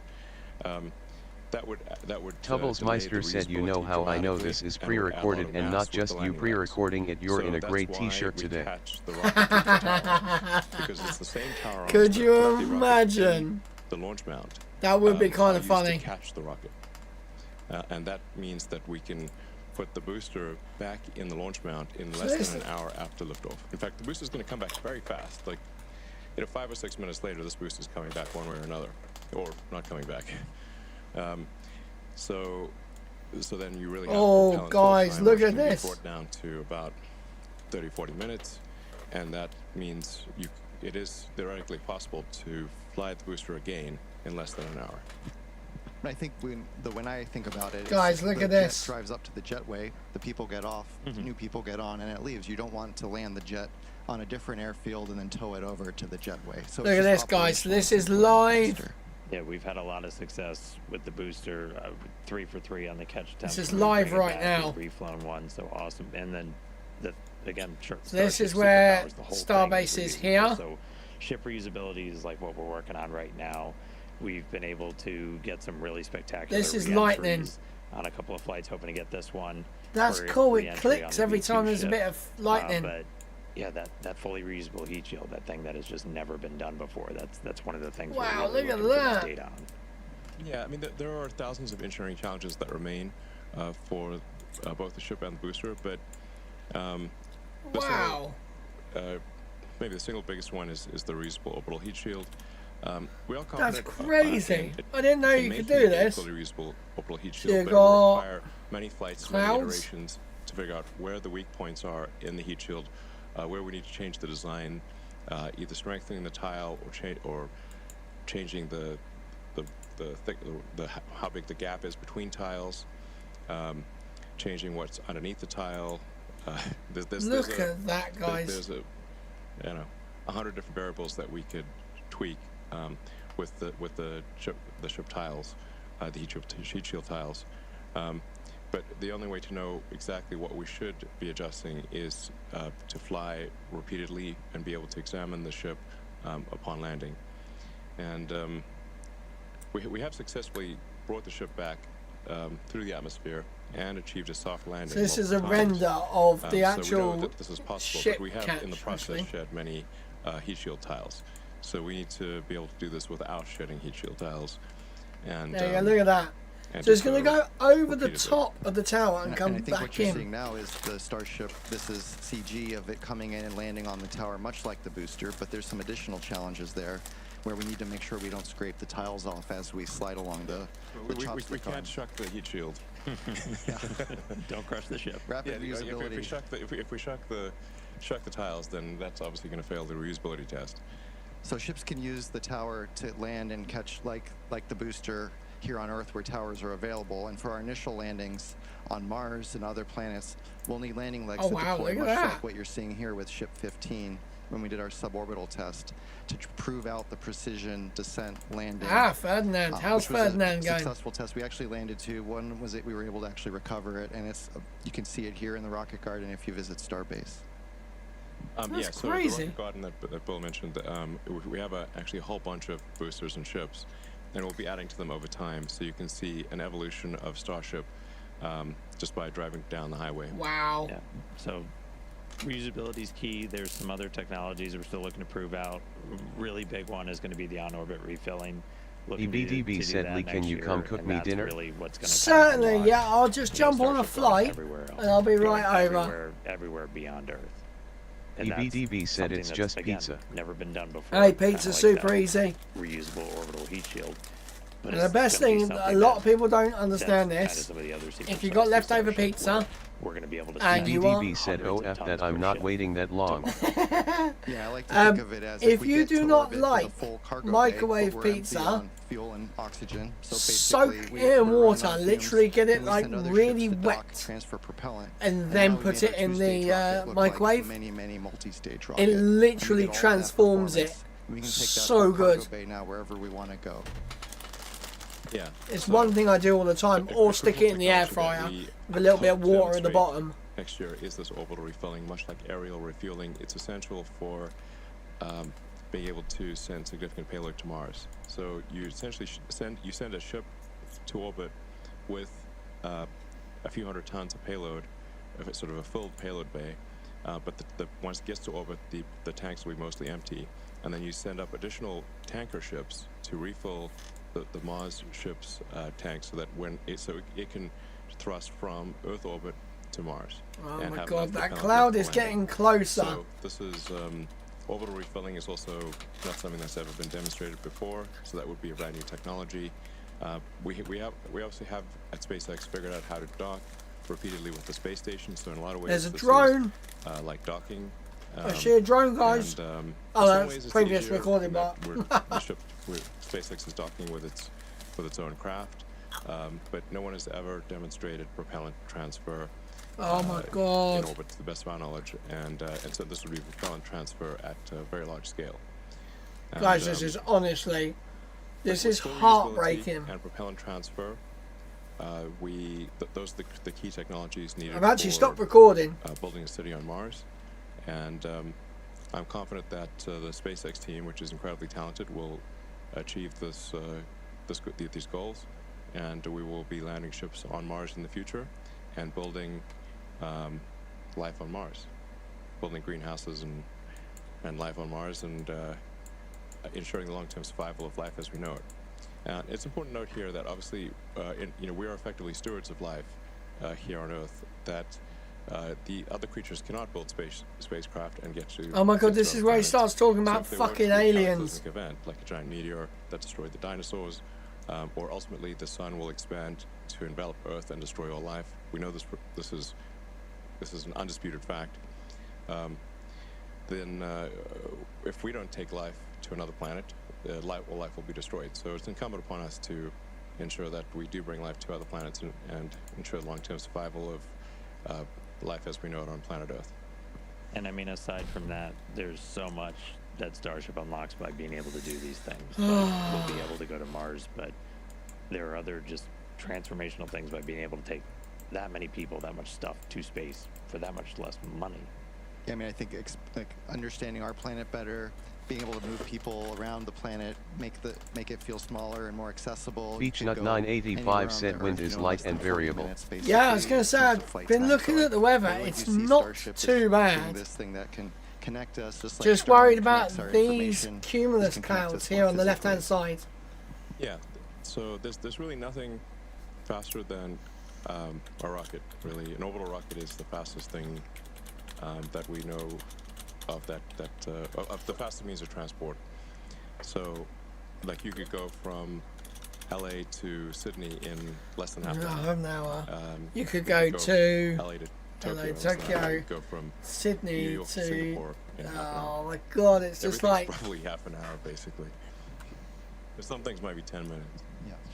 I mean, yeah. Guys, I'm sign me going to up for go that, quickly please. grab a drink, All right, okay? Atlantic in 10 minutes, no problem. I shall be back Please. in a couple of Sign me up. You're going seconds, 25 a couple of times the speed of sound, minutes. so that's 30 times faster than. Right, than I'll be a right back. flight crash. And it's a whole hell of a I'll lot go better bloody view. open the door and Yeah, everything. it's a hell of a view. Right, I'll be back in All 2 right, seconds, cool. guys.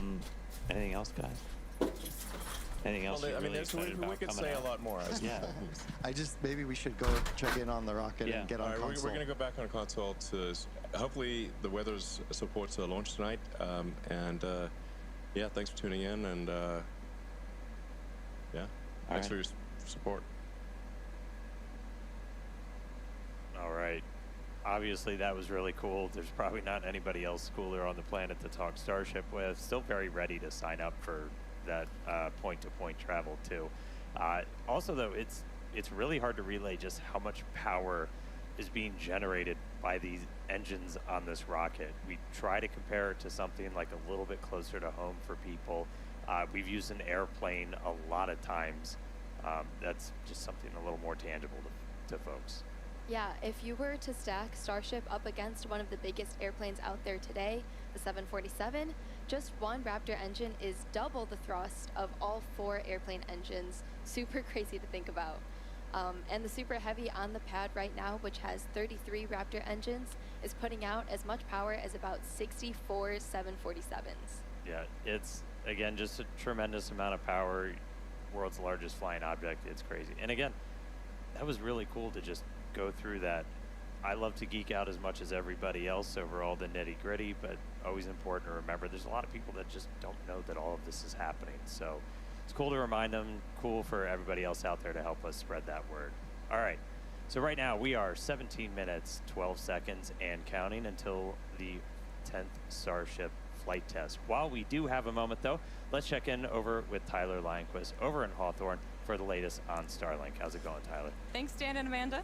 I'm Tyler Lionquist, and I'm a Starlink business analyst here at SpaceX. Starlink is SpaceX's Tubbles low Meister Earth said, orbit, did he high-speed take his internet phone? that's bringing connectivity both on Earth and in space.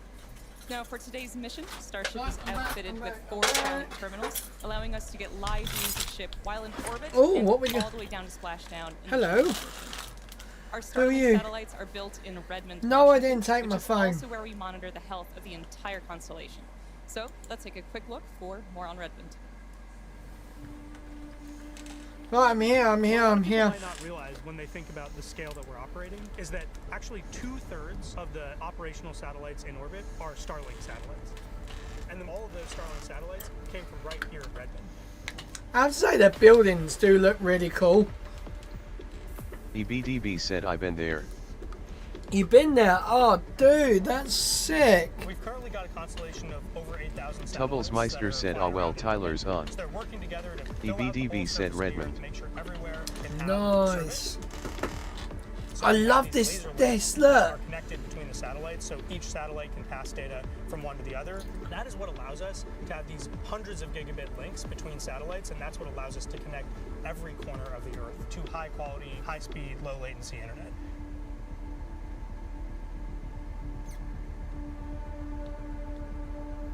When you think about that Starlink that you have at home, the technology that's in there and that's in your antenna is very similar to the antenna that's on the satellite.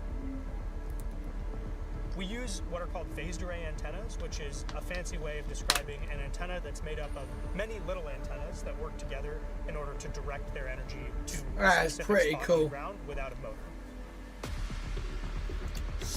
So cool. Generally, satellite manufacturing is a very slow process. It takes people weeks or months to build a satellite.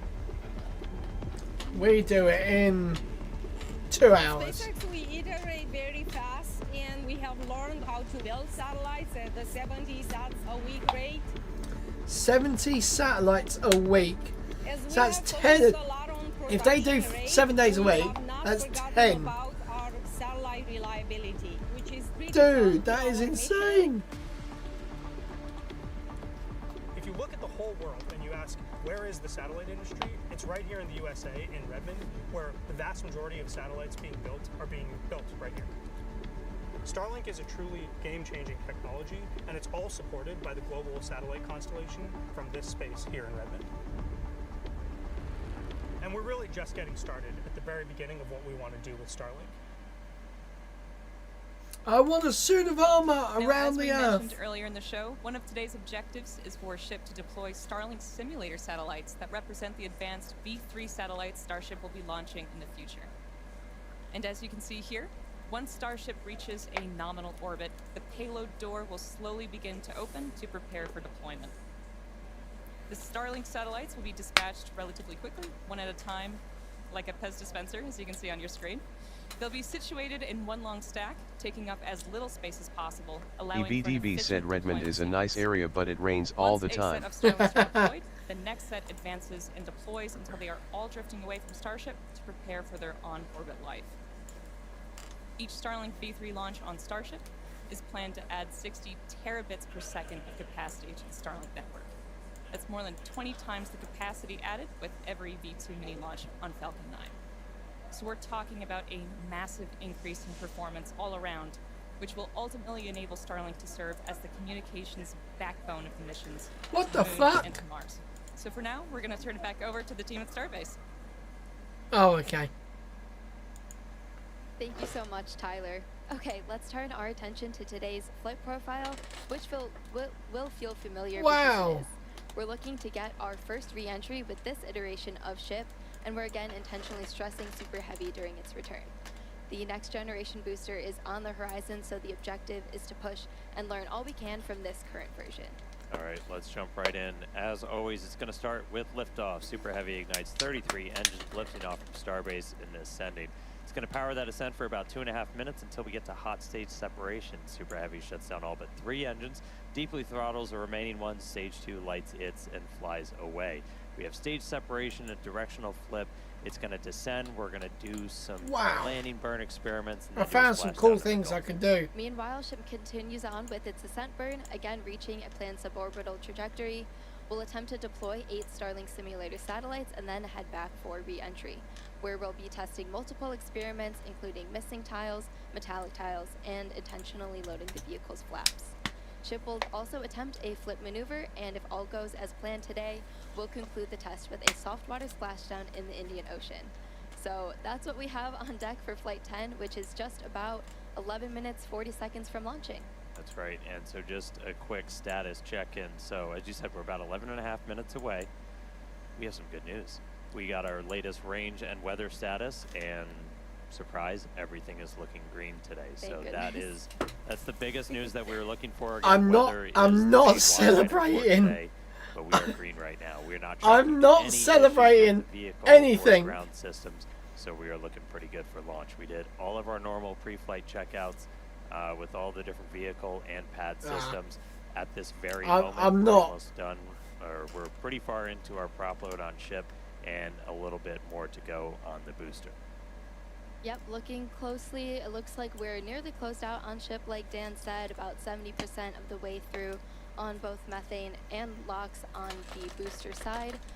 We'll continue loading prop for a while. We'll close out at about Guys, I'm just going to quickly get rid of my on ship, and then 30 seconds camera later, a second. we'll finish up loading prop on the booster.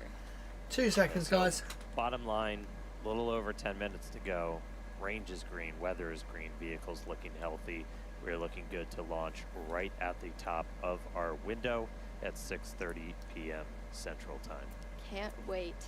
All right, now let's quickly talk about Mars, since everything we do is part of our foundational mission to get to the Red Planet. Yes, Each talk about Starship launch Mars. is to learn more and more about what's needed to make life multiplanetary, and to improve SHIP to the point where it's taking millions of people to Mars. Yeah, we've shared the plan previously in the last couple of months. We're looking to start sending the very first Starships to Mars next year. These missions, not with people. We're just looking minimally viable landers, so let's just prove that we can get there. And so we're just going to focus on learning as much as possible, but looking at all of those different phases, you know, prop load, prop transfer on orbit, sending stuff out to Mars, doing the transit, doing the entry, and just doing a landing. And in our next window, around 2028 to 2029, we're going to attempt to land the initial infrastructure and start delivering more equipment as well, while evaluating available resources on the Red Planet. Oh, the and flaps we will are also moving. have Optimus on board for the ride, who's designed to do the initial heavy lifting. Well, looks like we're doing some flap checkouts real quick on the ship, as we are coming up on 9 minutes. Back to Mars, though, as those wrap up, by about 2030, 2031. We'll continue to increase the payload per ship, build out more infrastructure out there on Mars' EBDB surface. said, I start to think they mine should some of use those the flaps as resources, set landing up some legs for the propellant ships that are generation not plants, returning. build up some fuel. Yeah, some do you know what? That oxidizer to sounds send pretty Starships funny, back to actually. Mars. By the time we get all the way to 2033, we're looking at double the amount of payload we're sending with each ship as we get closer and closer to building a self-sustaining presence on the Red Planet. Yeah, definitely lots of exciting missions ahead of us, and these are going to be crucial to setting up what we'll need for humans to eventually inhabit the planet, and we won't be doing this alone. The Italian Space Agency and SpaceX recently signed a first-of-its-kind agreement to carry Italian experiments on the first Starship. I really can't believe they EBDB said actually belly land them, and that way it's safer to take the ship apart on Mars. Yeah, that's a good idea. Station and also a radiation sensor to gather scientific data during Starship's approximately 6-month interplanetary cruise EBDB phase said from they Earth will to have to Mars use the and ships also for the on Martian materials. surface. It's a really exciting mission. Make showing up for work really fun for us. We're going to need to launch a whole lot more, though. So while we're just under 8 minutes away from launch today, let's head back over to Tyler and Hawthorne, talk a little bit about how we're going to be increasing Hello, Mum. I'm on TV. going forward. Tyler? Thank you, Dan and Amanda. So to put it plainly, in order to launch more Starships, we need to build more launch pads. And that's exactly what we're doing at Space Launch Complex 37 at Cape Canaveral Space Force Station. Now, Pad 37 has a storied history, most recently with the Delta IV rocket and for the missions for the U.S. government. And prior to that, Delta Pad IV. supported critical development for the Apollo lunar program in the 1960s. And we are honored to have the opportunity to continue making spaceflight history at Pad 37 with Starship. But first, we need to optimize the pad. So earlier this year, we started dismantling some of the existing infrastructure. EBDB said of Delta V. Oh, this will include up to 76 launches a year, with up to 152 landings at that location for Super Heavy and for Starship. And to support this flight rate, we plan on building 2 launch pads. Each will have 1 tower that can support launch and landing, plus deflector systems, launch mounts, and deluge systems. This will also include a propellant farm that will produce propellant on site and serve both launch pads.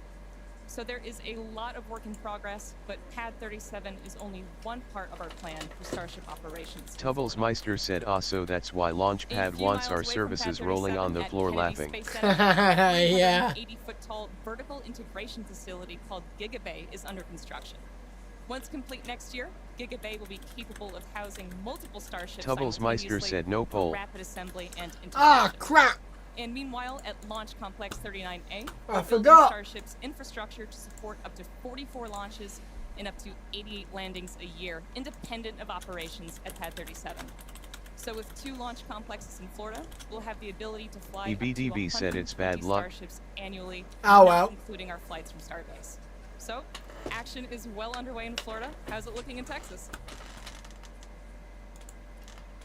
Thanks, Tyler. Things are continuing to look good for launch here in Texas, so getting pretty close here with just under 6 minutes left. You mentioned Gigabay. We're currently laying the foundation for a Gigabay here at Starbase as well, and we expect it to be up and running sometime next year. So yeah, there's a whole bunch of Starships on the way, and we're going to need more hands on deck. So come help us build the gateway to Mars. Visit spacex.com/careers to see all of our openings. Yeah, I've been here for a couple of years now. Nowhere more magical, more inspirational on the planet. If you're a space nerd, you can come be like Amanda and build these things for real. It's pretty insane. It's super exciting. And yeah, come check us out. All right. Absolutely. It's surreal to be here for sure. Okay, so we are looking like we're about 5 EBDB minutes said calling my away name. from launch and to terminal count. Range and weather are continuing to look good, and prop load continues on both stages of Come Starship. on! We'll close out here in just a minute or so.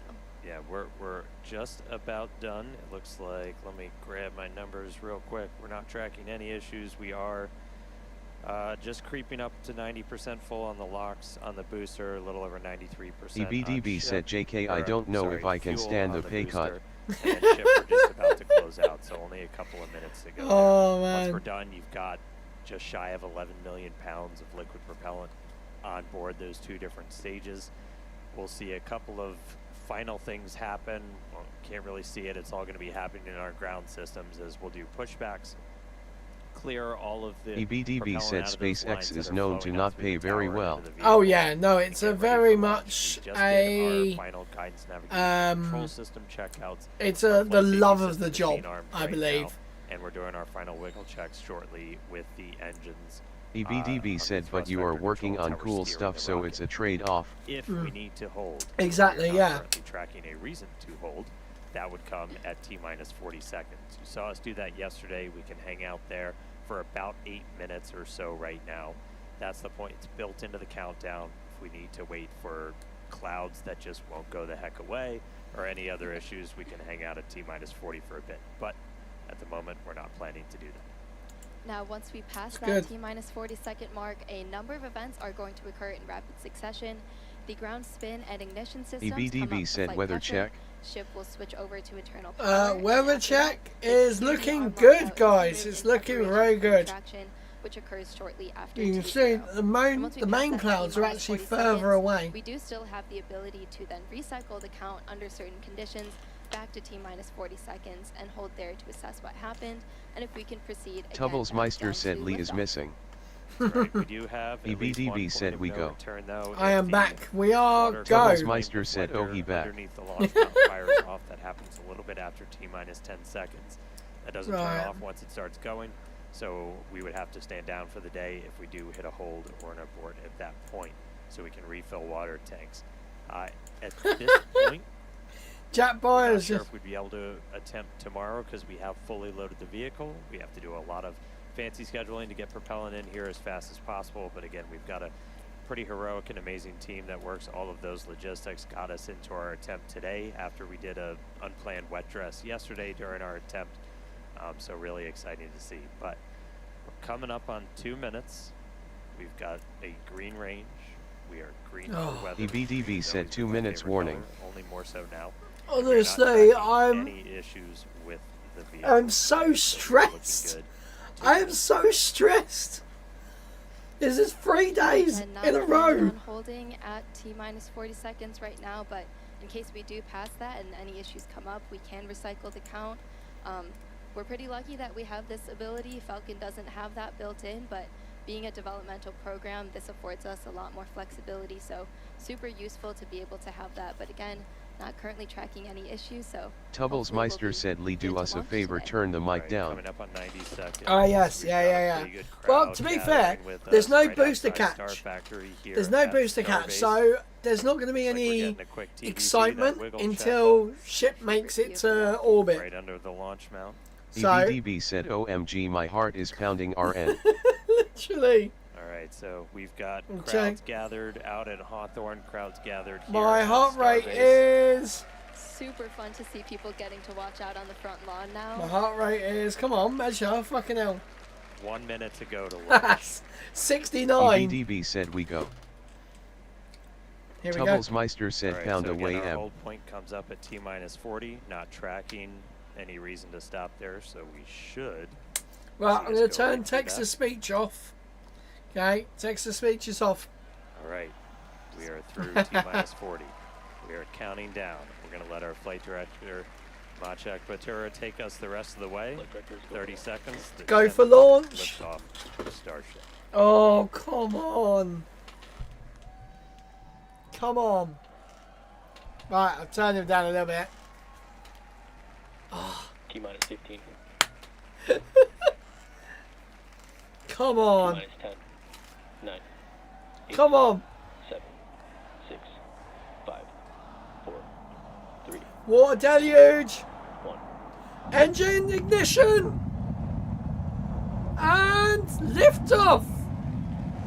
We're going. It's going. Look at that. Oh, God, I have missed. I have missed this fucking rocket. Oh my God, look at the new graphic we've got. That's so cool. Booster chamber pressure nominal. Oh, come on, baby. Look at that fucking shot. Oh. Look at the engines, guys. All right, we're a little over I know. 40 seconds into flight. 33 33 out of Booster and 33 ship, Raptor avionics, engines. power and telemetry nominal. Oh my God, look at that. Getting good call outs, healthy systems on the booster as it starts to pitch over the Gulf. Oh, she's so beautiful. Look at the vapor cone.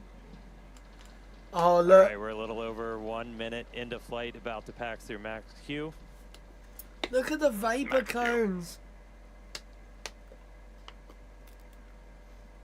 All right, Oh, so we are guys, through the look. period of maximum dynamic pressure, max stress on the vehicle as Look it at continues the- to fly. Oh, that's The the next back of major it. That's event is fine. going That's to the be back. hot staging, which is happening in just over 90 seconds from now. Oh to get my ready, Christ. The booster will shut down all but 3 of its Raptor engines. The clamps holding the 2 stages together will release, and the Starship second Wow, stage look at ignites the its contrail behind The it. ship then separates from the super heavy booster and heads to space. Yep. At the same time, the 3 Looks- engines still firing on super heavy will flip the booster around. 10 more engines will ignite for the boost back burn, putting the first stage on the path for splashdown in the Gulf. Look at the blue, As we guys. mentioned Look at the earlier, blue hot of stage the will be engines. jettisoned for this That's flight, the and that should methane. occur just after the boost back burn. So we're about to shut down the first stage and perform hot staging. So let's just watch and listen. Here we go. So it's just going to roll a little bit. It's just going to align it better.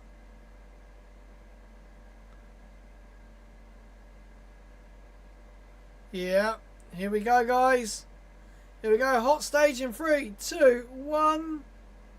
No, not yet. Not yet. Not yet. 3. All right, seeing the engine start to throttle down. Just a little bit, eh? 3, 2, 1, and go. Ship ignition. I think the stream is a little bit delayed. Start up. Stage separation. That's good. And the one that didn't relight, Stage the one that went separation out, confirmed. We've got 6 engines that's fine. running on ship. Booster is doing its boost back burn, continuing now towards its splashdown site. but in that's the Gulf. fine. They Here are we see absolutely all fine 6 with that. rounds lit up on ship.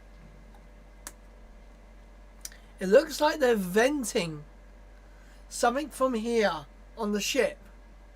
You heard them report ship chamber pressures nominal, so that chamber pressure, just that Oh, expected God, thrust level in those turn the fan off. Raptor engines on the ship. 3 vacuum optimized. Right, there you 3 go. steam level, all Oh good. my God, look at that. Oh my God. Guys. There's a view into the business end from blue, the ship. the blue flame is black. Is back even.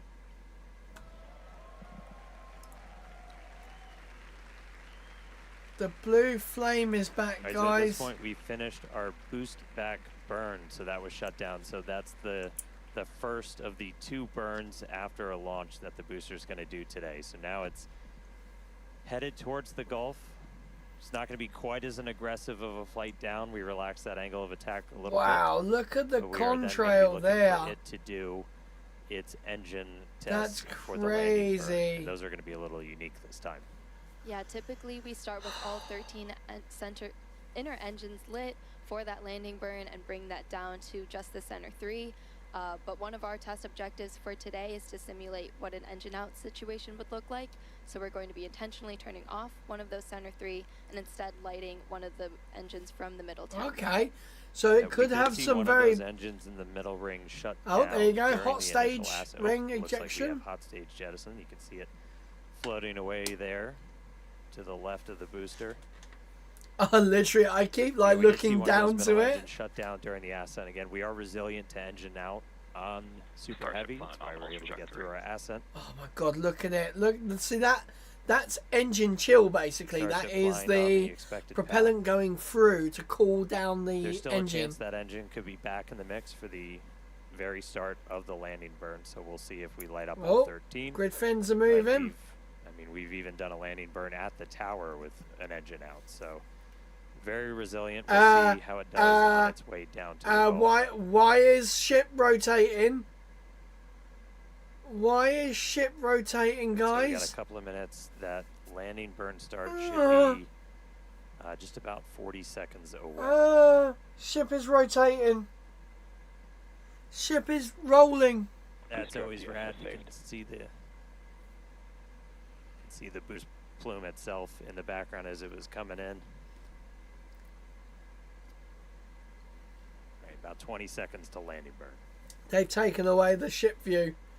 Here we go, guys. Ship Raptor chamber pressure is nominal. Here we go. We're coming up on engine relight for the Super Heavy. I'm still. Here we go. There we go. Landing burn startup. So that is, and then they are doing an off. 13.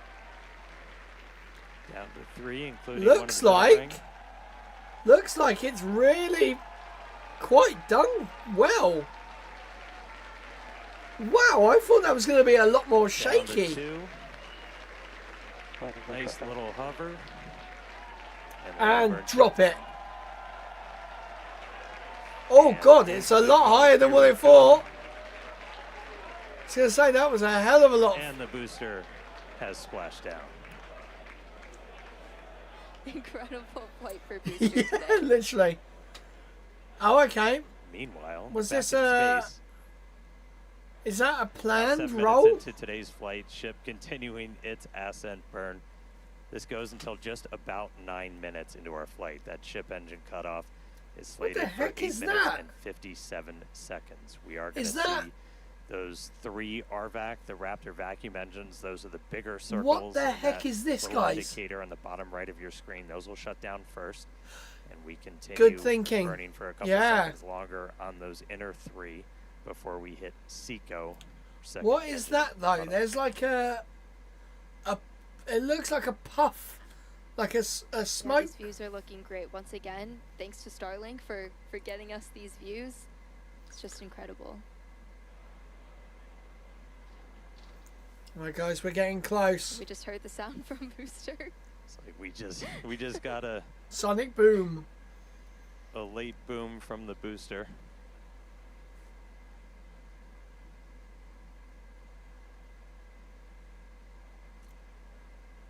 Oh my God, I really don't Yeah, we like. have ship engine cutoff coming up here just shortly. And as we mentioned, today's flight test is not an orbital flight, but rather one that demonstrates Starship's Come on. orbital capability. Starship is on terminal guidance. All right, entering the final phase of this burn. Guys, I don't like this. Under 30 seconds to go. I'm like judging anything. Oh, look at that. That looks like it's on fire. We've got the glow on the RVAC again. Oh, the blue All right, flame. shut down the vacuum engines. Right. Seco.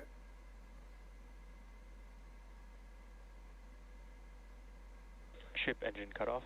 We shut down those. Yeah, center fire's 3. gone. Successful ship engine cutoff. It was after this, though, it started spinning. SECO, baby. Here we go. That's what we want. Nominal orbit insertion. Come on. All right, we just heard the call out for nominal orbital insertion.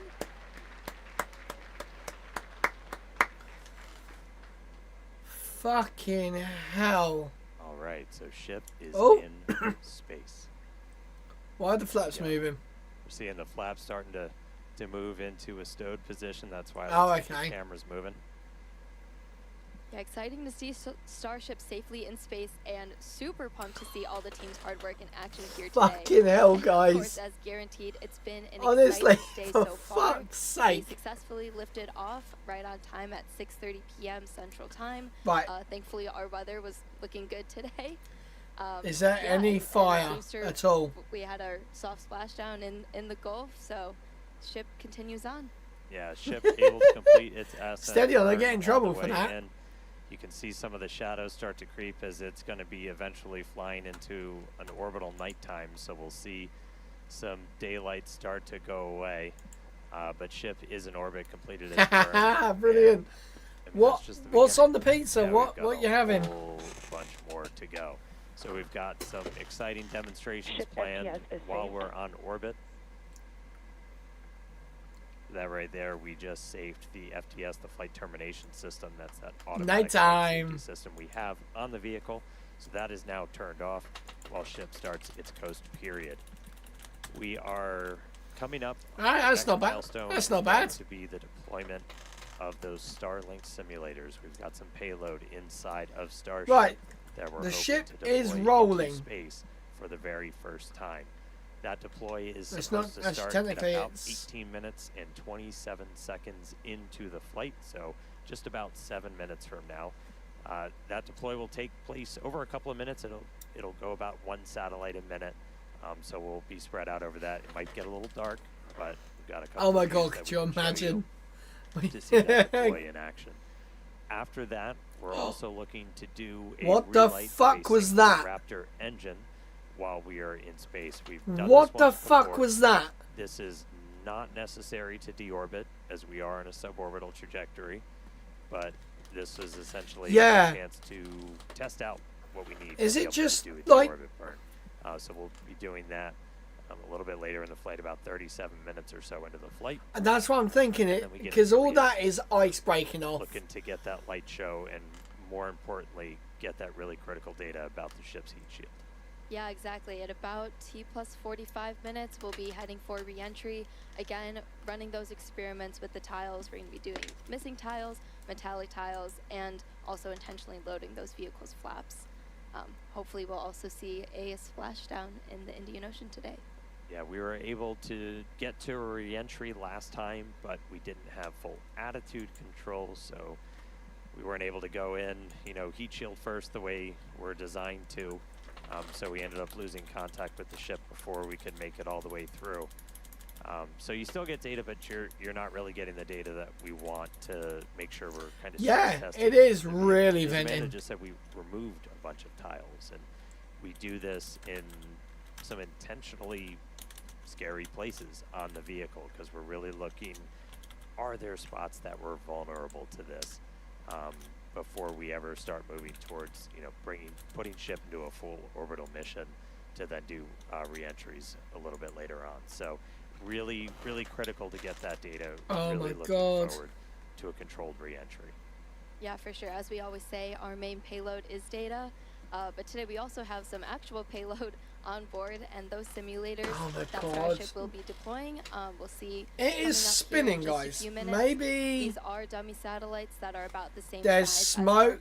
as our V3 Starlinks. We have 8 in the Starship PEZ dispenser. There is and some it's sort of actually deployed smoke. at a rate of about 1 per minute, as Dan mentioned earlier. Starlink is critical in all of our flights on Starship to get our main payload data, as we always say.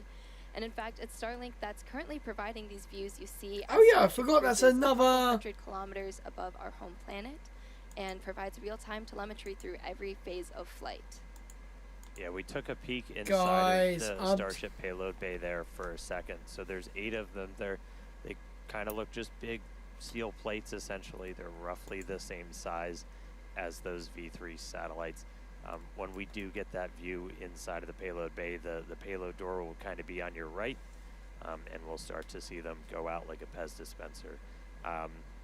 Yeah, here's a look inside. So those right down there in the center, they're kind of 2 stacks of 4 on either Oh my side. God. And then the payload door is just to their right. And so we'll look to So see that one of open, these and then those CIPVs satellites here, start to go. We vent they were the nose things cones, that so we actually essentially bring it down popped to vacuum in before we open ship the door. 20, That was one of the 36. things we ran into on the last flight, as when we had that fuel diffuser fail, the pressure in the nose cone became basically too high for the actuator of the door to open. So that's why we weren't able to get the door open that time. We have not seen anything like that on this flight. Everything's looking good with our fuel tank and our fuel press system. Yeah, so we are hopefully just a couple of minutes away from I seeing think that payload door it open. might be Our condensation. first ever payload. It's Like, not the first because payload we've ever carried. but I'm it's the thinking first it's one we're gonna try condensation and because shoot off that into space. right there, under there, that is the common dome for the, is it liquid oxygen at the top? Alright, so I think No, we're methane supposed is to on open top. the payload door in just about a minute and change. And you're seeing a little So bit that of should be residual here. gas. And we opened the door once. I want to say it was back on flight 3. when we were able to make it up into space. And you'll kind of see a lot of that gas rushing out into the vacuum of space. Yep. It's the residual that's left over after we've already vented it down. So kind of a cool light show. And then we'll get ready to deploy those payloads out. Mate, look at the cameras there. There's cameras here, cameras there. There's going to be cameras absolutely everywhere on this. So I believe it's the payload bay door is here.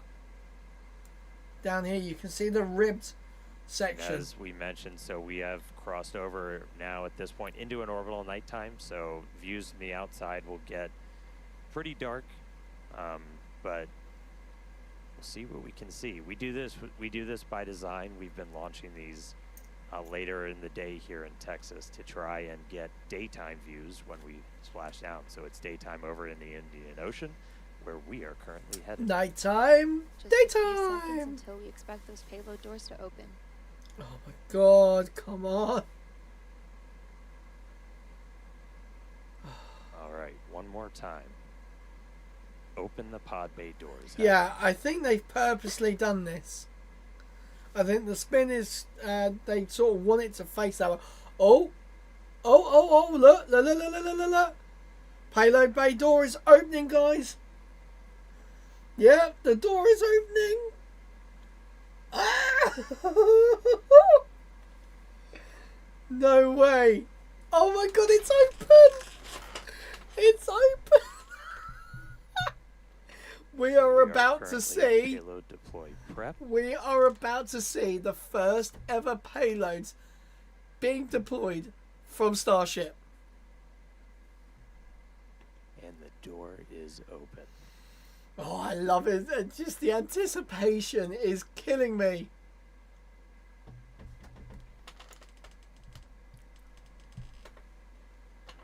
All right, so the payload door is open. We should Just see the first satellites start to deploy.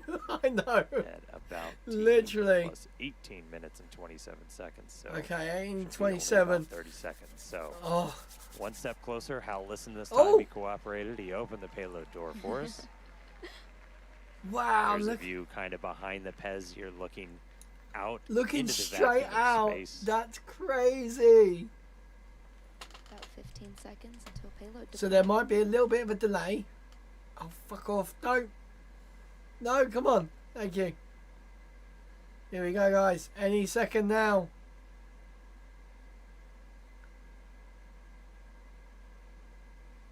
So, like I said, there's a bit. Transition to payload There's a deploy. bit of a delay. Come on.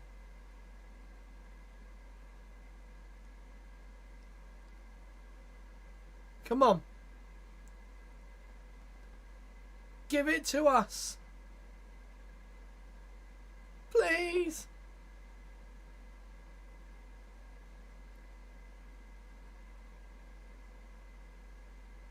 Come on. Oh, here we go. Movement.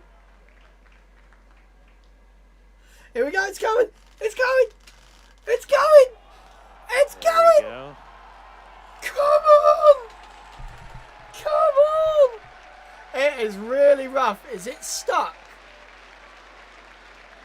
Guys, I think it was stuck in the door. No, it got it out. Oh, okay, so it goes back and forth. Oh my God. Pew pew. Been waiting way too long to do that. There we go. Oh my God, that is so cool. Oh my. There goes another one. Dude, that is insane.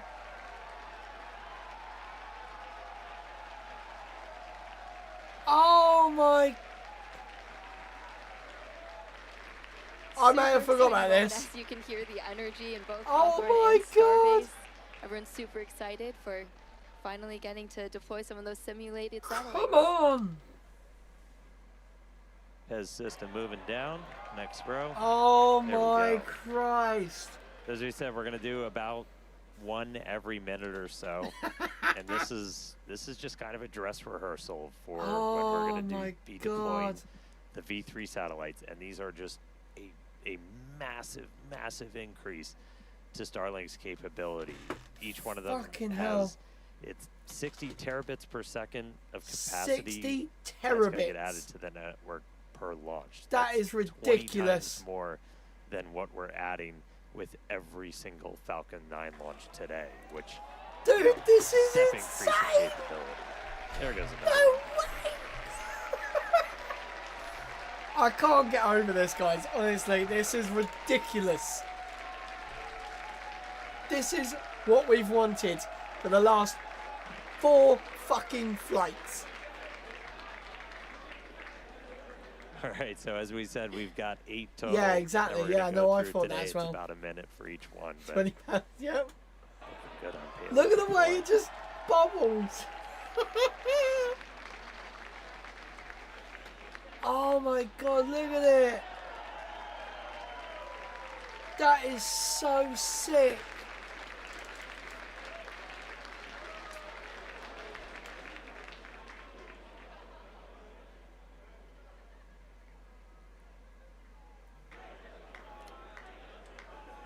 Starlink, Starlink, Starlink, Starlink, Starlink, Starlink. Oh my Christ. I actually can't believe we have finally made it to payload deploy.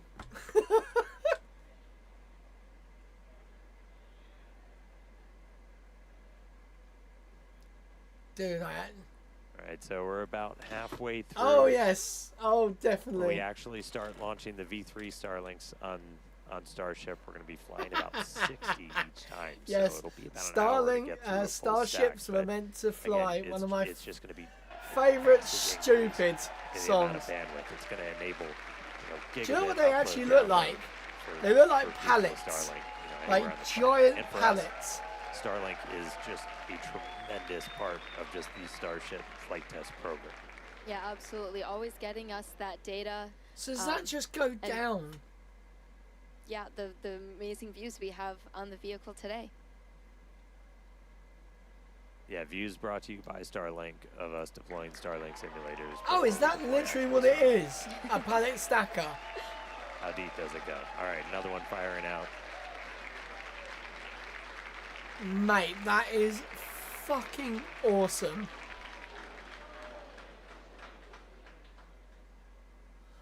I just can't believe we've actually finally got it.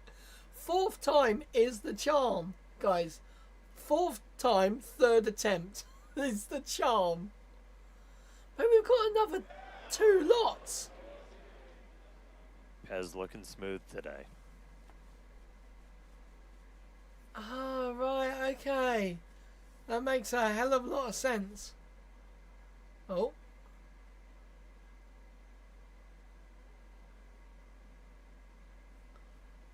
Dude, this is crazy. I just...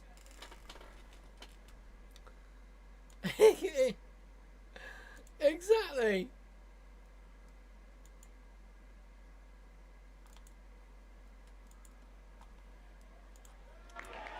Fucking. All right, looks like we've got one left. Almost there. Almost there, guys. Can you imagine?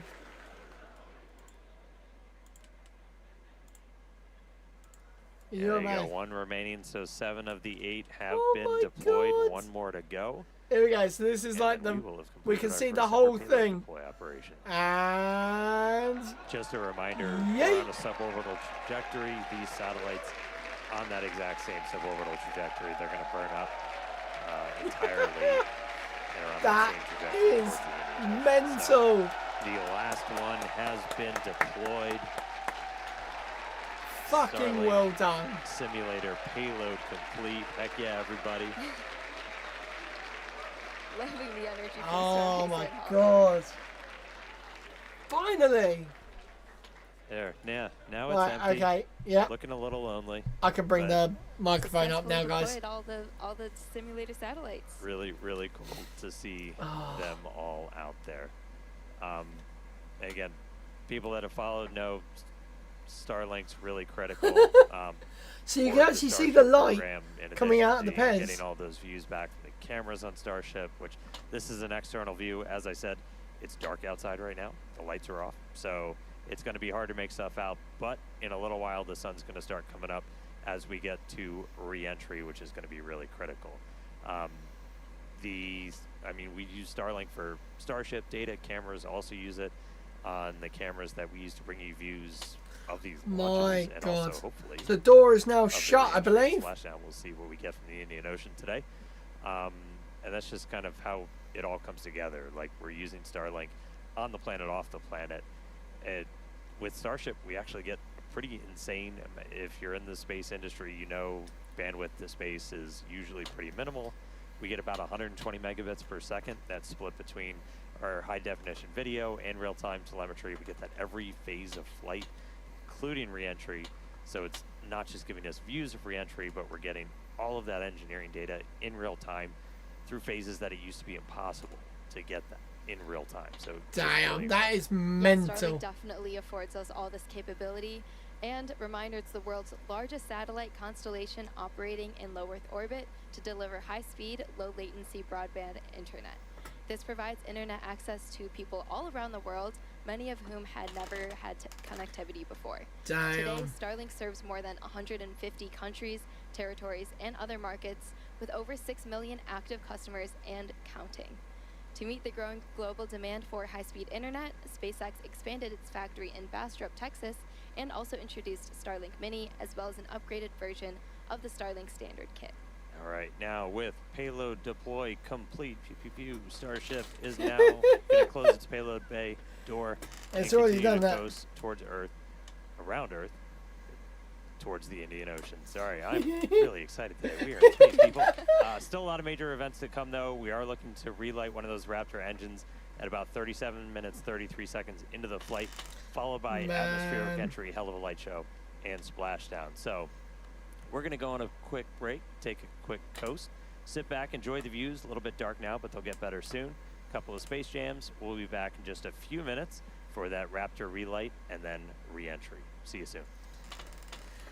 Guys, oh my God. Yep, space music is back. Oh my. I can't believe we're finally here. You know, the thing is, right, so you look at Starship and you think, yeah, this is its 10th flight. But if you look at it, this is actually the 4th flight for the ship. So obviously the feed 2. So on the 4th flight, the original 4th flight for Block 1, it passed and made it through. No questions asked. It was like the burn through the flap. It still managed to land. Like, it did everything correct. She has finally done it. Block 2 has finally made it. So we have, I've got to see now, SpaceX. Literally, yeah, that is curse gone. They have clearly, I still 100% say there was a quality control issue. I really do feel like it was a quality control thing and it needed, you know, ship 36 to go to finally say, okay, look, we need to go over stuff. We need to lower the pressures on the COPVs. Because these are basically mini bombs, really. You know, it's basically what blew up bloody... Yeah, exactly. Exactly right. So, where is the engine relight? So, the engine relight is in 7 minutes' time, guys. It is 1 AM here in the UK, and we're still going. Come on! Dude, I'm so happy. How long have we waited for this? It looked red, but it's not. It's the bloody green screen fading through.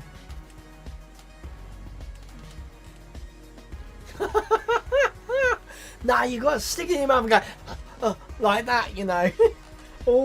I always tuck into pizza when it's too hot. It's like the best thing, burning your mouth.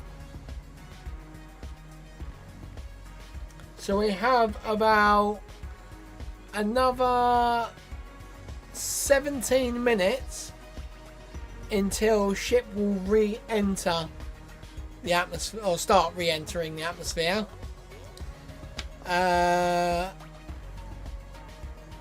Oh my god. Just cold river. Right, I need to quickly turn off the big fan.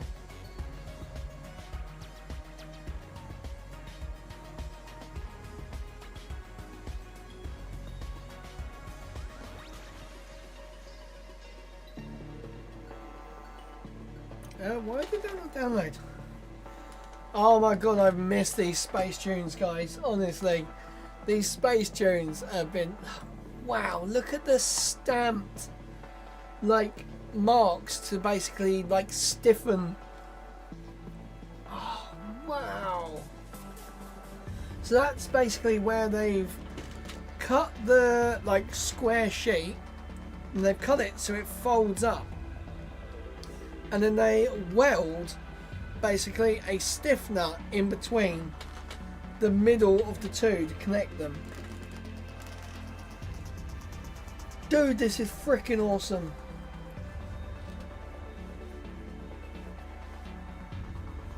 Ooh, it now has integration for Apple Home. Wow. Oh, look at it, guys. We can see stuff. See a light? I think that's a star. I think they're stars. Can't really see a lot at the moment.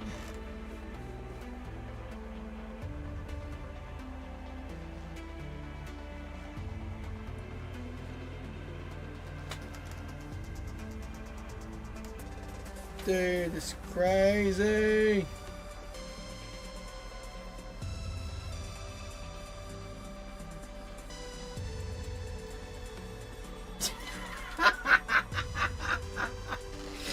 Oh yeah, that. Oh my god. EPTV, man, you really do make me laugh.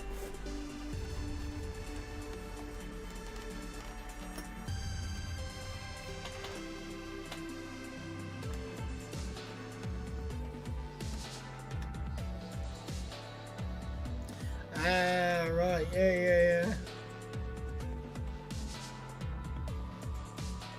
Server fan. Oh, we got... What's that? Is that... Oh, I think that's venting. And it's just like catching the sun. I think.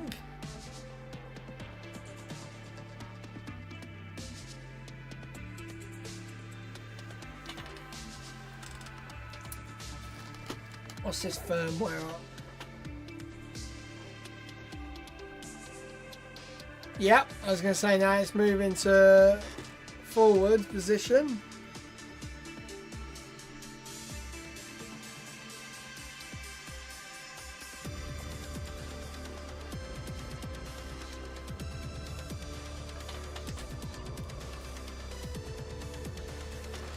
Dude, honestly, this is crazy.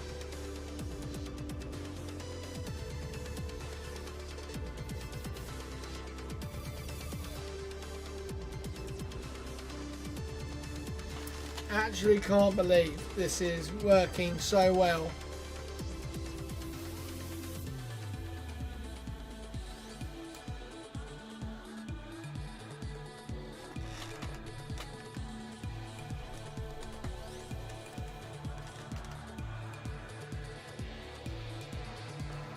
I forgotten my password for Amazon.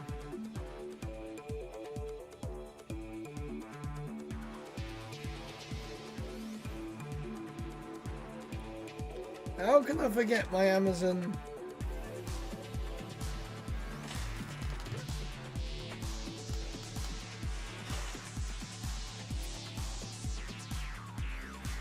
What the heck? It's gotta be this one, surely.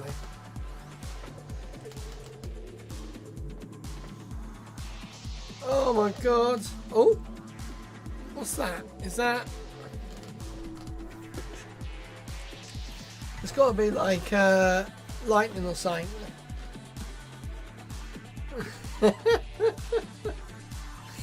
Oh, nice one. Right, give me 2 seconds, guys. I'm just going to check my solar panels before my...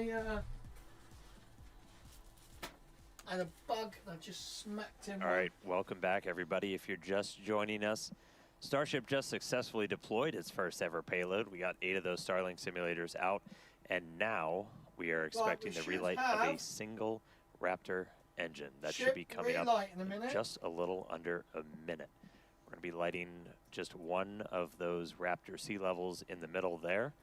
This is not a deorbit burn. It's a demonstration of what we'll have to do for deorbit burns, but we've done this once before. This is something we're really going to have to do when we're doing orbital missions, so it's a pretty critical test. Right. I'm back here again. Are just a couple seconds away. Right, here we go, guys. So they're going to relight one of the center engines. Sorry, we're about 20 seconds away, psych. So we got a little bit more time. I was going to say, it's a little bit longer than that. One of those 40. Raptor engines light back up. We are through the deorbit demo gate, so we should be seeing it momentarily. Come on. Just one little puff. That's all we need. Start up. And shut down.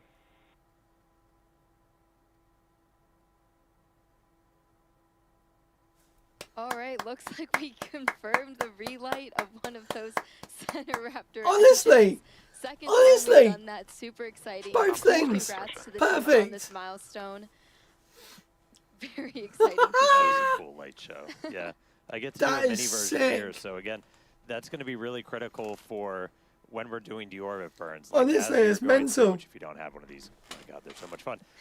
But like you're able to actually like light. Yeah, but the thing is, I want one of these. Light that engine. But they're so Not expensive set my to co-host get on over fire. here. And that's what we'll eventually do to, break out of orbit, come back down to Earth. So really cool to see one of those engines light back up again in space. It was our last in-space thing. Very exciting. We're going to be heading back for re-entry at about T plus 45 minutes. So we're going to take another quick break, and we will see you soon. We can't see shit. I like this music. Dude, I can't believe we're actually here. I just...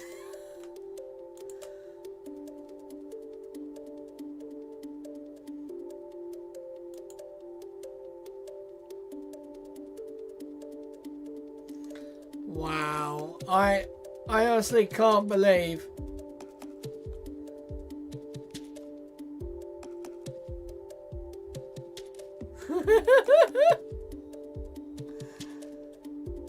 Oh, I feel... Man, some of the...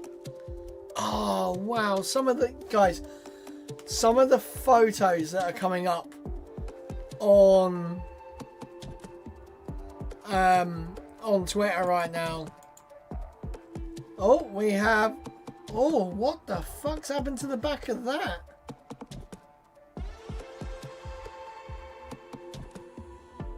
I think there's been a fire at the back. What the fuck?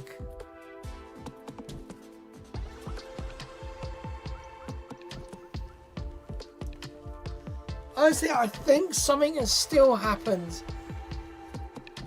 Because... Slowing for entry. Yeah.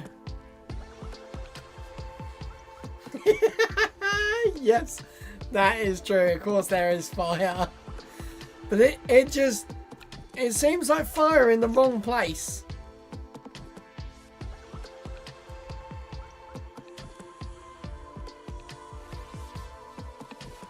My God. Oh.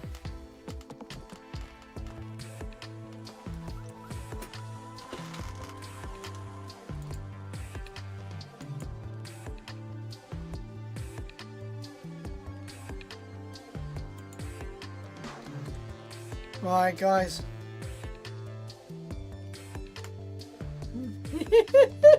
Yep, exactly. So it looks like, guys, we are starting to come into daytime. Daytime, nighttime. Daytime, nighttime. I'm literally just watching, like, I just keep refreshing.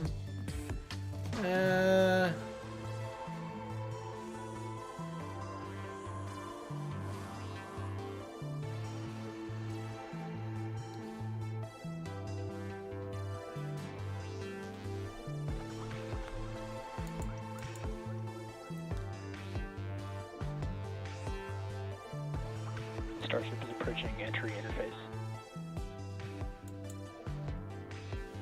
Right, so a lot of people are pointing out that looks like a broken tile, like the edging that I was looking at.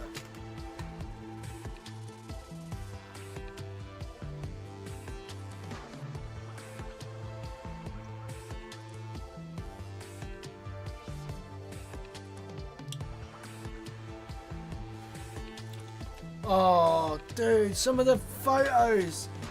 Oh my God, I'm gonna have so many like wallpapers. I'm gonna have to put my wallpapers on like loop, on like a rotation.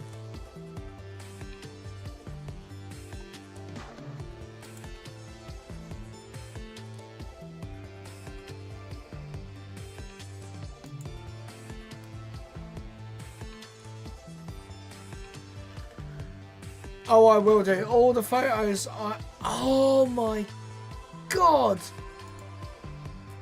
John! That's fucking crazy! Oh my God, right. I need... How do I download this photo? I actually can't. I can only share.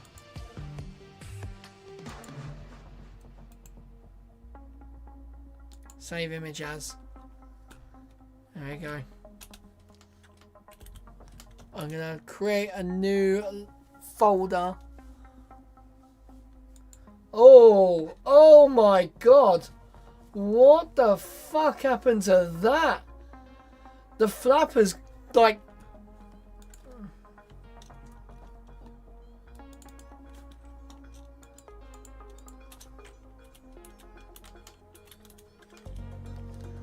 Oh, ship has lost a bit of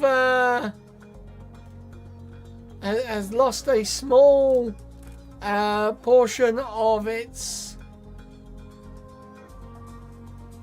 Oh, this is the front one.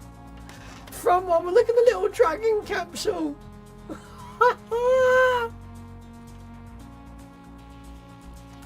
Dude.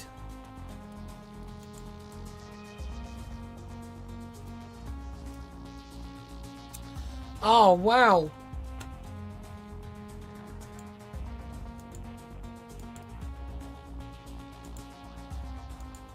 How long left? We have about, let me see, so 44 we're at.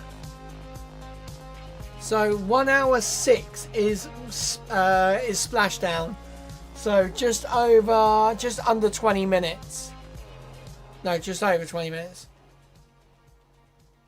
All right, so here we go. We have plasma. We're about 45 minutes into the 10th flight test of Starship, and as you can see, the light show has started. Re-entry has begun. We are starting to re-enter. See, look, they've had some problems with the tiles. 5 times the speed of sound, and we're about to start. So this is the left-hand side flap in the Indian Ocean. We don't plan to recover the spacecraft That's today. Good.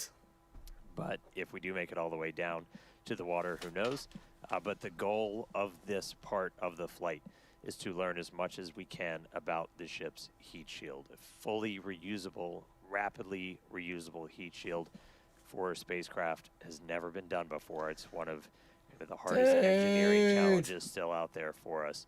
And so this is the time to really dig in and get that data. Yeah, absolutely. And re-entry is a critical phase of flight, so we'll need information on how the ship's system end up performing. And Starlink will also help us gather as much data as possible, which is really the main reason why we do these flight tests. Starlink provides us with one more path to collect data to help us rapidly iterate on Starship's design. And if the ship manages to make it all the way to re-entry, we'll collect valuable data on the spacecraft flying through the Earth's atmosphere at hypersonic speeds, or more than 5 times the speed of sound. Yeah, throughout history, a lot of times this is when you go into just a complete data and insight blackout, where that plasma sheath builds up around the outside of the spacecraft that blocks all of your signals that are trying to fight through to talk to either satellites out in space or towers down on the ground. Starship's big size kind of gives us awake, but what really helps us punch through is the fact that we're using Starlink. We're operating at just a much higher frequency. That's not what we want to see, so we just saw some of the aft What the fuck? Just take a hit. So we've got some visible damage on the aft skirt. We're continue to re-enter though. And again, we are intentionally stressing the ship as we go through this. So it is not guaranteed to be a smooth ride down to the Indian Ocean. We've removed a bunch of tiles in kind of critical places across the vehicle. Fuck! So seeing stuff like that is still valuable to us. We are trying to kind of push this vehicle to That the could be a limits. possibility. What limits are as we design our next version of Starship. Maybe it didn't float away far enough. 47 minutes, 45 seconds into the Nah, flight. Excitement they would have ticking been up a too little bit far. on re-entry already, but the light show is continuing. It did, because it this threw it re-entry, in front, didn't gonna it? take about 20 minutes or so until our plane Oh splashes. my We're trying to Christ. splash down about 1 hour and 6 minutes into the flight. Oh my god, that could be. And one day, Starship is designed to land on Mars, where there are obviously no runways or other humans to help us out. So we are doing propulsive landing instead of more traditional means such as parachutes. And propulsive landing enables us to have more rapid reusability. Everyone's just like, oh fuck, oh the shit, the skirt. Yeah, the ship itself, it's a little over 50 meters tall. We've got those 6 engines on board, 3 vacuum.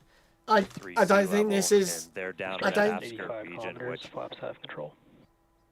I don't. Is that the top? Right, so at this point, the flaps have control. That's the top, into guys. A dense enough part of the atmosphere. That is the that top. The flaps can start controlling us. We're not only because that's the bottom on those kind of reaction control system thrusters. We're going to continue hearing some callouts as the ship makes its way back to Earth.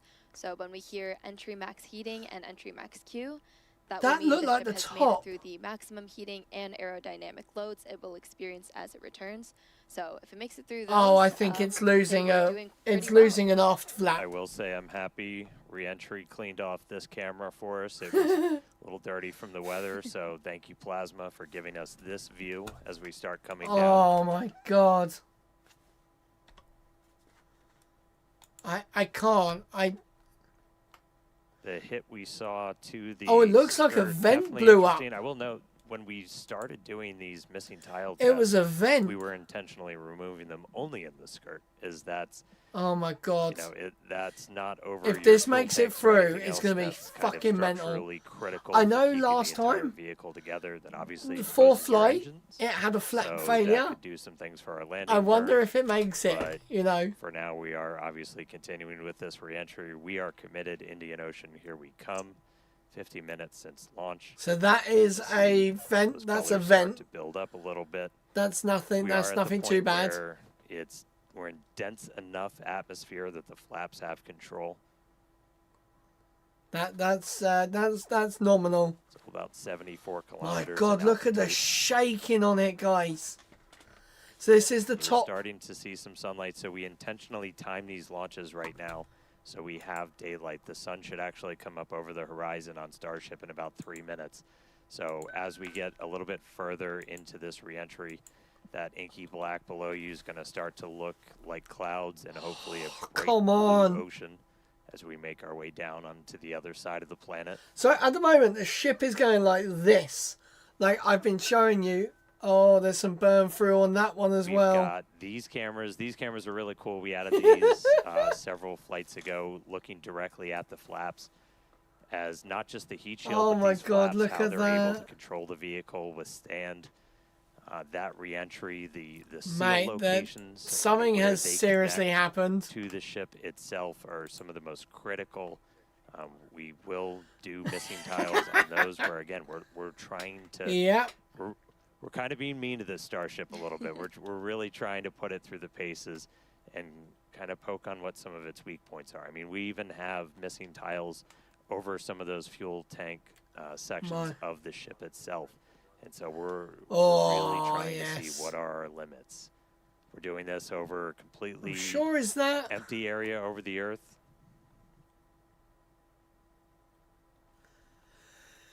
Come on, the flap, there. We flap are, that could. Assuming we make it all the way down to the ocean in one piece, we will attempt a flip and a landing burn. We do have at least one buoy, everybody's favorite camera. I know, it's so in cute. the Indian Ocean right now, being powered by Starlink.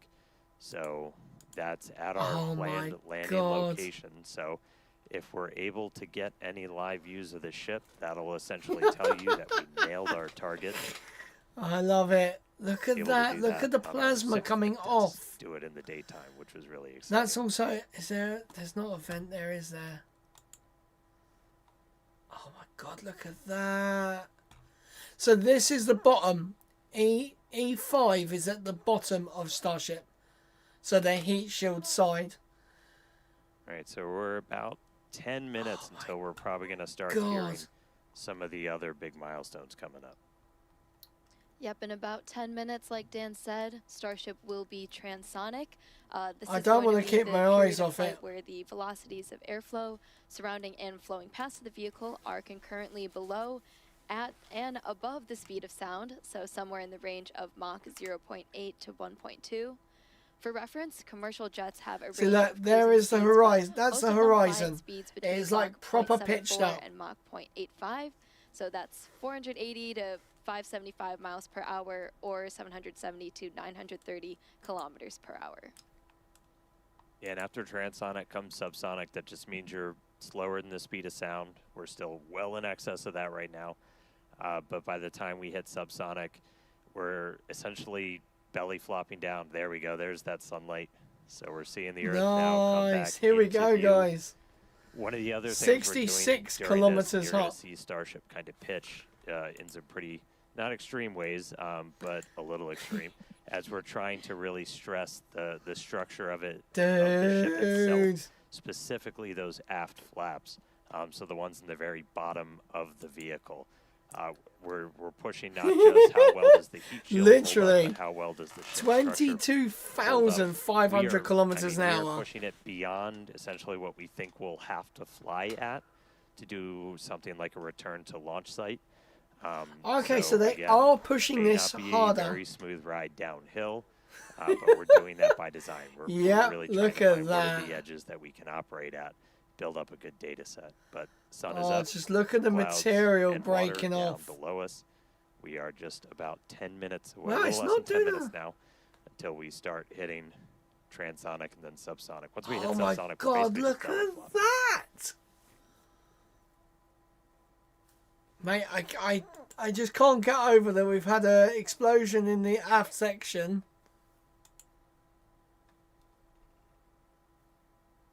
Oh my God. Come on, baby. And just keep my eye on down there, the thank you very much, sir. Thank you, thank you. Shooting. Oh my God. All right, so about 55.5 minutes in, you can see the sun is up. Again, we intentionally designed these flights to lift off in the evening here so we get these daylight views so we can get Literally, today has been a big day. Possible on the ship, assuming we make it all the way down. We've got at least one buoy powered by Starlink that's out there in the landing zone in the Indian Ocean, hopefully giving us a view again. If you see any live views, not from the ship itself, that means we nailed our landing target. Starship has passed peak heating. Oh, hey, we have passed peak heating. Right, we just heard the call out that we're Look past at the peak heating, glow. so things are looking good Look so at far. the glow. Looking good. Oh, we got some movement of the flap. And at this point, again, the flaps are controlling. So this movement you're seeing is that forward flap moving to try and just maintain control, maintain attitude of the vehicle as we're coming down. Yeah, and they do say boy, boy. It's a boy. Oh my God, come on. 60 kilometers up, guys. Oh, look at that. Wow, that's upside down. So that's actually looking at the top Looking flap. in on one of our flaps. We got one of these cameras on. Come on, give us a all four view of flaps, inside. two in the back, This is giving what us inside looks like. really good close-up views. Oh my God, look at the back end. As we obviously don't have a camera that can see the entire heat shield. These give us kind of the best that we can do. But looking at those flaps is Oh, she's turning a little bit sideways, guys. the ship. You have some ability She's to rolling a little bit. maneuver kind of cross range. So as you're coming in, you can see. Is that it steering itself? That indicator at the very bottom right that we've pitched up quite a bit. So again, we are maximally stressing those aft flaps right now. Oh my God. Looks like we got a little bit of burn through the very bottom part. It wasn't burned through. It's blood. There was a fucking explosion. Still looking good. Ship maintaining control. Dude, it is coming down now. Look at the burn marks on the side. 5 Look. minutes away until we hear that we're transonic. Fucking hell. It is really, really pointing upwards.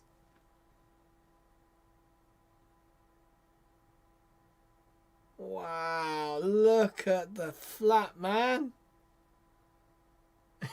It's just like, no more. Give me an easy ride. I'm done. Oh my God, jeez. Oh, look at the aft section. The aft section is really starting to melt away. On the aft skirt of the vehicle as we continue coming in. Wow. Guys, Yes, that we are intentionally honestly the stressing fact the flaps so we can learn all we can. the fact that we're actually seeing this in real time, no stutters. It's streaming in 4K, but All right, so now these are probably already 1080p well past shots. peak heating. Guys, we have just under 7 minutes until splashdown. Just about 48, 49, counting down to 48 kilometers in altitude. Oh my God. Expecting that transonic to come, so transitioning between the speed of sound and subsonic slower than the speed of sound in just a little under 4 minutes from now. And right now we've got kind of a lot of forward momentum, a lot of forward velocity, and then eventually by the time we hit subsonic. Oh! All right, here we go. So this is what we've been talking about, where we are going to essentially try to fully deploy those aft flaps and really stress them out. So again, this is meant to test the extremes for the vehicle. So they might rip off. Oh, look at that. They're really like... Whoa! Oh my God! She's doing it! Even with that much damage! All right. See those flaps swinging out? Again, we are putting ship through the ringer on this flight. Even with that burn through. Even Even with that burn through.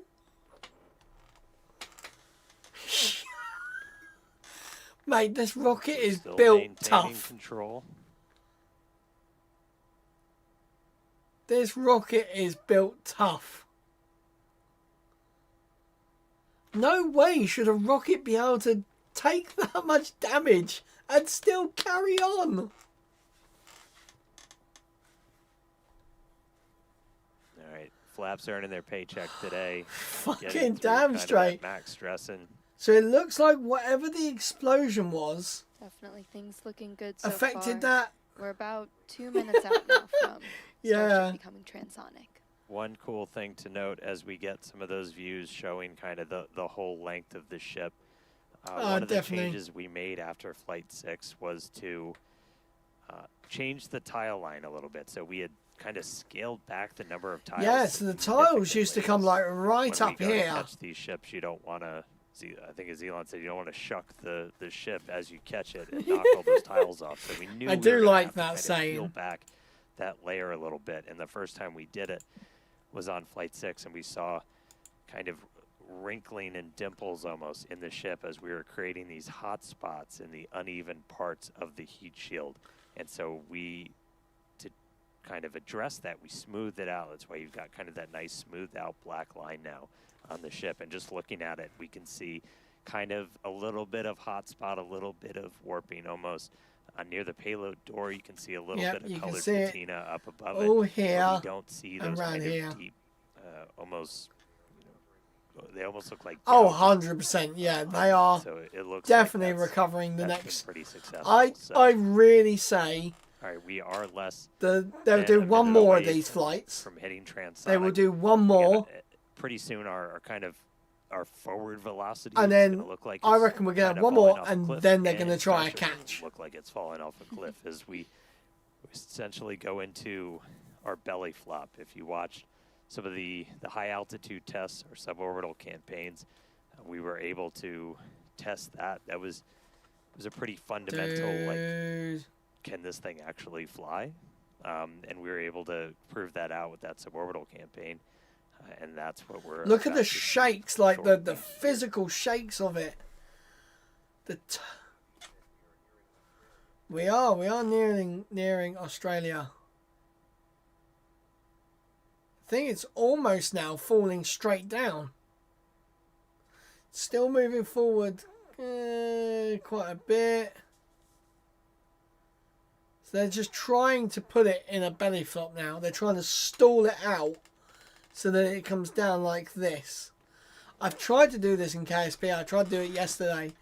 I cannot get it to stall. Drop below the speed of sound, so there you go. Starship itself is subsonic. Guys, please. Starting to chill the engines. Please. Landing burn attempt. I'm really worried about what's happened to the aft section. Landing flip supposed to start in a little over 2 minutes. I'm worried that as soon as they light the engine, we're on our way. Starship is subsonic. Puff. There we go. Jesus Christ. Yeah. Space. Oh wow, that's from the front one. That's from the. It really is.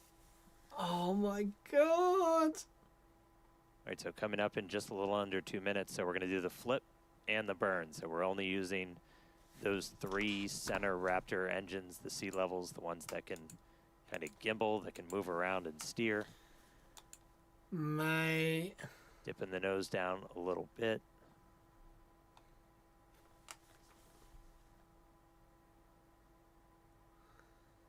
Honestly, look at it.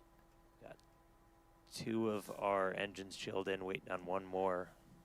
So again, we'll attempt to use 3 burns for that initial flip. We eventually go down to just 2 Raptors for the end. I think they've lost. Burn. I think they've lost one. I really do. I really feel like we're not going to see a splash. Honestly, just fucking don't get it back, yeah. Well, the boat is out there. There is a boat ready to pick up. Oh man, go to another flap. That's it. Structurally, we're looking good. Got good pressures in our nose cone Man, for everything. Look at it. Just about 30 seconds. Again, we're going to look for the flip.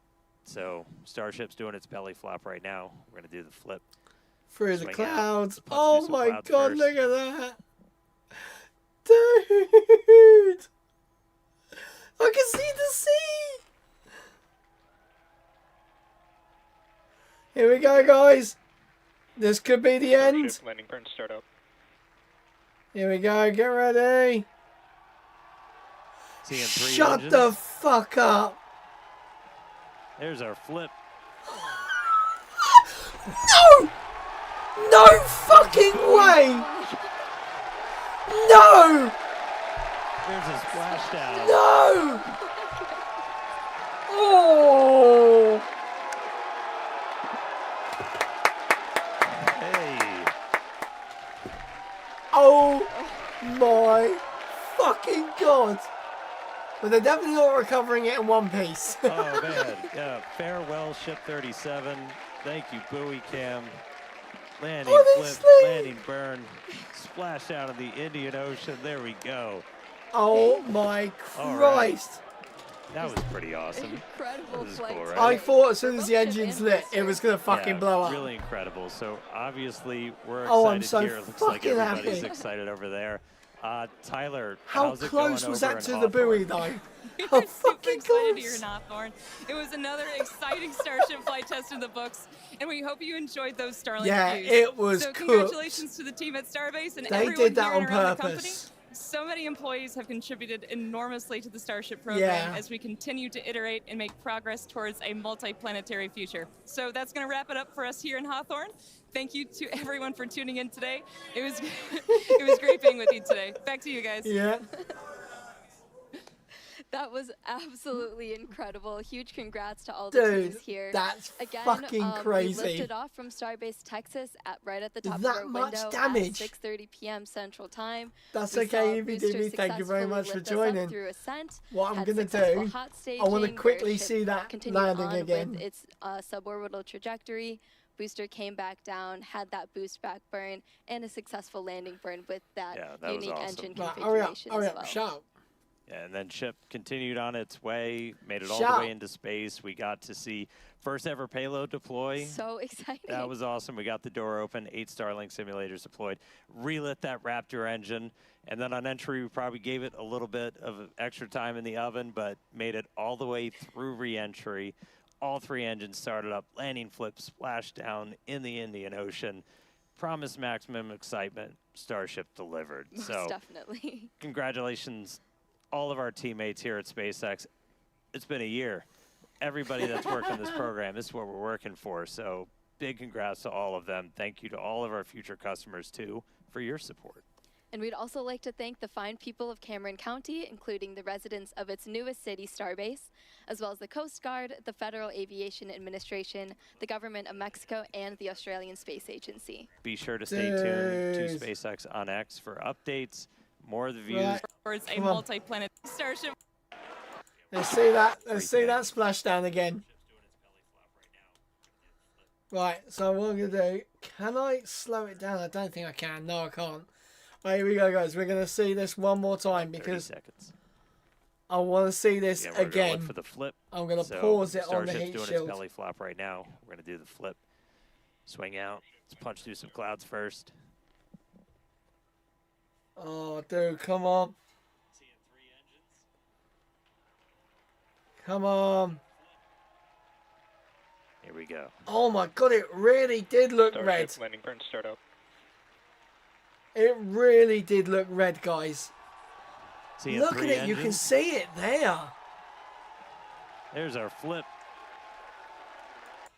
Look at her. Look at ship 37. Look at it. Oh my Christ. Wow. Guys, I don't know what to say. It's such a shame it's... There's a buoy. I mean, I could imagine that's probably like the actual... what happens to the tiles once they start heating. They don't burn. They actually get harder, and it's hard to say. When I went to Kennedy and they had the space shuttle tiles, they explained it in a way that it was when you burn something, usually it flakes off and it sort of falls apart. This breaks apart, but it molds together, and it like little bits will stick together and make a stronger bond, and they're more heat resistant that way. Honestly though, look at that fall. It's falling over. There's It's falling over, and boom. Yeah, basically, look at the COPVs from the... look at it. It's just like fucking yeet. Oh my Christ. Honestly. I generally can't believe that we finally got a ship. Yep, exactly. Yeah, and pretty much quite a violent hit as well. Like, it sat in the water very, very, very gently. But that tip over is, I think, enough. All the hot on the metal, and it just boing. Well, on that absolute exciting ending to Starship Flight 10, guys, I'm going to call it a day. It is almost 1:45 in the morning, and my neighbours probably hate me. But guys, thank you so much, guys. Honestly, that is been truly awesome stream, and just look at that explosion right at the end. That's okay, Tubbles. I might pop around tomorrow to come see you, so that'll be great. But yeah, guys, I'm literally speechless. Like, I'm generally speechless. Alright, guys, I'm gonna go to bed. I'm probably not gonna go to bed. I'm probably gonna sit on Twitter in bed for a while. Right, guys, thank you very much for watching. We shall tomorrow, as in Wednesday.